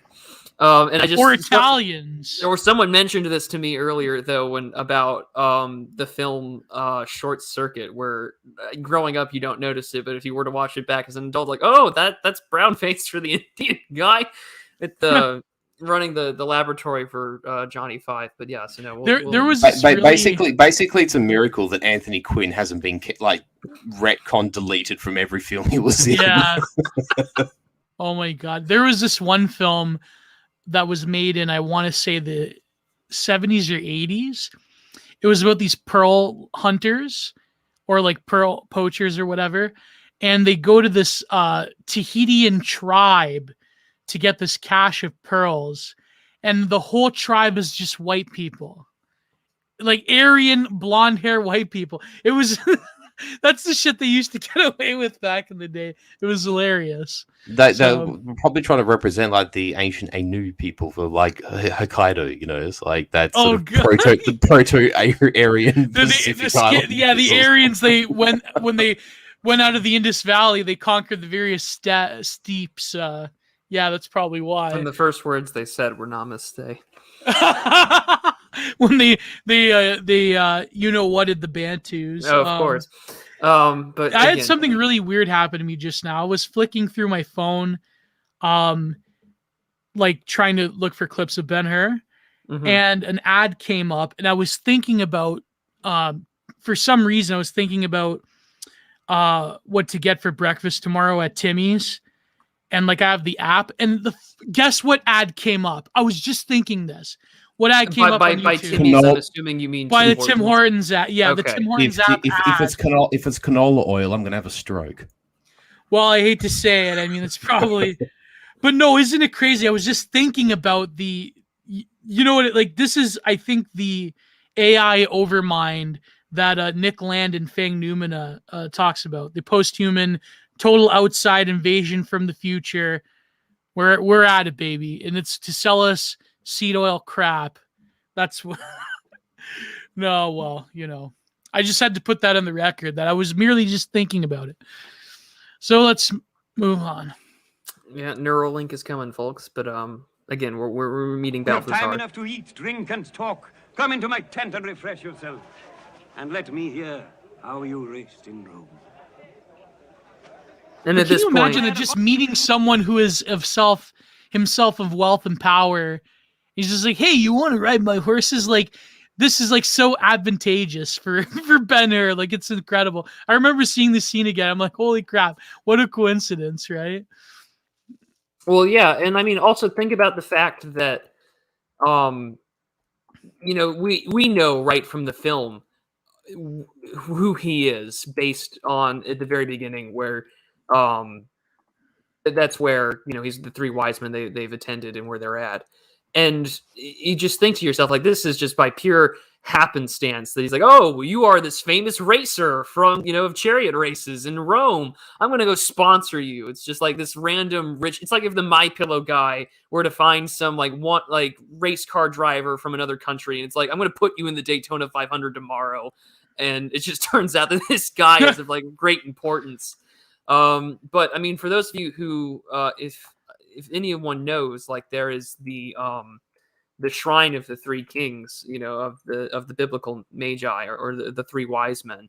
It's a decorated golden sarcophagus in the Cologne Cathedral in Germany, built sometime in the 12th century, and it is, you know, one of the most beautiful things in the world. And if you ever get the chance to go there, I would highly recommend that you do. I had the chance growing up as a kid to go there, living overseas, and looking back at the pictures, you can just be just astounded and amazed at what you can see from that church. And what's convenient about it, I guess, is that right next to the Cologne Cathedral is this museum of Roman, you know, colonization of Germania and all of the stuff that existed there.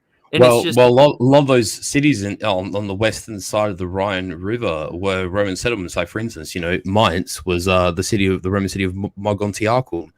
Trier was Augusta Treverorum. Cologne was I think called Colone Agrippa. So a lot of these German cities were actually founded as Roman settlements, fortified settlements on the western bank of the Rhine. yeah, I mean, it's a huge museum. I don't think that with how things are going, I'll ever get to see it again. But I mean, if there are those who do live in Germany, I would highly recommend that you do make the trip, because that cathedral is beautiful, and it's a miracle that it survived the war. And the fact that it's right next to a Roman settlement, and it has the shrine of the three wise men, the three kings, is just, it's beautiful. I can't recommend it enough. Absolutely. Yes. And inspired by Germans who returned from Crusade as well. Yeah, they say that it was built sometime around 1180 to 1225 is when it was built. Yep. So yeah, I mean, you're coming back from the Crusades, and here we are. Your mind illuminated by, you might say, divine providence. In many ways. I mean, they say that the original bones and relics of the Magi were situated in Constantinople, brought to Milan, and then they somehow end up I believe somewhere outside of Cologne, and then it ends up in Cologne, and it ends up just to be a string of pilgrimage. So just imagine how much care and it was taken just to go there. You know, so I think the Germans, they were the rightful descendants of the Romans than the British in terms of empire. So maybe wrong side of the war won. There you go. As Patton said, the wrong pig was slaughtered. But let us continue. Nice to sing. I would sing you the psalm of horses. I tell you, no other animal has descended so unscathed from the first innocent forming of And yeah, he's Furius talking about his horses. the world. And tomorrow, I shall put Antares on the inside. When you do, shorten the yoke. We'll help them in the turns. Judah, Ben-Hur. Getting ready to talk about the races, talking shop. I'm only going to leave a tip when men talk about something else besides women and horses. So that's what Schopenhauer said. Stranger fortune. But yeah, so from here, the discussion over horses not only goes from, we're interested in having you like race for me, but he sees all of this. The Arab sheik that Balthazar is with is saying, okay, I'm ready for you to drive my quadriga into the race, with 4 horses, but he has to go before the governor of Judea, which is Pontius Pilate.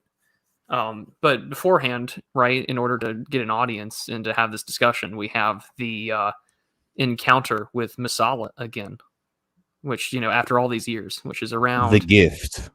the gift, which is around, I want to say about right after he sees that his home has been ransacked, and that And then he sees Esther sees Esther and her father. finds out that Esther isn't married. So here basically Messala's just clowning around with his what do you call it? His puppet Drusus. His centurion gimp. With his boys. I'm pretty far from okay. But is Esther, how old is Esther? The same, like, she's still within the Esther was younger than Judah's sister. So I think Titsi is younger than Ben-Hur, and Esther was younger than Titsi, if I got my chronology right. still some eggs left then. Thanks, Stephen Molyneux.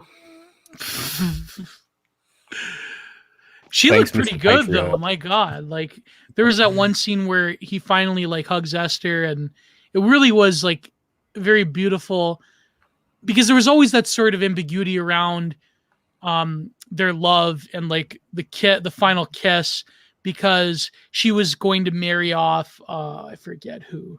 It was a merchant in Antioch, basically, because he Yeah. asked her if he loved her, and she said that I'll learn to love him, which basically is an admission of no. Exactly. And then so what was the one thing that Charlton Heston said to her, if this would have continued, something like this would have continued if you were not be wed to someone else or something like that. It was like there was always that tiptoeing around the love they have for each other, but then eventually in the end, but like she becomes in the later half of the film quite a powerful motivational force for him to fully embody the lessons of Christ. Even like there's this one point, not to spoil, where she says like, "You become Messala," like you stared into the abyss and the abyss stared back.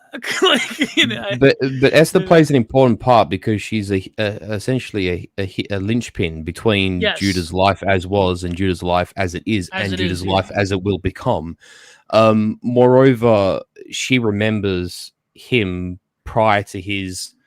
Well, not he's not corrupted by his journey, but he changes, and she's the one thing that A, reminds him, and B, she remembers the Judah of before, because this Judah that is now is a Judah which has endured enormous hardship and great tumult and tragedy and great strains and pains, which, even if it makes you grow as a person, still leaves indelible marks on you, many of which are not pretty. And I mean that in both a physical and an aphysical sense. Yeah, like and even Esther's an important reminder to the audience of that. Yeah, like Judah even says like, essentially like the Ben-Hur that you knew died in the galleys, right? And she's like, no, that's not true. Like you still have that piece of you inside of him is still, there's still that fundamental essence there that cannot be corrupted by betrayal, slavery, physical and mental and spiritual hardship and persecution, and ultimately the destruction of his own people, or the scattering of his own people by the Romans eventually. None of that can really corrupt what he is inside. Yeah. And just to answer someone's question here, sorry, where was it? It was about the merchant. Oh yeah, so John Palaiologos was asking. He was a Christian, wasn't he? The merchant. Well, prior to the journey of Jesus and Calvary and being crucified on the cross and rising from the dead, it's hard to actually sort of say that they're Christians per se. But what can be said is that the character's name is Simonides, which would imply that he's probably a Hellenized Jew. Because if you look at, say, a character in Rome, if you're familiar with Attia's slave, Timon, Timon is actually Tevye. So Timon being a sort of Romano-Hellenization of a Jewish name, and that would be also true of Simonides. Simonides would probably be like Simon, or some other variant which has been sort of made, essentially Jewish name made Greco-Roman. Simonides is not sort of a heritage Hebraic name.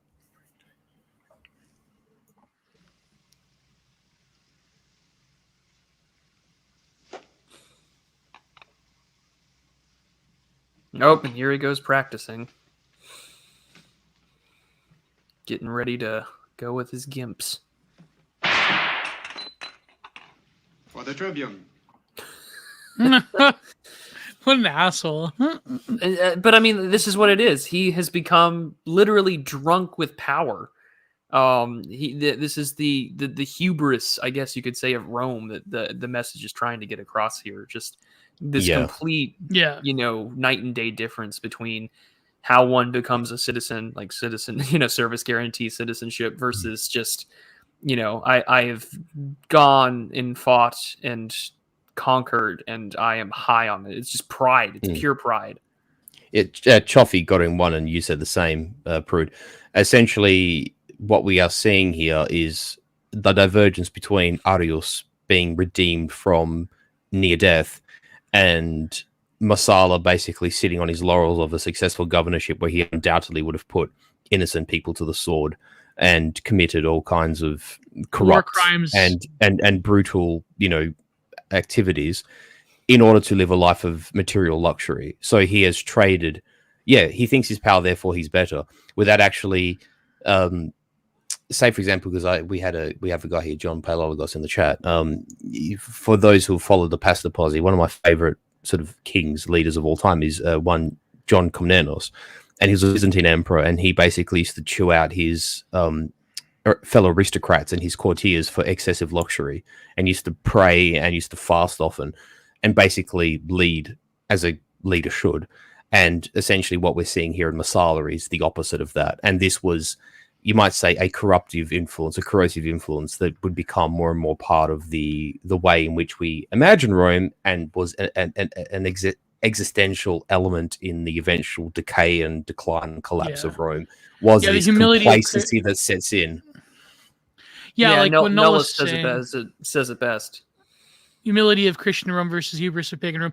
It seems that Massala here is to represent sort of like the empire, like speed running its own like decline and fall into decadence. I guess that's the allusion to the eventual fate of Rome within that sort of Actually, Choffy, he nails it in one. Actually, I love that comment about Romanitas. It's very true. He seems he only believes in Rome because Rome is powerful. Unlike Aris, he doesn't actually embody Romatius. It's sort of like certain reactionaries don't believe certain things because it's powerful, right? So, it's not to call out anybody. But I was going to say, in some ways, maybe without the actual real world aspect of it, it's kind of like you get people in you might say that the so-called founder of the dissident, right circles, and his obsession with power.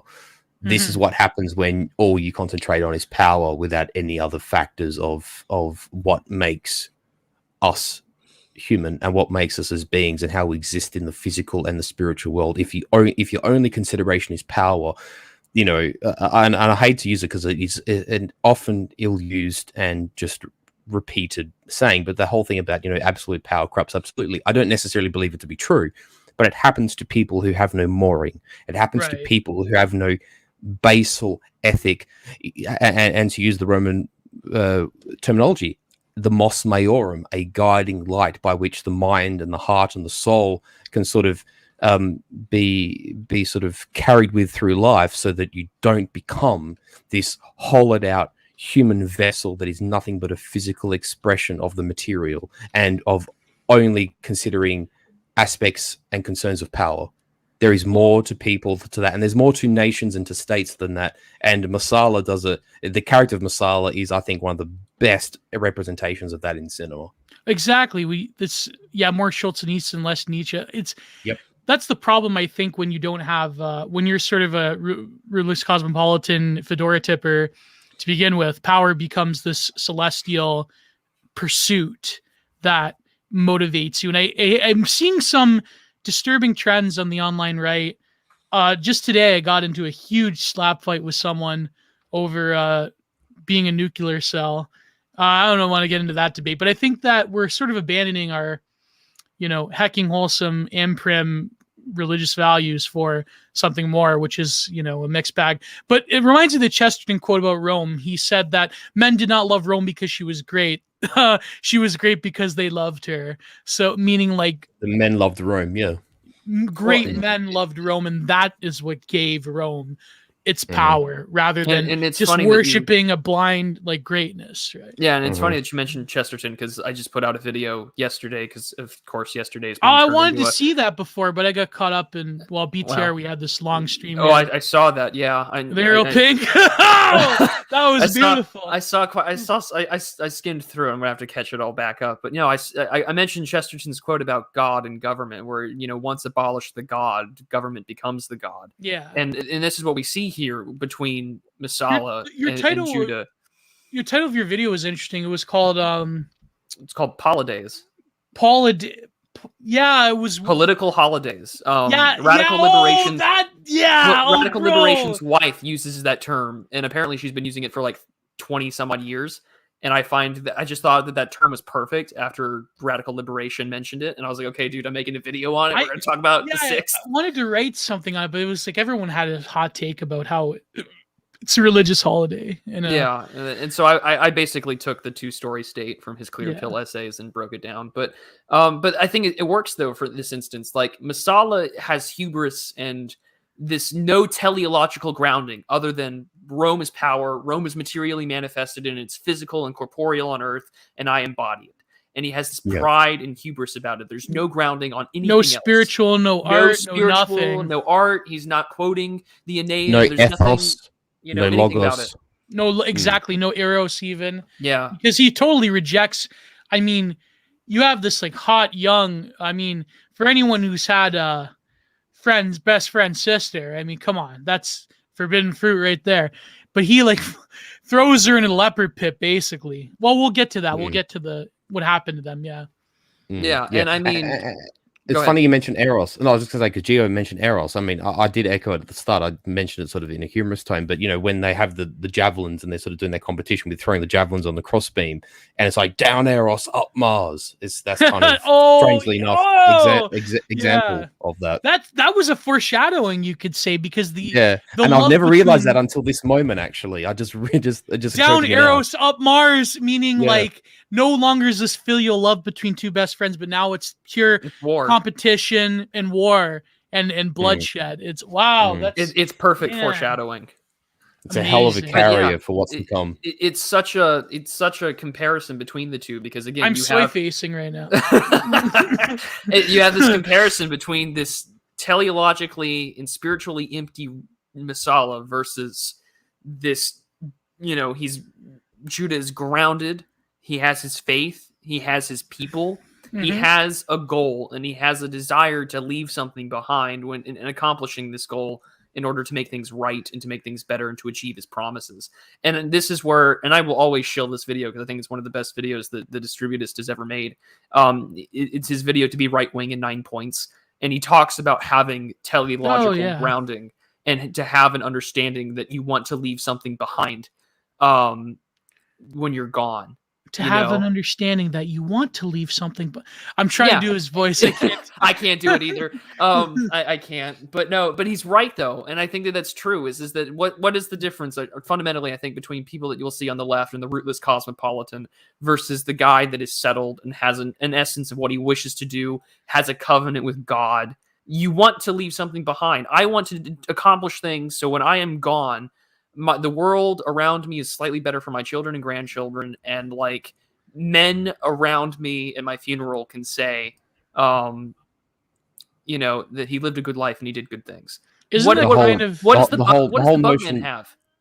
Yeah, that's the notion of being willing to plant trees under which shade you'll never live, and But being able look to what leave a happened this legacy which is August admirable and with constructive. America. Oh, sorry. No, go on, Gio. I'm done. No, I was gonna say just really quickly, like, look what happened this August with a certain people in the Middle East and Afghanistan with America. I mean, this is like the allegory is like just tripping me right now. It's like, you know, it's when you have reject the black pill embrace, because when you have that higher belief in who your people are and who your people are in relation to your God, I mean, that's powerful. I mean, think of how many people gravitate towards power, or rather the shady, empty symbols of power nowadays, because simply it possesses a very materialist and human omnipotence over your life. I mean, look how many people consent to their lives being ruled by the current, you know, global liberal biosecurity state for this reason. I mean, there are people who just, that it's sort of like that's their whole impetus in life. Their sort of existential security blanket is conforming to what is the most powerful at any given time. And I think that this is why, again, Ben-Hur is such a powerful allegory, because you can easily relate this to anything we're going through right now. And it's, you know, that's how great Kino cinema is made. I know we sound like boomers right now, but any work of art, I think, I would say, well, this is, of course, Martin Heidegger. Any great work of art is creating a world unto itself, or a place of dwelling from which you can find a place of dwelling, from which you can situate your own being into. And I think that in terms of the Western canon, Ben-Hur represents so many aspects of Occidental life that is unique to us as a people, or as peoples. And very rarely, I think, you find cinema like this at all. I mean, you have to go to some of the most obscure quatrains of indie films to even find something half as meaningful. You know, sorry, I'm just ranting. No, you're fine. I'm 'Cause, shooting. Like, I was prepping for this stream, and I wrote quite a few notes. I wrote 2 pages of notes at lunch today about what I wanted to talk about, and I'm kind of glad that we've just gone through the film instead, because we talked about the first water scene, but like I was in my car just sort of doing, if I'm not listening to music or a podcast or an audiobook, I'm usually prepping for a video or a stream. And I was kind of going through my talking points, and I found myself driving down the road, and I'm getting like emotionally worked up because I'm thinking about the scene where Judah is trying to give water to Jesus. Yeah. And I'm working myself up because I'm just thinking to myself, you know, he recognizes that this is the man that saved his life earlier. He is recognizing that this is the Son of God, and he is trying to lend aid, but he can't do anything that was the equivalent to Jesus saving his life at the beginning. And the water is kicked away by the Romans, and he has nothing to do but being thrown back in the crowd. And Judah is watching, just knowing that there's nothing that he can do to stop prophecy, but he is bearing witness to like the greatest event for Christians, and I think religion in general. And realizing that all that he does is has a place in that story of prophecy, and that no matter all of your material strength, all of your authority on earth, that if something more transcendental is occurring, or something which is pertains to notions of redemption or revelation, or use whatever sort of religious word you wish, that as a mere mortal, all you do is have a role to play, and that is it.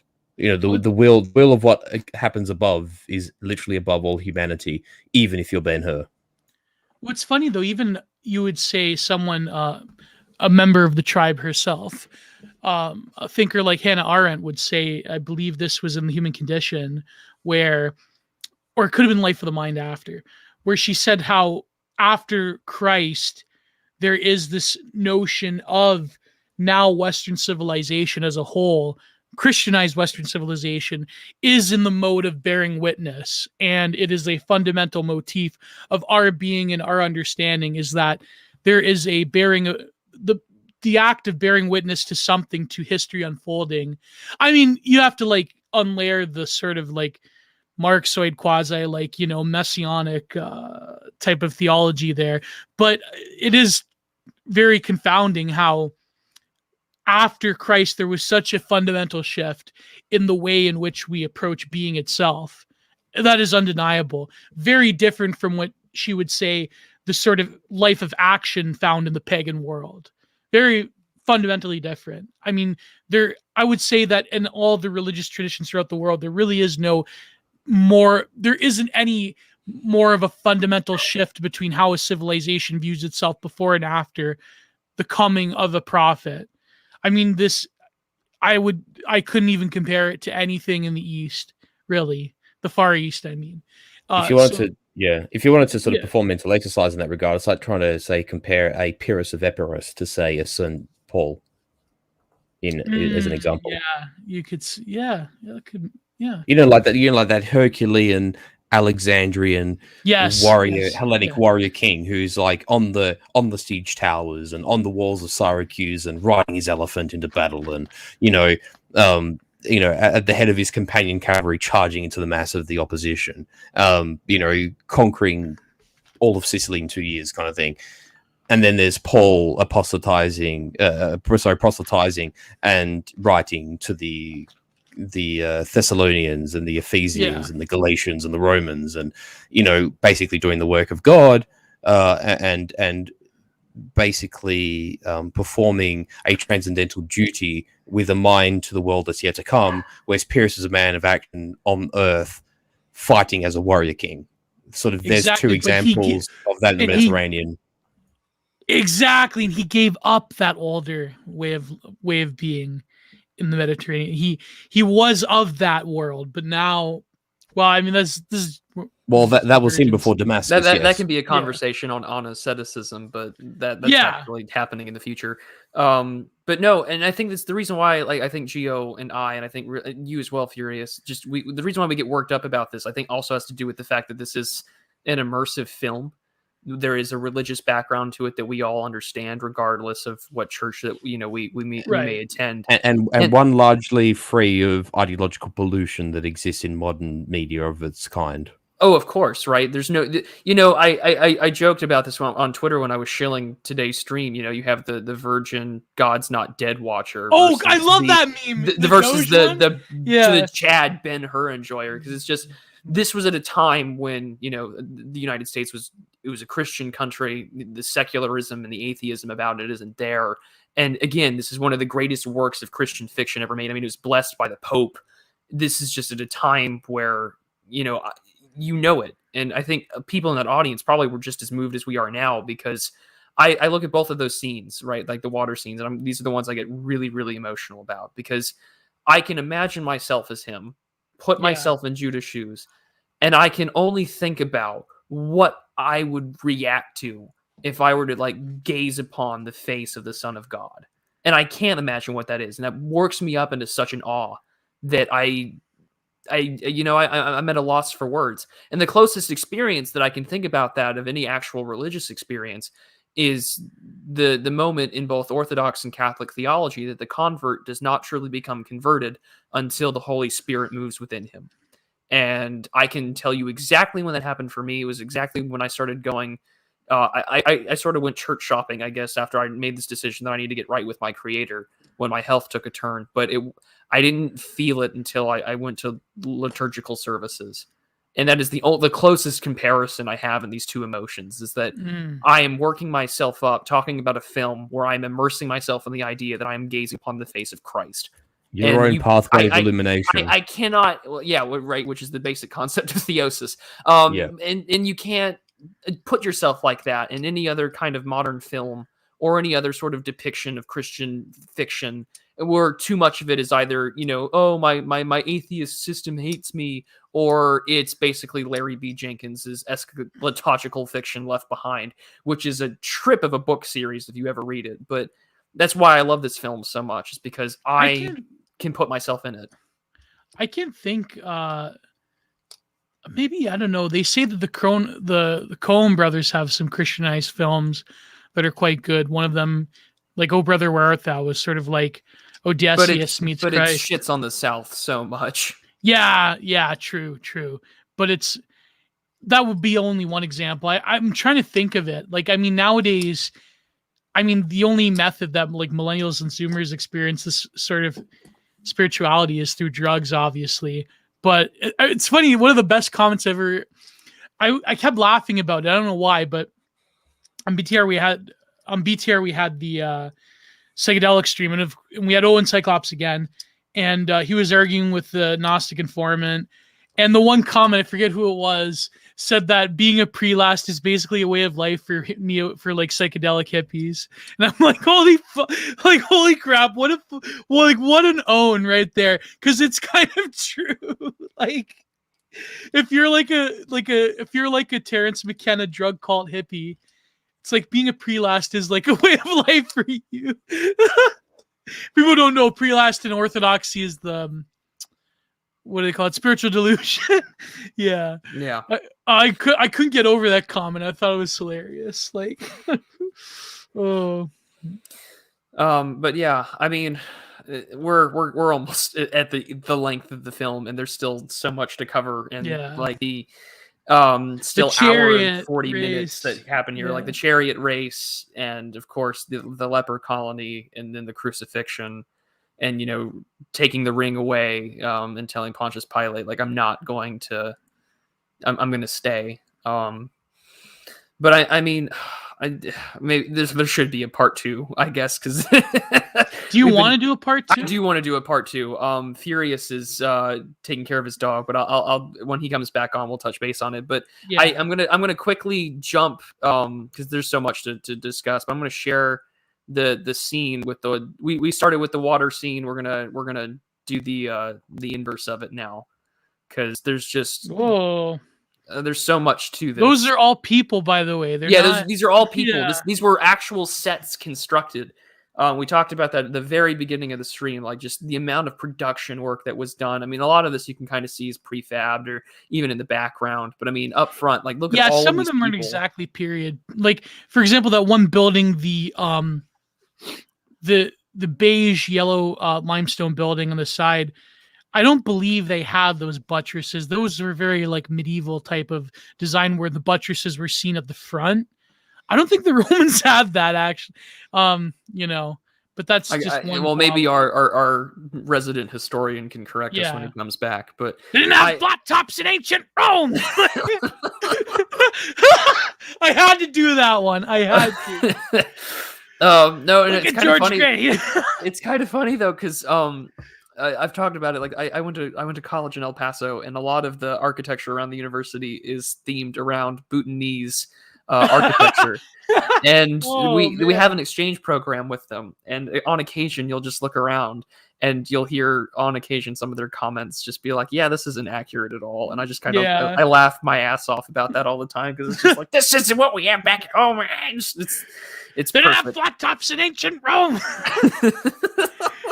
Oh, that was out of all the Sopranos episodes, I hated that one the most, because it was so brutal. Because like the beginning was like when Tracy asked like Tony for advice, and he's like, yeah, just get an abortion. You don't want another, Ralphie hanging around. Then of course, like there was something else that happened. Then of course, like Ralphie beats her to death. That was like a very brutal, like it was the only Sopranos episode that made me like legitimately uncomfortable, to tell you the truth. But so we were just discussing the architecture, Furious, about how that the one building off to the side is exactly accurate. But but another thing to consider too, just this is just like my history geek jumping out at me, is that, and this is quite true for certain parts of the empire, right? Take for example Jerusalem, and you could probably say the same of Damascus, of Jericho wasn't really a major city, but what would become the city of Caesarea or Tiberias in modern day Israel. certainly of Tyre and Acre and sort of these sort of cities in the Levant, right, which have an existence probably in many instances older than Rome itself. I mean, you got to think Damascus is a city that's been continually inhabited for nearly 7,500 years, almost without interruption. And although it's a little bit like you can see that white building here, you can sort of tell that's just been like plopped in front, and it looks kind of out of kilter even with the set design. Yeah. But you've got this sort of like that city wall is Near Eastern. It's got that sort of Hebraic, Assyrian style sort of architecture, right? As do some of the buildings on the right. And then you've got those sort of lattice windows, which are very typical of sort of like an Egyptian style or a Levantine style of design. And then this sort of left stone wall is sort of more classical period rather than being sort of ancient. There's that more whitish stone that's probably been brought in from a place that's not near Jerusalem, for instance. And then these constructions on the right are sort of a demonstration, or sort of, you might say, are a nod towards wherever the Romans go, they add. And, it might be a bathhouse, it might be a senate house, it might be the barracks or whatever it is, but the Romans will always leave their mark. And what you see, there's a couple of buildings on the left with the Roman and sort of this, I think the one on the right there with the eagles on top might be sort of slightly more Doric design. But these are basically the demonstrations. They are the portrayals of Rome is here, and this is the legacy that Rome will leave in an architectural and construction context. And as the Romans, as were the Greeks, are imposing and distinctive and have very stark design in their buildings and construction that is irrefutable. You see columns and stairs like that, and that sort of really geometric way of building with sort of arches and curves and straight angles. And no doubt about it, a person will not say, "Oh, is that Roman?" It's definitely Roman. I'm going to clip that later for you, Furious. Oh, thank you. And you have these layers of construction as exists in many of these old cities. For instance, if someone's traveled to modern day Istanbul, you can actually almost see some surviving elements of like old Byzantium. And then in the old city, you see the Constantinople of the East Roman Empire of the Byzantine period. And then there's the Ottoman construction of, what they would call Constantinia. And then the modern city of Istanbul is obviously apparent. And cities were built in layers like this. And this was even true of Roman times. Even in the Roman period, there would be, a Canaanite surviving elements of construction. Then there would be, a Middle Kingdom construction of, say, like the Kingdom of Judah specifically. And then the United Israelite Kingdom construction. And then the Seleucid elements, the Hellenic Seleucid elements, and then the Roman elements on top of that. And these were people who lived in the first century AD, for instance, and even they would have witnessed layers of construction and these architectural overlaps. It's quite intriguing. Sometimes we think only we see it, but even they would have seen it in their time to a degree. Yeah. Sorry, Prude, that was a bit of a tangent, but no, by all means, this is why I wanted you on, because you know this stuff. Thank you. Anyway, you're always a welcome historical and just good guy to have on. Thank you, sir. But yeah, I mentioned to Gio while you were taking care of your dog that we're nearing almost the length of the entire film. So I thought that we should do a part 2. And I think all three of us should definitely come back. I don't know if you were open for that or not. Oh no, I'd love to, because and we have to open part 2 with the Triumph, because I know we did. We have to open part 2 with the Triumph, and we also have to open with just the chariot races as well. So there's so much to cover. But I wanted to sort of leave off here because we started with the water scene, and I gave Gio a very long, emotionally laced rant on religion, just about how I feel about it. But we're going to play it a little bit here, and we'll just get started, because this is fantastic. The inverse. Yep. And the score to this movie is just so good. The music is just the orchestra. It's so good that it's like almost stereotypically Roman. Trumpets. Yeah. But it puts me in that. I'm sure they, and of course that, like, the trumpet. I'm not an instrument historian, right? But like, I can't imagine that the trumpet was around at the time of Christ or of the Roman Empire. The Romans had an instrument called the cornu, or the cornu, which was basically a military trumpet. But the Romans and the Greeks, in fact, actually did have what we would call music, but it was before the invention of musical notation. So basically, music doesn't survive in terms of what. I think the Indians had a form of notation at the time, but it wasn't what we know. Yeah, wasn't. And I mean, we can go on YouTube and they say like, here's this like song that's like 5,000 years old from like. Yeah. I mean, there was some preservation to it, but yeah, you know, it's like there's a song about Gilgamesh, for instance, which has survived till the modern day, but it's like oral tradition almost. Yeah. Exactly, yeah. Because minstrel, like, they didn't have notation. It was very much by memory of like various minstrel traditions, if I recall. Like, it's not what we know. Because musical notation, as we understand it in the modern day, was basically invented by, I think, a Catholic priest. You know, with the choral and choir tradition of the Catholic and even to some degree the Greek with the liturgy, the Christian tradition of singing hymns in church. That's where modern notation was essentially invented. Yeah. But according to Adam Needley, though, modern musical theory is racist and white supremacist. So, Giga Chad, yes.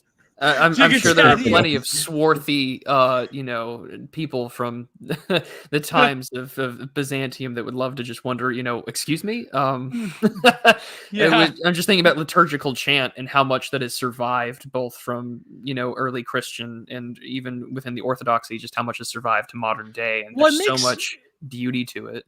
But it makes sense that liturgical chants would be the basis of Western Occidental music notation because of the standardization that was required for the Gregorian chants in particular. Like so it does make sense how Christianity, like a lot of things, developed such a harmonious system of categorizing something that was, for most people throughout the world, music was something that was very ethereal and performative and not as not standardized whatsoever, but rather was very ritualistic and embodied within various minstrel traditions that were almost quasi-shamanic in a lot of ways.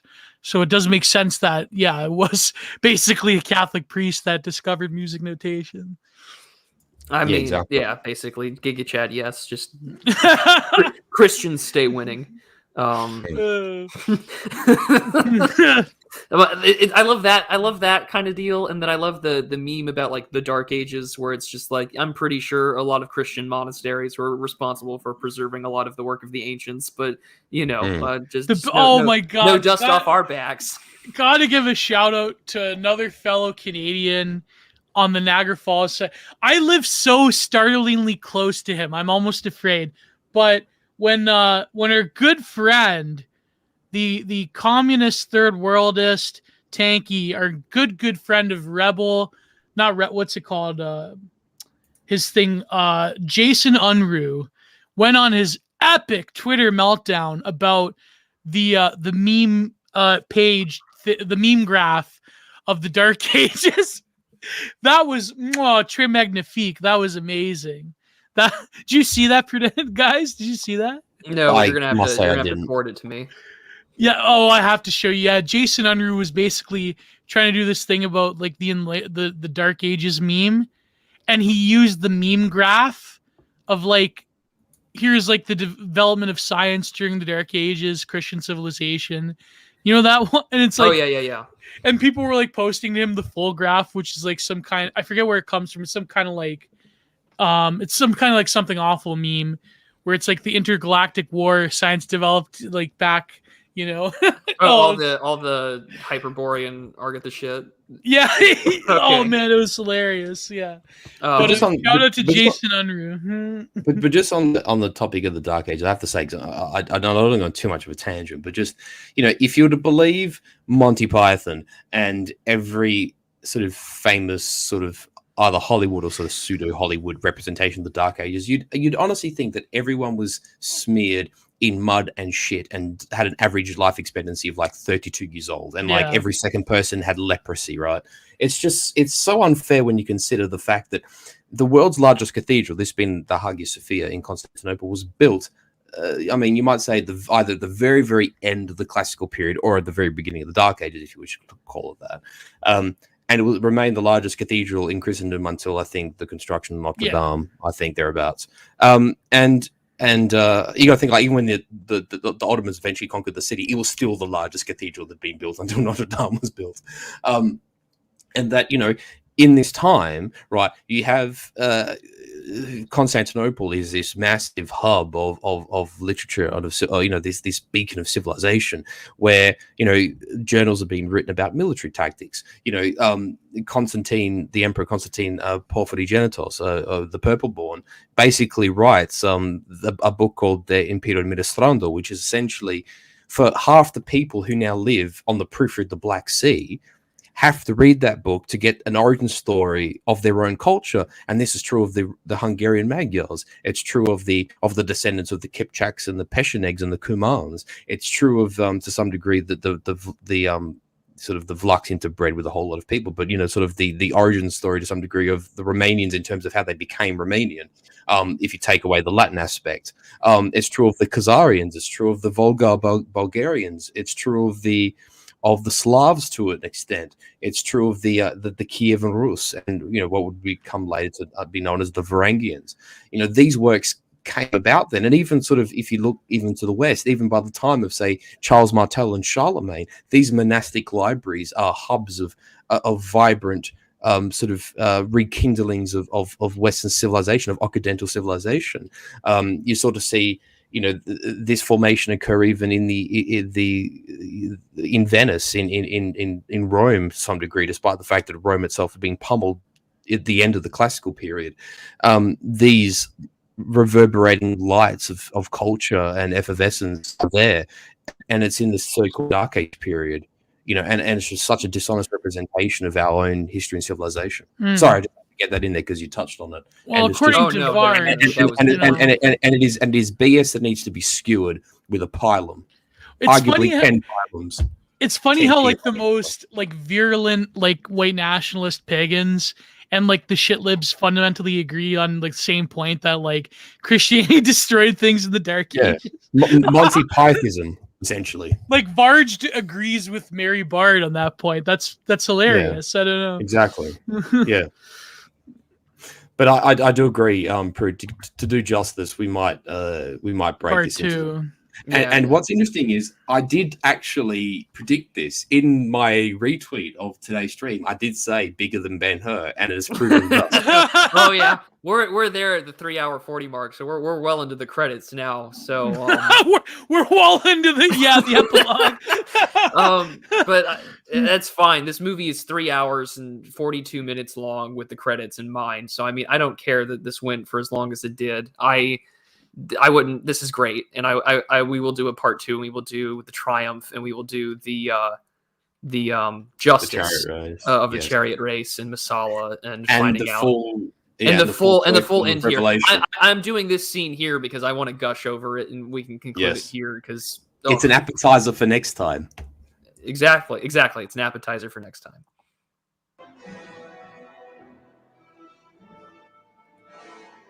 We must go back. I brought you here to this when I hoped. And there's, Esther with Judah Ben-Hur's mom and sister. Titsi, yeah. Yeah, who have been contracted with leprosy, unfortunately. And this is arguably too the portrayal of this divergence that actually occurs in history of Christianity, of where sort of early Christians were sort of seen as like a bastard heresy of Judaism, but eventually there is a divergent, and it's probably St. Paul to some degree, which is the divergence, where essentially his letter to the Galatians, I think, is one of the most important parts of the gospel to read. Exactly, and it is actually they weren't rabbis at this time. You'd say that they were the Pharisees, right? Essentially cast out the Christians as being a separate outgroup, and that's where the G word sort of more or less begins to be used in this context, right? As a reference. Basically, they're considered Gentiles, right? And this divergence begins, and Esther and Titsi and Ben-Hur's mother, and even Ben-Hur himself, obviously, their position here is witnessing the beginning or at least the origin point of this divorce from Judaism, where there's this, you might say, it's the personification in Jesus of the ultimate rebellion against the temple and of the Pharisees, and there's some real deep religious and philosophical connotation wrapped up in this, because this really is that point of divergence of history between, to use, I might be someone more well-read in theology will probably pick me up on this, settlers. Well, when it says, but it's the separation between the Old Testament and the fulfilling of prophecy and the beginning of prophecy playing out. Exactly, and the fact that a lot of Christians, a lot of Catholics in my neck of the woods, don't realize the extent to which that was a radical break from the old covenant. Like here right now, I'm looking at Romans 15:20 when he remarks, "Thus I aspire to proclaim the gospel, not where Christ has already been named, so that I do not build on another man's foundation." Right? So that in that was the intent of no longer build. This is a completely new, no longer is the old covenant, the old foundation going to be the basis. And, a lot of churchdians, a lot of boomers in particular, they don't like to hear that because they bought into the whole Judeo-Christian thing. And greatest ally. Yeah, exactly. So that they don't really like to hear. They don't actually like to read into what the letter. Remember, kids, Iran is just 2 weeks away from getting a bomb. Yeah. And I mean, this is something that, and this is where I give credit, a lot of credit. But up until very recently, this was mainstream Catholic and Orthodox theology. This, what do they call secession doctrine, or they have a word for it. But just before we move, I have to buttress G on something, because you mentioned the covenant, right? It is also the transferal of the physical covenant, which is the Ark of the Covenant, right? Like where Moses' tablets lie in, right? And it's a physical manifestation of the covenant. Whereas in Jesus, it becomes a metaphysical covenant. It is the covenant of Jesus Christ coming down to earth as the Son of God, and upon his death, he dies for the sins of people on earth, and there's a transfiguration or a transformation of that covenant from the physical to the aphysical, from the earthly to the metaphysical, and you might say this to be polite, shits a lot of people off. This shits a lot of people off because they're still looking for that material aspect to the Messiah, but well, we're not going to get into. I mean, cool to leave it off with there, the anti-Semitic remarks. Yeah, right. I mean, to leave it off there. I mean, again, you, however, are not in the realm of the flesh, but are in the realm of the Spirit. If indeed the Spirit of God lives in you, and if anyone does not have the Spirit of Christ, they do not belong to Christ, and that's Romans chapter 8, verse 9. And I think that's sort of a good way to leave it there on that end. But I mean. And that's where we're at, right? Is that, and this is something what I was going to say. An inclusive prudential. Yeah, I know, right? What I was going to give a lot of credit to, and I meant to mention this earlier, is I give a lot of credit to Turnip, Ryan Turnip Seed, who's in our little circles, and he's a Lutheran and a very devout one, and he makes a very strong emphasis about the new covenant, the Paul's letter to the Galatians, because there are too many that will just say that you're anti-Semitic for being Christian, and I will not stand for it. So, and they always hate Paul. They always have to hate on Paul for. They hate Paul the most. Yeah, They hate Paul the most. But when we're talking, and then like with Esther, right, like about early Christians, they were seen to be sort of this, asceticism, sort of this idea of a wandering tradition trying to, proselytize. Essentially heretical Jews who proselytized. More or less. Exactly. Or you can almost get the foundational aspects of what would be monasticism, Christian mysticism, and the asceticism that you see a lot in mainly nowadays in Eastern Christianity. And to shill a little here, I will be over on Lambda's channel talking about asceticism on the 20th, so it'll be a good time. It'll be very special. I promise you that. If you fancy ending on a clean palette, shall we say, for the audience, we were talking about musical instruments before. If I did share a link in the private about the instrument that was in question. If your audience is remotely interested, that's the first type of horn that was made. So I'll leave it. I will put it in the chat so they can have access to it. Nice. So yeah, we'll do cornu. And again, I appreciate it, Chris Raposo, for staying up for through the length of the stream. We're almost at 4 hours. Time for bed. Can't wait for part 2. Well, a part 2 is definitely coming. Mark says, ergo, make 3 streams, each longer than Ben-Hur. Probably, right? But no, See, this is why inviting me is a hazard, because I'm just the king of tangents. Oh, well, it's perfectly fine, man. It's okay. You added plenty of historical context. Plus, you got to meet Gio. So if Gio needs a history guy to break the rules, you've got your go-to man. It's good. Go. It's good to meet. It's how shall I say? It's good to meet my fellow Italian. Oh, you're part of the you're part of the Italian wave that went to Australia in the 70s, I think. That's early 60s, late 50s. Early 60s. Yeah. Are you? Yeah, go on. No, I was gonna make a joke about our Lebanese friend, but oh yes, Amy. Oh, but no. Well, we're very far apart, and let's just say I'm nowhere near as blue pilled as Amy is. So yeah, it's fine. Oh. Well, let us conclude here. I'm a based agriculturalist, my friend. So there's no danger. I know quite. You know how this is. I have to mention this. Every Australian I've ever encountered, I have to mention this.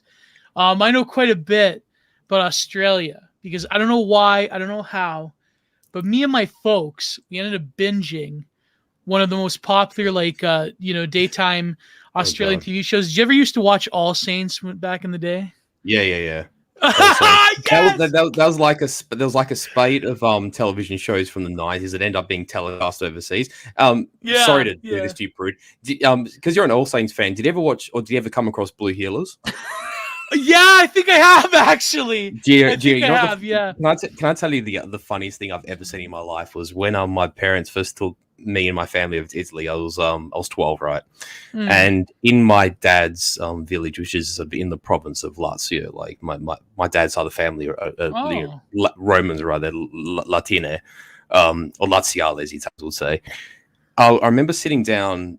So in 2 consecutive days, right? And this is like, if what people want to know how just like outrageous Italian television is, on the weekend they did a rerun of Miss Italia, which in Italy they actually show everything without like fuzziness or black lines, like it's like full frontal. And I was like, oh, this is Italian television, like full women, and you see everything. It's like, okay, cool. 12 years old, you're kind of like discovering yourself, let's say. And then the day after, during the week, they had reruns of All Saints and Blue Heelers in it with Italian dubbing. I have never seen anything so fucking ridiculous in my life. Watching these like ochre Australian cops and nurses and doctors with Italian dubbing. Can you imagine the Italian dub for Mitch Stevens? Holy crap! Well, put this way, right? So you know in Blue Heelers, right? The town they're located is Mount Thomas, right? Yeah. I love how like it's always referenced as Monte Tomasi. Oh man, anyway. Brutal. I'm sorry to end this stream. I'm now just going to have to watch these TV shows to make sense of what the hell just took place. We like literally binged it in like 3 months because we were just so obsessed with like watching this show for some reason, and it was so Australians though. Yeah, no, it was amazing. Like what really killed it though, I think, was when they converted it to the action response whatever squad when they had what's his name, Vlasic, the surgeon. Because like here's the thing, a show for like largely older people as like a medical drama, like a nursing drama, they had to like. There was a strange period where all of these medical dramas had to compete with House in like the mid like 2010s. So they kind of like tried to have, like they had to have that vibe. It was sort of like when you watch, because my parents are like addicted to BritTube, right? And so like they watch all of the British. Yeah, I know.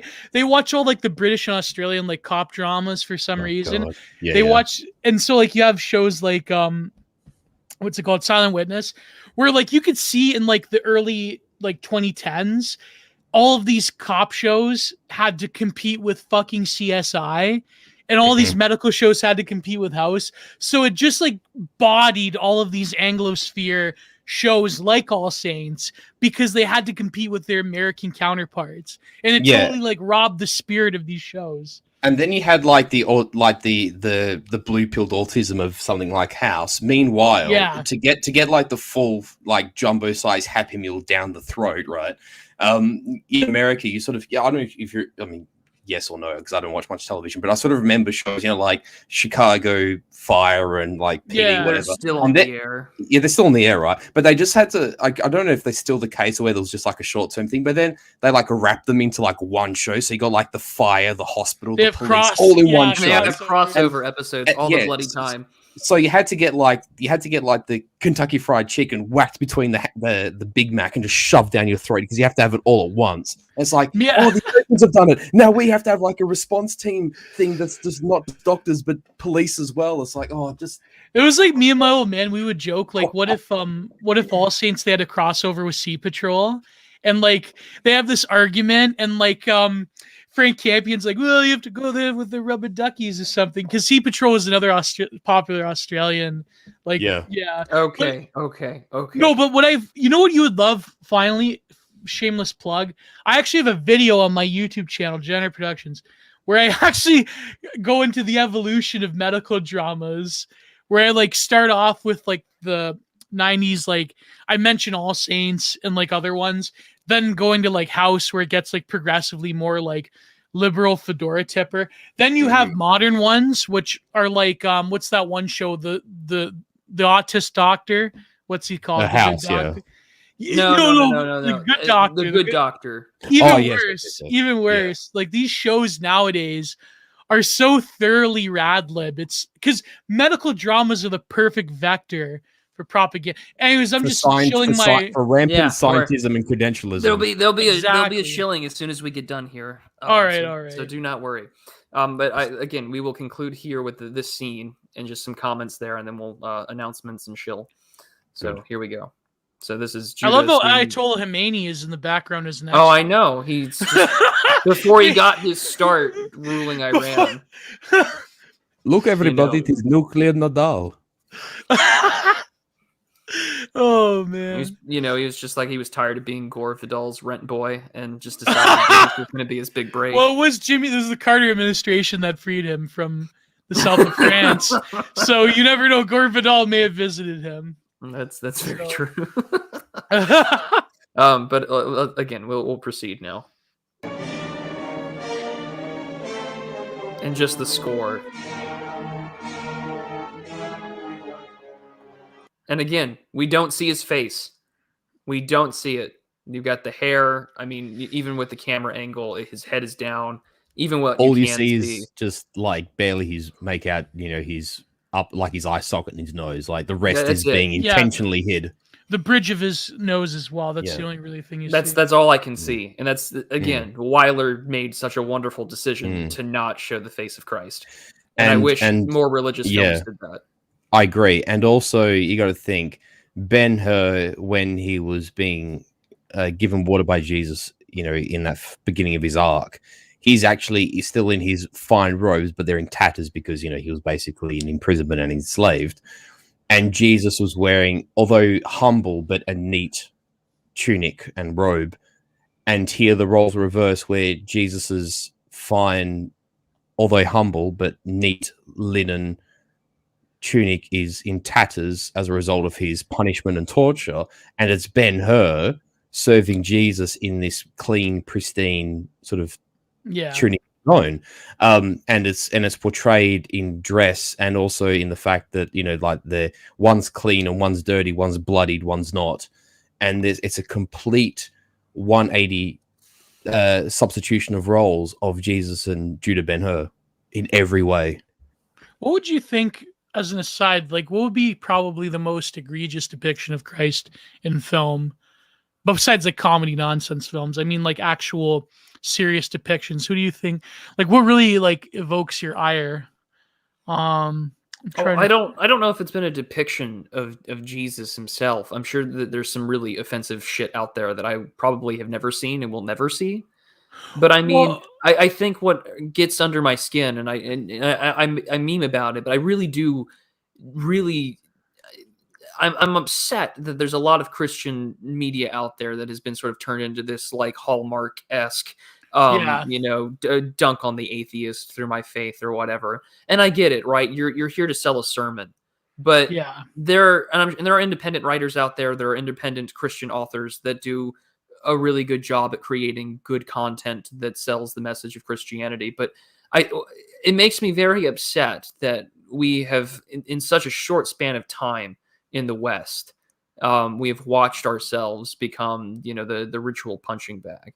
And we see this in media, and this is why I don't really watch anything anymore. I got in a girl's number not too long ago, and she sort of asked me like, well, what kind of TV do you watch? And how do I explain to this woman? Well, most of my TV watching time is spent while catching up on unpopular opinions at 2 times speed in order to catch up with everybody's stuff or something like that, It's almost a case of every movie I watched was made before 1985, and every bit of music I like was composed before 1945 or 1955, Herbert Van Karen is the last. John Williams is my only exception for like post 1950. No, I watch recent films, but more like, I don't know, art house stuff. Like, I enjoy stuff that's even gritty and offensive, but it's like Nolan is fine. Like there are films by him that I enjoy. I like Memento. I like Inception. One of my favorite films of the recent times is The Prestige. I'm still enamored by 90s cinema, though. That's the thing. I'm still. Oh, well, that's like millennial nostalgia brain. That's basically what that is. But the other thing I think that does get me under my skin is that, like, when I was younger, I loved the aesthetic and I loved how the movie was shot, which is The Kingdom of Heaven. And looking back on it, that film it's so subversive. Fucking it's so subversive. So terrible. So bad. A leader of the Muslim army is gonna put a cross back on the table. Like, come on. Like, actually, I'm sorry to be that guy, but I will say, hang on a second. Of all the you might say heroes of Islamic cultural tradition, there's a reason why Saladin himself is actually almost forgotten in Arab sources. Saladin survives basically because of Western writers and the fact that he often engaged in chivalric conduct with Richard the Lionheart. Like, for instance, in peace negotiations, they joust with each other. True. Saladin was actually a Kurd who was quite remarkably lenient for his age, right? Although the problem is we forget our own champions of chivalry in the West because of subversion, etc. Although I agree that scene is there purely for subversive purposes. I completely don't contest that. What I will say about Kingdom of Heaven is if you can overlook the fact that Balian is used as a vehicle for narrative, right? And for that narrative to fit in an ideological dimension of the modern day. Edward Norton's character? If you watch the director's cut of Kingdom of Heaven, Ridley Scott has arguably made one of the greatest movies of the last 20 years. In Kingdom of Heaven, the director's cut is the only way to watch that movie. Yeah, exactly. The whole plot line of Baldwin the Younger, as in Sibylla's son, which gets completely cut out of the film of the theoretical release, is actually really complicated. Actually adds a whole nother moral conundrum to the dynamic between Balian and Sibylla and Guy de Lusignan and Tiberius, the captain of the Jerusalem guard, essentially, who's played by Jeremy Irons. And I think actually, funnily enough, is one of the better characters in the film that totally goes under the radar.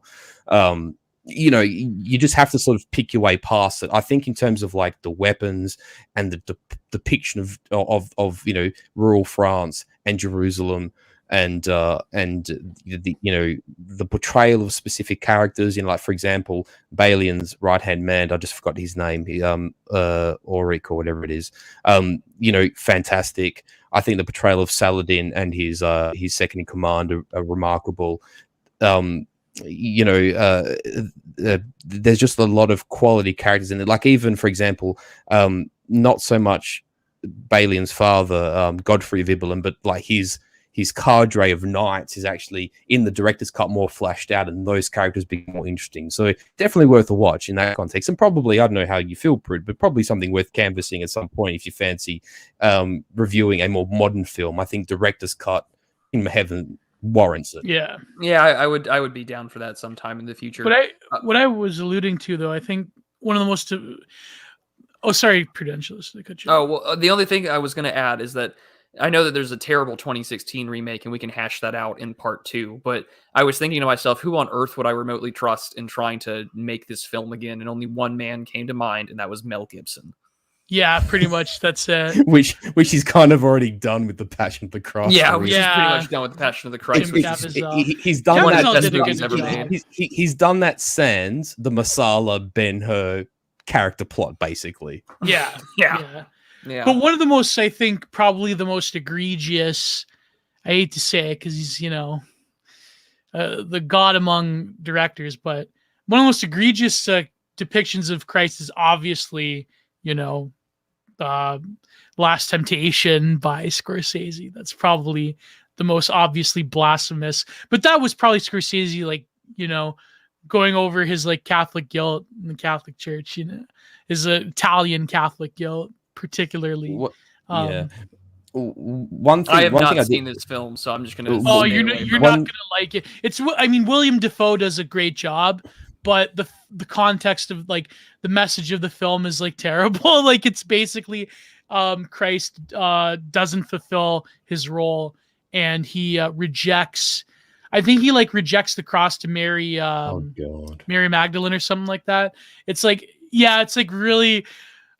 I'm surprised more people don't know about it because it was a huge deal back when he made it. It was one of those most banned films or whatever, and it really is the most subversive depictions of Christ. Scorsese outing himself as a proper blue-pilled freaking New York Catholic Italian sort of thing. Exactly. Chris Cuomo or whoever. Yeah. It's One last thing I wanted to mention, just because we're on Ben-Hur and Charlton Heston, I just want to do before I forget, is Heston does have this. His career was full of examples where he made a point of properly embodying heroic roles, and say for example, we had Carlisle at the end of last year, right? And I mean before that, even a Holiday, and this notion of heroism and the heroic archetype comes to the fore. And another movie of his that I honestly haven't seen since childhood, and I must see it again.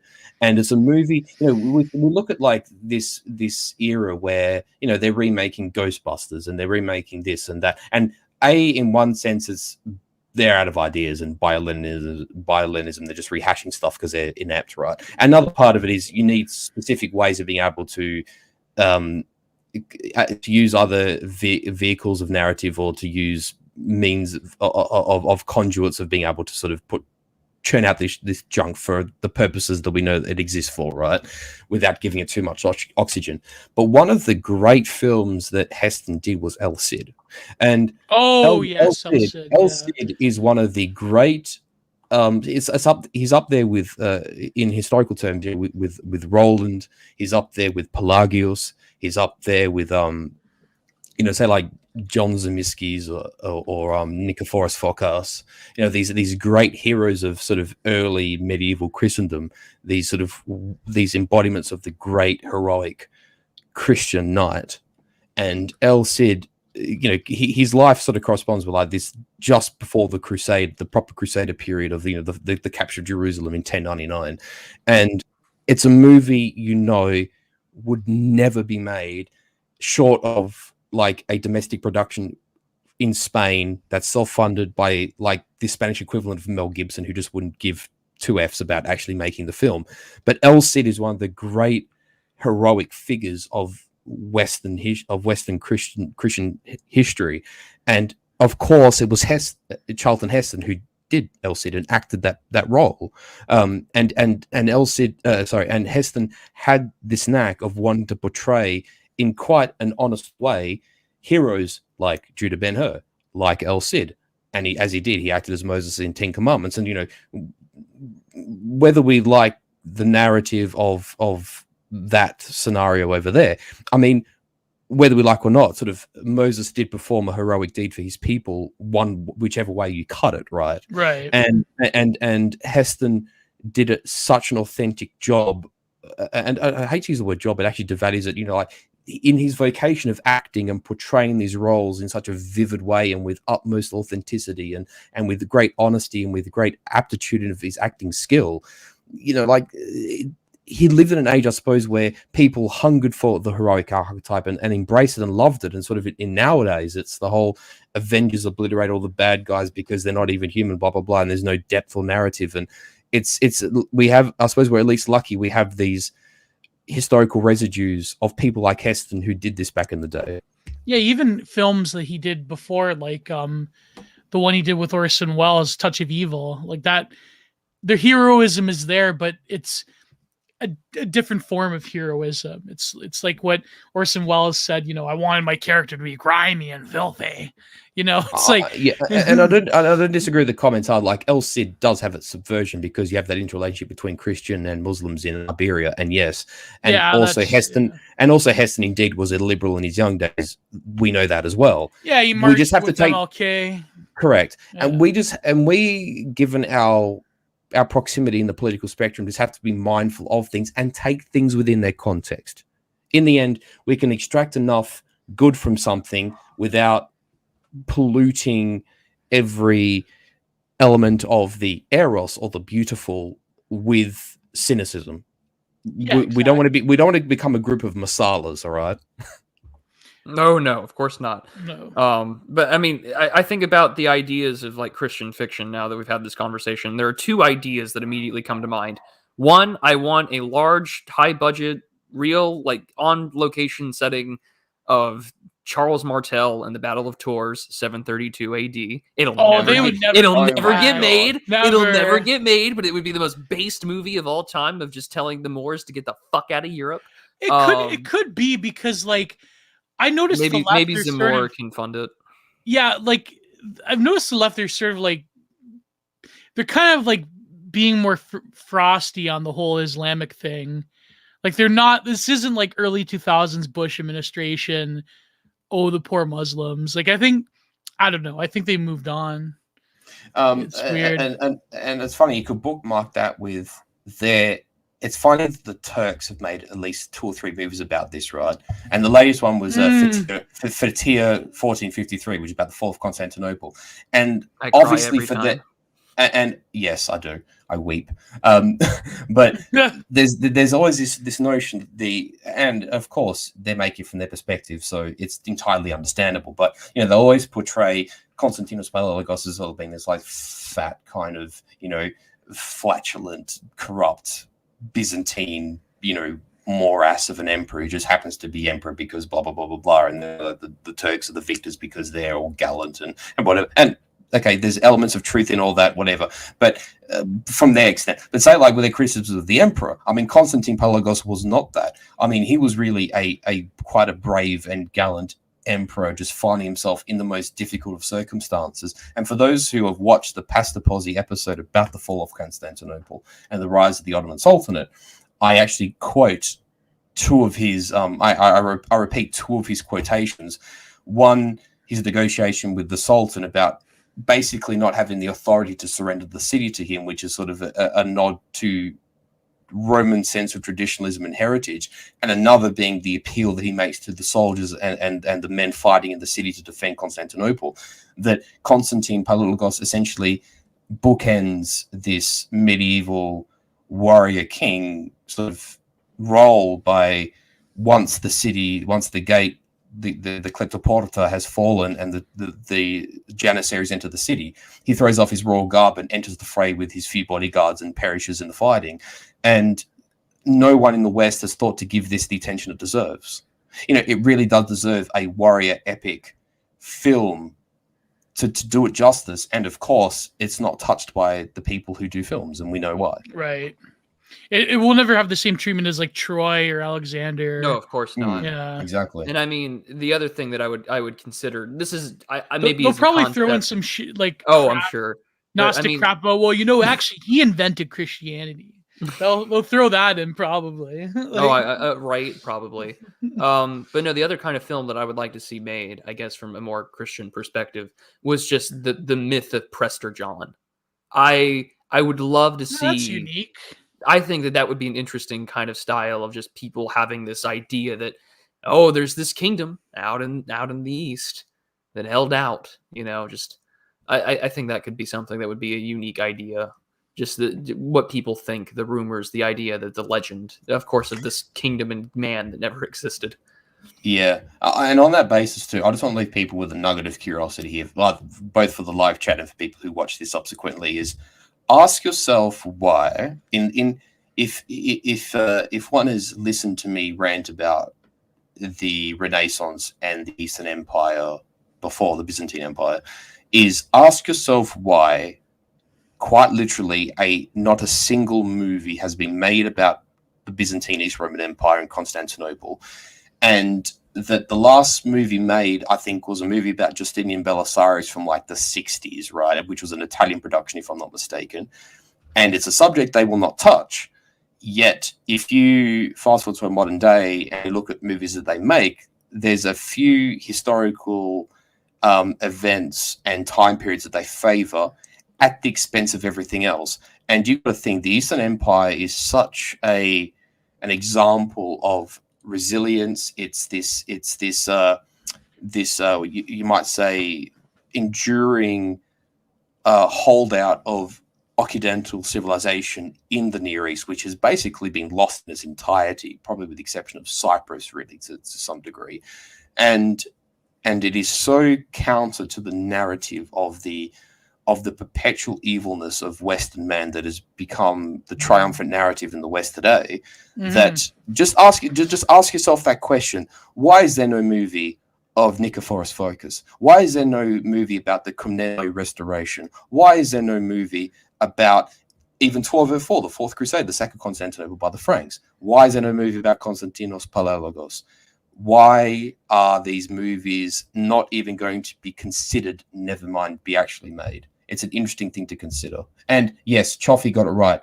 The Byzantines, the East Romans, fought non-stop against Islam and were the bulwark of Europe for the best part of 3/4 of a millennia. Yep, that's it. But I wonder, it's funny, the Western shitlib, do you think that they would have fared better with the Mohammedans? I don't know about that.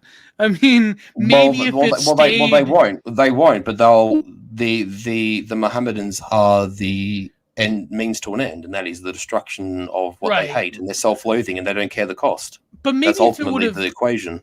But if it would have stayed as like Turkish Ottoman Islam instead of like what it became with Wahhabism, like, I mean, you never know. It could have been like there was a lot of like cosmopolitan undercurrents, especially when it came to certain Sufi traditions, but I don't think it would have been like this Far East Islamo Renaissance that some like Western shitlib academic, like, what does BAP call them? I don't want to say the word on YouTube, the F-slur-demic, yeah, the way he says it, but you know what I mean? Like, I don't think it would have been like as advantageous.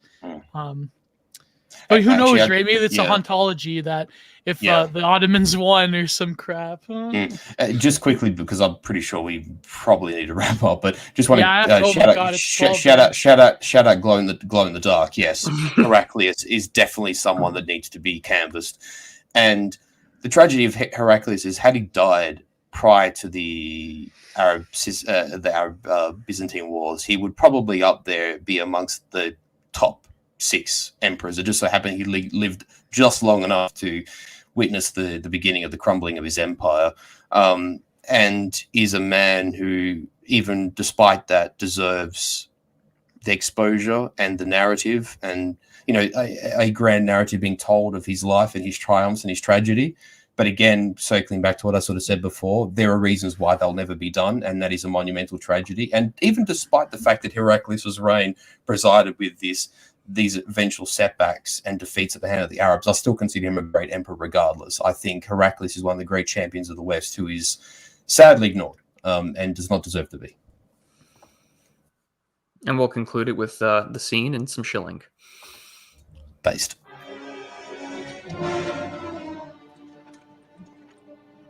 And there he goes. Runs to his aid. No water for him! And notice he's pushed into the fountain as well by incident. Yep. Ooh. As if just Providence as Ben-Hur just as he collapsed. Yep. And he already knows what to do. using the exact same The cup exact that he same used. cup. Yeah, that blew my mind when I saw it again. And here's the best part. That right there. Acting. But it was no longer a face like it was with the Roman centurion. It was no longer a face of anger and hatred turned to shame and awe. Rather, it's a face of sympathy turned to surprise. So there's a total right-hand path, if you will, as opposed to that other path where the face of Christ, there's a different conversion there. It's a more positive one. Yeah, and Shofi says it in the chat. He says, this scene is the culmination of the idea that blood begets blood, and likewise, charity begets charity, beginning and ending with Christ. And that's perfect. I hate to say it, a lot of people on the political right don't embody this nowadays. They just, like, there's just, I mean, we've all been there, pure revenge fantasy. But I think charity for charity is a very interesting concept. And also, an interesting thing to observe is, and I've just picked up on this right now, actually, is that if I'm not mistaken, if I remember back to this scene where the roles are reversed, it's due to Ben-Hur holding the cup in his right hand, and there's either a bruise or a smell of blood on his right hand. And Jesus in this scene is also grabbing the cup by his right hand, and there's also blood on his right hand, as we can see here. Exactly. And moreover, because there's always undercurrent and etymology. This is why I love etymology in language, right? And with a fellow Italian on the panel here, I'll echo this. You'll love this, Gio. Is that in Italian, right and left have a very distinct meaning, right? Left in Italian is sinistra, which its root word is sinister, but the right hand in Italian is destra, which shares etymological root with dexterous. Or, basically, if the left is sinister, the right is good. And both men grabbed the cup in their bloodied right hand. The bloodied good, the damaged but triumphant good, either in a physical triumph or in Jesus's case here at the end, on his way to Calvary to be crucified, a spiritual triumph. But a triumph of the right over the left, of the good over the evil. Interesting thing that the director, whether he did this wittingly or not, I do not know, but it's interesting nonetheless. I'm probably going to have to look up the behind the scenes now to make sure maybe what Weiler and Heston thought. But yeah, I mean, you can't beat that expression. And I mean, this is the culmination, I think, just at the climax of the film. I mean, there's more that happens afterwards, and the movie ends right where his blood descends down with the rain into the temple, and his daughter and his sister and mother are healed. And the storm.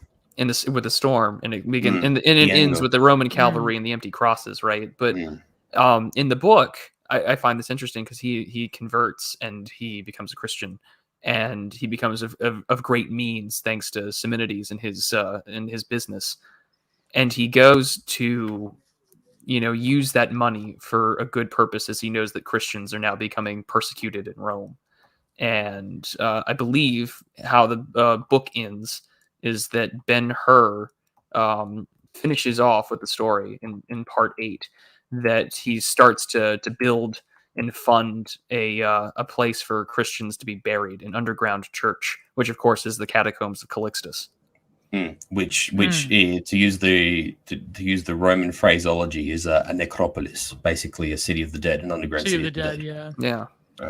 And I know that many early church fathers and popes are buried there. So it's just, I think that's such a, and it goes back to what I said at the beginning of the stream, that Lew Wallace, after encountering that atheist, really did his homework to make this something believable and real.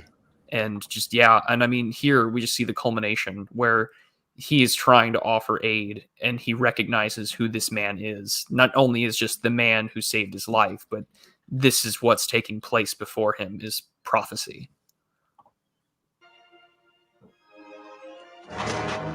But he can't do a thing about it. And that's perfect. And that camera work is genius. There's that close up that gives you that real emphasis of facial expression, and Heston does it perfectly with his skills. And then there's that sudden jolt of music, and the camera pans back as the Roman legionnaire kicks the water away from Jesus's mouth, and we're sort of presented from that moment of quiet serenity to sort of back to the wide lens chaos and the roughabout of the street in Jerusalem and Jesus being condemned to drag that cross. Like you're sort of shocked back to reality of the situation from that moment of close-up serenity of Jesus and Ben-Hur in that moment. Yeah, and I gush over it still because it's just he is witness, and it's a historical event period, right? Of what takes place after and what has been transformed, and the religion that comes and emerges, from this miraculous event of God begetting His only Son for us, and he's witnessing it, right? And he's watching this happen, and of course we all know as the audience, right, that like this is meant to happen. This is prophecy. But imagine, right, to be him knowing who this man is and what this man has become and the rabble that has been raised about them. And just to see that there's nothing he can do to stop this man from dying. Like, is the audience, right? Like, we're immersed in it. And I'm getting worked up again. But now that we will confirm a part 2 for the audience. I guess. Ooh. Oh, has he self-muted himself? Hello? I don't know. I had a connection issue. Sorry there. Oh, there we go. Yeah, we're back. I had to fix something. But yeah, no, we'll schedule a part 2 in the future. But in the meantime, Furius, Geo, I'll start with you, Furius, if there's anything that you would like to shill. Trying to think, actually. There's something in the works regarding the vegan agenda, which I don't know what's exactly going with that, but we're going to do something in this sort of AA sphere, I think, regarding that at some point. The vegan agenda. Yeah, sort of like, soy kibble and Beyond Meat and that sort of stuff. So that's going to be fun. Soy kibble? Yeah, so yeah. I got to be on an AA stream one day. Yeah, no, it'll be good fun. And also, Pruitt, I suppose, we're got this thing with Semigog in the pipeline, which we haven't quite got around to organizing yet, but that will happen. Yes, I told Semigog I would harass you about that. So on that point, yeah, harass me. I literally told him that you will be on stream with me, so I will bother you for it. And he said, would this Wednesday work?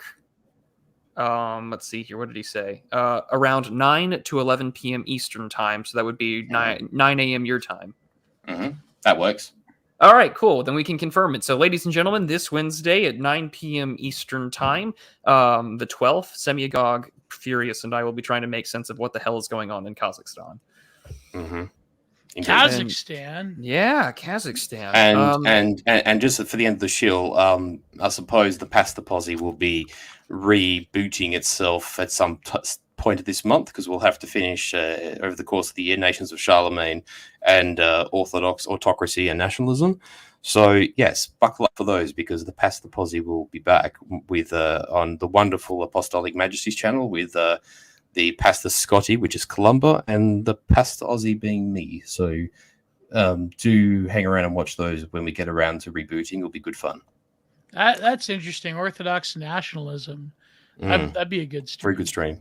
Well, we start with Bronze Age Greece, so we definitely go back to It's been a long, if you haven't followed Apostolic Majesty Geo, the work that these three men do to educate you on history has just, there's nothing of that kind of quality that you can find on YouTube or anywhere else. So if you want to learn, go follow these gents.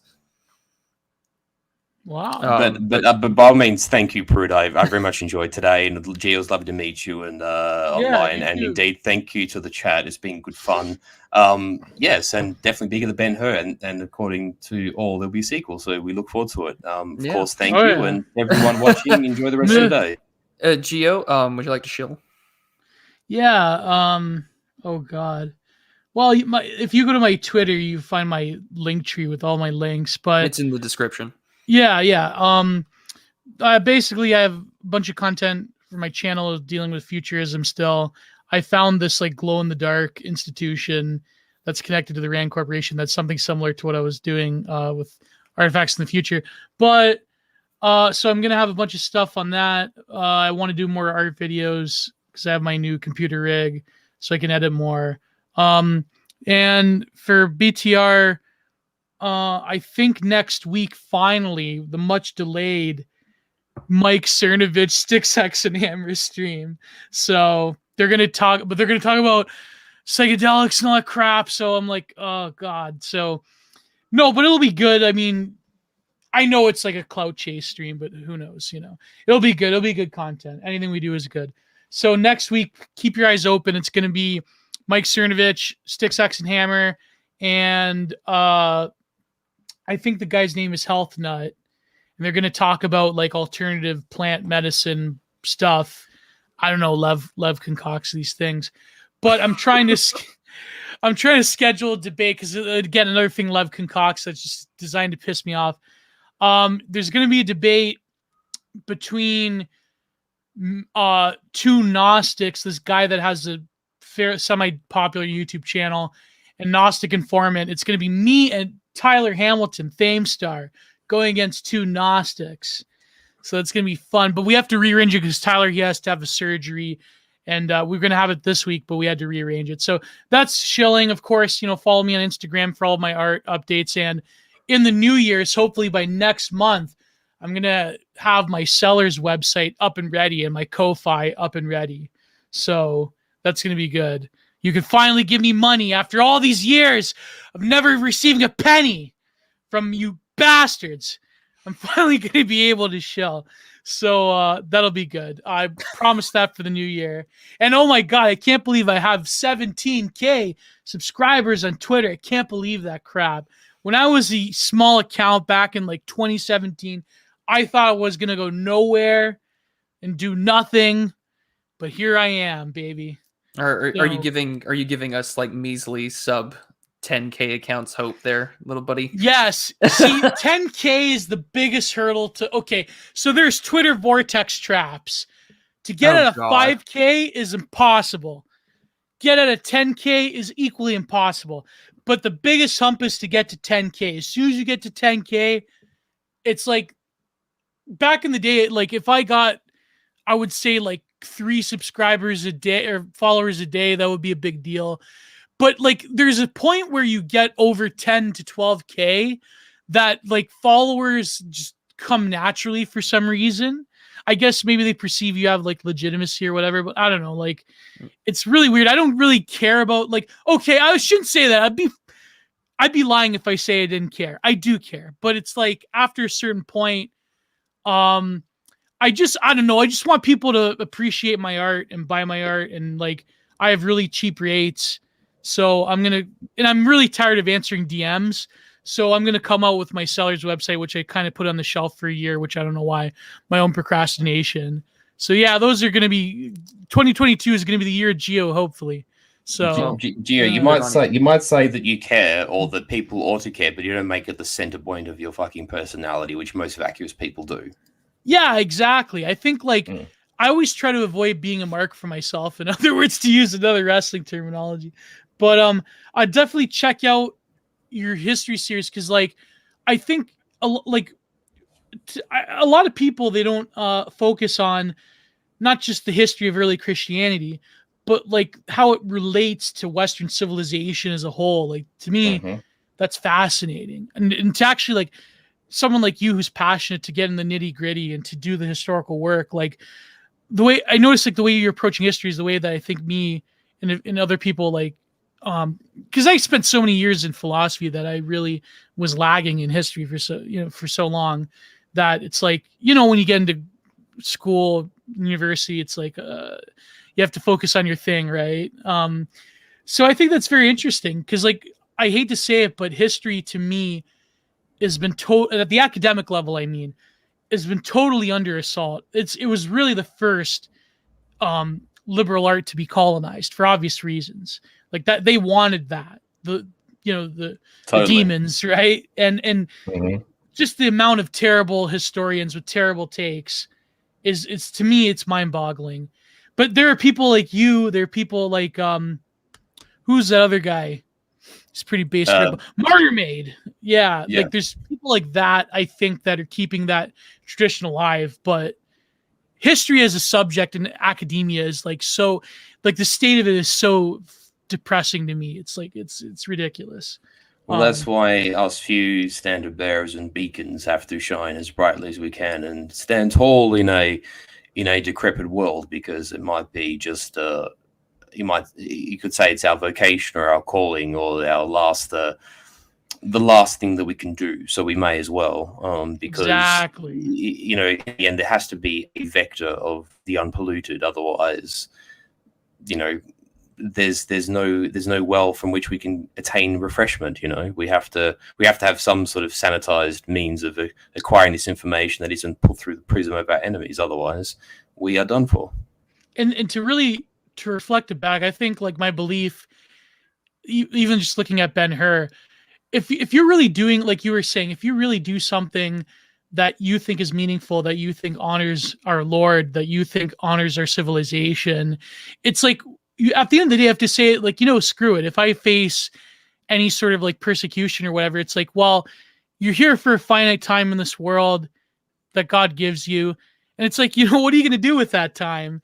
It's like, at the end of the day, it's kind of like Ben-Hur. It's like, I can't get any lower. Honestly, it's like, I've been in the galleys for 3 years. I can't get any lower. What am I going to do? Like, it's at that point, it's when your life has a purpose, sorry, it's 12 in the morning and then my brain is melting. But you know what I mean? It's like, I think a lot of people, they worry about respectability and they worry about what the future holds.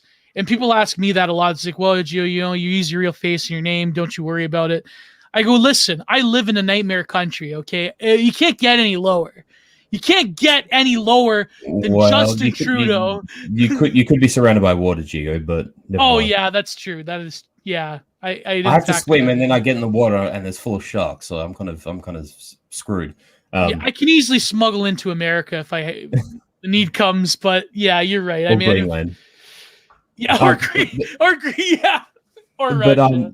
But I have to say that you're quite right, and you may as well have purpose, because in a world where people are being increasingly unmoored from purpose and are sort of being strapped into the metaverse and the coon pod, so to speak, it is important to have some sense of grounding in the world and to have things which drive you. And when I say passion, I don't mean being overtaken by the passions per se, but being sufficiently passionate about a subject that you follow it with vigor and vim and focus and mental discipline, and you gain a sense of pride and satisfaction from the pursuance of it, but realizing but doing with a sense of humility that you don't know everything. I mean, even for me, I would consider myself a history buff, and I do call myself a Byzantinist, but there's always something I can learn from things that I read about subjects that I know a lot about, and I always engage with that,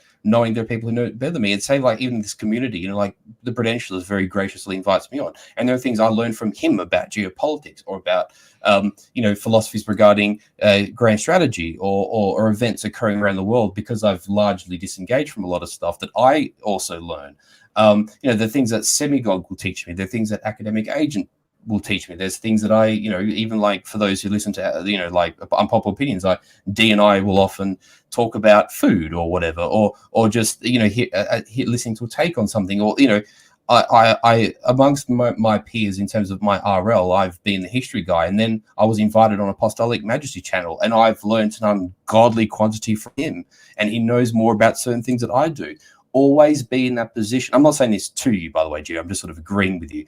I don't wish to sound condescending, obviously, but we always have to put ourselves in a position of humility and realizing that we have peers who know more about certain things than what we do, and we should always be open to learning them, because that is how we grow and it's how we develop, and our lives will only be improved by that. And in this sort of decayed world, pursuing that authentically and with a sense of purpose and direction is what keeps people like us sane, because most of our peers will be condemned to a life of emotive reaction and consumption, and like this vapid sort of Instagram 5-second attention span, dopamine, TikTok humans thing of TikTok. that will decay you and destroy you in the long run. It will deprive you of happiness, will deprive you of family, will deprive you of living in the moment, will deprive you of a spiritual existence. And all of us included here, but everybody listening must be cognizant of that, must be vigilant against that, and always be aware that those forces exist around us in a multitude. And it is so imperative that we are aware of that and we act upon it accordingly. Amen, brother. I think that was great. I think that if you can add to knowledge in a world that actively tries to destroy knowledge, may seem futile, but it's ultimately worthy in your life and the life beyond. And I think that's what we should all be aiming for. Because there's a lot of people that want to destroy, that are actively becoming an enervating force in terms of knowledge and wisdom. And there are many people who take knowledge and spit it into nonsense. Exactly. And if there's one thing I'm glad that large portions of the dissident right have learned, or sort of like, you know, the you might say the right that has at least two brain cells to rub together, is that the moment you stop living and acting in a way in so to try and please and pacify and gain the graces of people who hate you, is the moment you remove the yoke of them off your back. Because if you try to live in accordance with people who hate you and by their expectations and trying to gain their approval, you only debase yourself and you'll be miserable and you will never achieve anything of gravity or purpose. And that is the first step people like us must take. And that is the thing we must emphasize to people who have not realized it yet. And they'll just destroy you anyways, which is the tragic irony of it. Exactly. So, as I say, if you lose, earn it. We're shilling white pills tonight as well, aren't we, gents? I'm a Gatling gun of white pills, and I will not stop. Amen, brother. Amen. White pill is a soma. But they banned somas, I think. I believe so. Very popular among professional wrestlers in the 90s. I'm sure it was. But to give some announcements to conclude here, ladies and gents, and those who are watching, if you've made it to the end, congratulations. We love you. Of course, I will be tomorrow at 12 p.m. My Central Time, so 1 p.m. Eastern. I will be on Guide to Culture. Frody and I will be chatting and doing an AMA and stuff. So head over to him. It'll be great. It's been on my Twitter. It's on Telegram as well for you to follow. And of course, the Sunday stream will continue at 3 p.m. Central, 4 p.m. Eastern. We'll be discussing future trends in 2022, taking a look at grand strategy, larger geopolitical trends, terms of the nation state, things like that. And then finally, next Wednesday, the 12th, we'll be doing things with Semyagog and Furius again on Kazakhstan. And on the 20th, I will be with Lambda on his channel talking about asceticism and Christian monasticism and things like that. And that one will be a very special treat for anyone who's been subscribed for a while. So that's all that I have. And of course, the ongoing art contest for anyone interested from looking for a new profile picture. But Geo, Furious, thank you all so much for coming on and talking for almost 5 hours. You. Man. I have to say, this was always going to be bigger than Ben-Hur, and I'm glad that it was. And I look forward to the sequel. And may our audience tune in, because listen, if this has been as deep and rich as we've all experienced, then the sequel will be just as good. And tune in. Oh, hang on, last super chat. There. I saw that, yeah. Marcos C 588 for $2.99 in the A. I don't know. Usually Australian. Oh, that's Aussie. Yeah, that's Aussie money. Okay, well, yeah. Epic White Pills boys, awesome. He gropes the AM and AA chat. So thank you, Marcos 588. Nice. But yes, White Pills galore, guys. you. Do not lose hope. Exactly. But thank you, Prude. I'll leave it to you. Yeah, no, you guys are great. And I think 2022 is the year that people maybe will reach for some modicum of sanity. Who knows? We'll see what happens. It's important. I mean, there are people that want to reach out and help those who feel lost, whether it's, say, someone who considers themselves an incel or someone who considers themselves nihilists, or people who seem lost. What? You got to highlight glow in the dark. I know. Oh, glow in the dark. Yeah, it's so true. The Hungarians are Hungarians too. Oh, of course they are. Nullis is right up there. 3-hour goodbyes in the driveway. That's just so true. Imagine no Albanians, no Hungarians too. No, You don't know culture until you spend over things. That's true. BSing when you're supposed to give a quick. I use get used to it. Waspies, take get used advantage to of it. That's the way we are. That's the way it is. I use long goodbyes to sober up before driving home, but that's from a much older time in my life. I miss drinking. Good fun. Indeed. Thank you, Bruce. All right, well, gents, we will schedule a sequel stream in the future. We'll hash that out in the DMs because I know that we're all busy with our own respective stuff. But this is not the end of our conversation on Ben-Hur. We haven't even touched the chariot race yet. So until next time, I will see you all Sunday. Geo and Furious's links are in the description to the Twitter as well as the Apostolic Majesty's channel. Go subscribe to them both. Go support them all. And I'll see you all next time. I love you and be prudent.